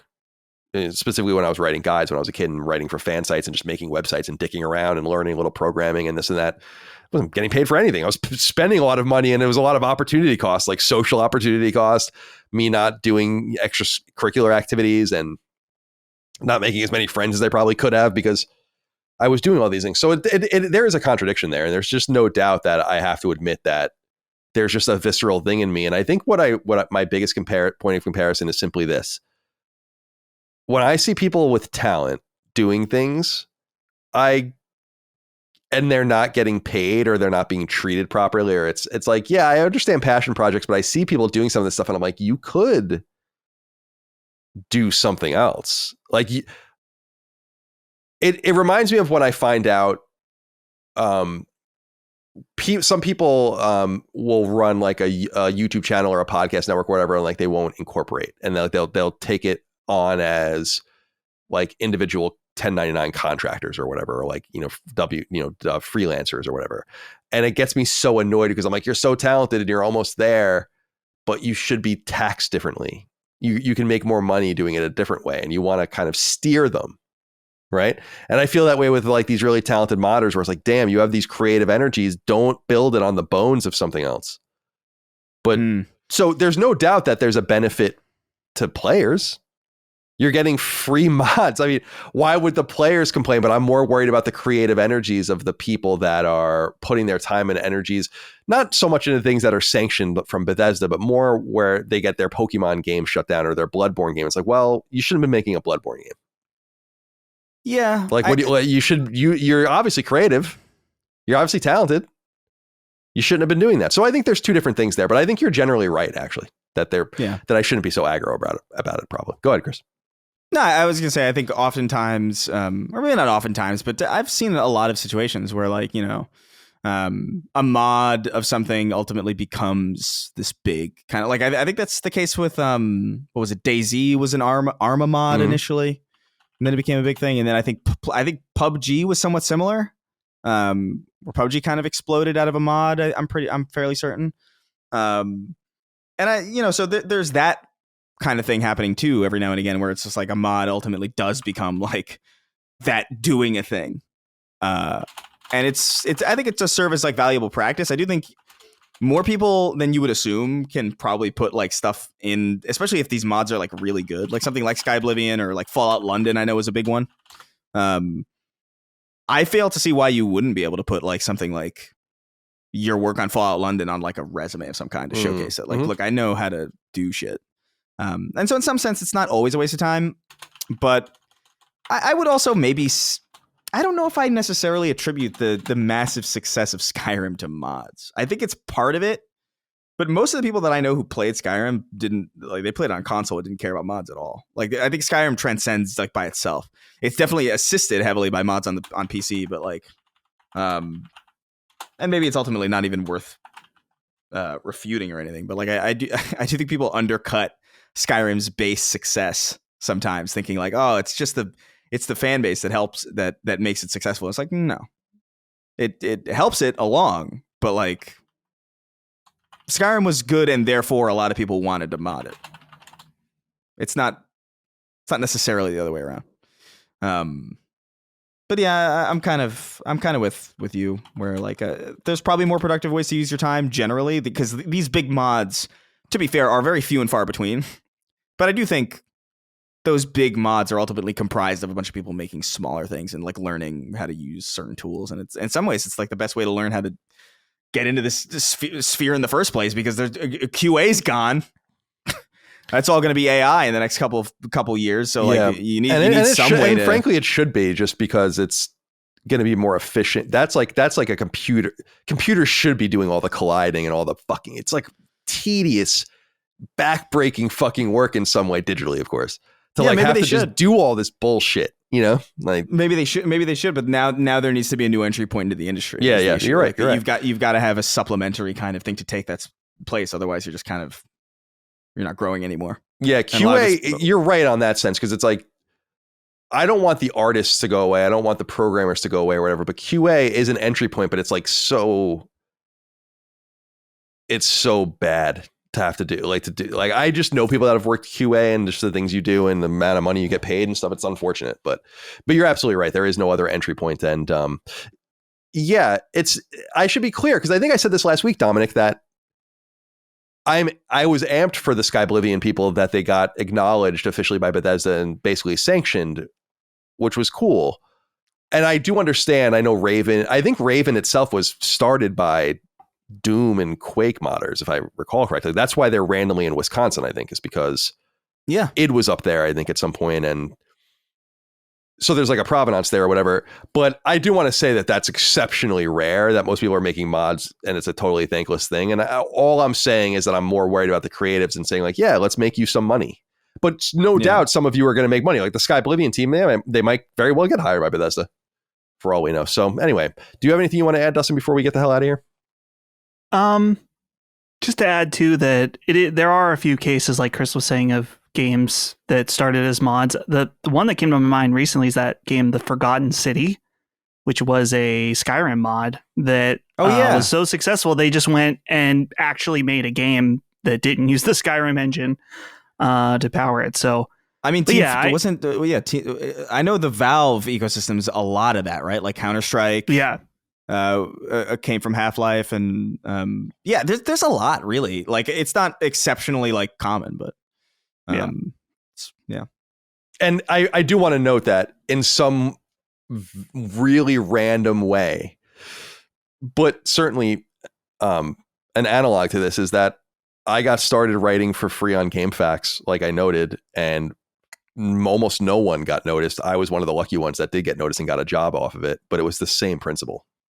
Yeah. In fact, honing a craft, I think. Yeah. In fact, probably way more on fun in some way than modding a game. But anyway, that was fun, guys. That's all we have for this episode of Sacred Symbols of PlayStation Podcast. And now it's time for us to go.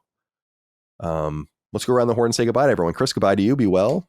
Have a good rest of your day. Any plans to report? Not really. It's a slow week. I do want to. I have some work that I have to do over the weekend, but until then, I'm pretty free. I know we're doing Constellation tomorrow. The three of us. Oh, is it us? Oh, really? It's us. Yep. And Dagster. That's funny. Cool. Very well. So that's happened. I think tonight I'm just gonna do Oblivion. I got to do some cleaning up too. Yeah. But pretty slow. It's not very nice to say about yourself. Dustin, goodbye to you. Be well. Have a good rest of your day. Any plans to report? Any plans? Well, I actually think my dad might be here right now to try to reassemble my furnace, so I'll be doing that this evening. Right. I'll be watching The Two Towers because my friend Brandon never seen Lord of the Rings. Wow. Ever. So you're starting him right in the middle. Well, we watched Fellowship last weekend. Yeah, I assume so. Yeah, we watched Fellowship last weekend. He liked it a lot. Starting somebody in the middle of Lord of the Rings is a wildly amazing idea. I knew a guy who saw the last Harry Potter movie, and that's the only one he ever saw. That's just the part 2 of the Deathly Hallows. Dude, I saw the first 3 and then the last part of Deathly Hallows. Nice. That's my Harry Potter. And this Game of Thrones is similar. I saw the last episode of Game of Thrones. Oh man. Oh no. That's terrible. That's it. But keeping it chill this weekend. And I'll see you boys tomorrow. Cool. Sounds good. For Constellation. Well, Godspeed to you as you repair your furnace. I hope that goes well. For me, I'm gonna take the dogs out, I think, and then I'm gonna work out and watch hockey and play Indiana Jones and roll out for a wonderful evening of nothing yet again. All right, guys, it was good to be here with you. I appreciate your time today, and I appreciate all of your time out there. Again, your love, your kindness, and support, all things that we could not live without here on Last Stand Media. Patreon.com/Last Stand Media for early ad-free access to all of our shows, including Sacred Symbols, access to Sacred Symbols, plus RSS feeds, and so on and so forth. Could not do it without your support. LastStandMedia.store for merch. We'll see you next time. Until then, goodbye. See ya. Take care, guys.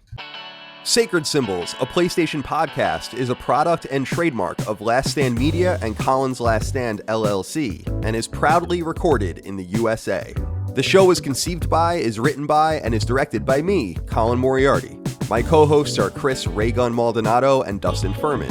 The show is produced by executive producer Dustin Furman. All of Last Stand's theme music is by my best friend, Ramon Narvaez. As you know, all of Last Stand's shows, including Sacred Symbols, are fan-funded on Patreon at patreon.com/laststandmedia. The following names are at the producer level on Patreon, our highest tier, and we're grateful for your thoughtful and kind contributions to our independent endeavor. Thank you.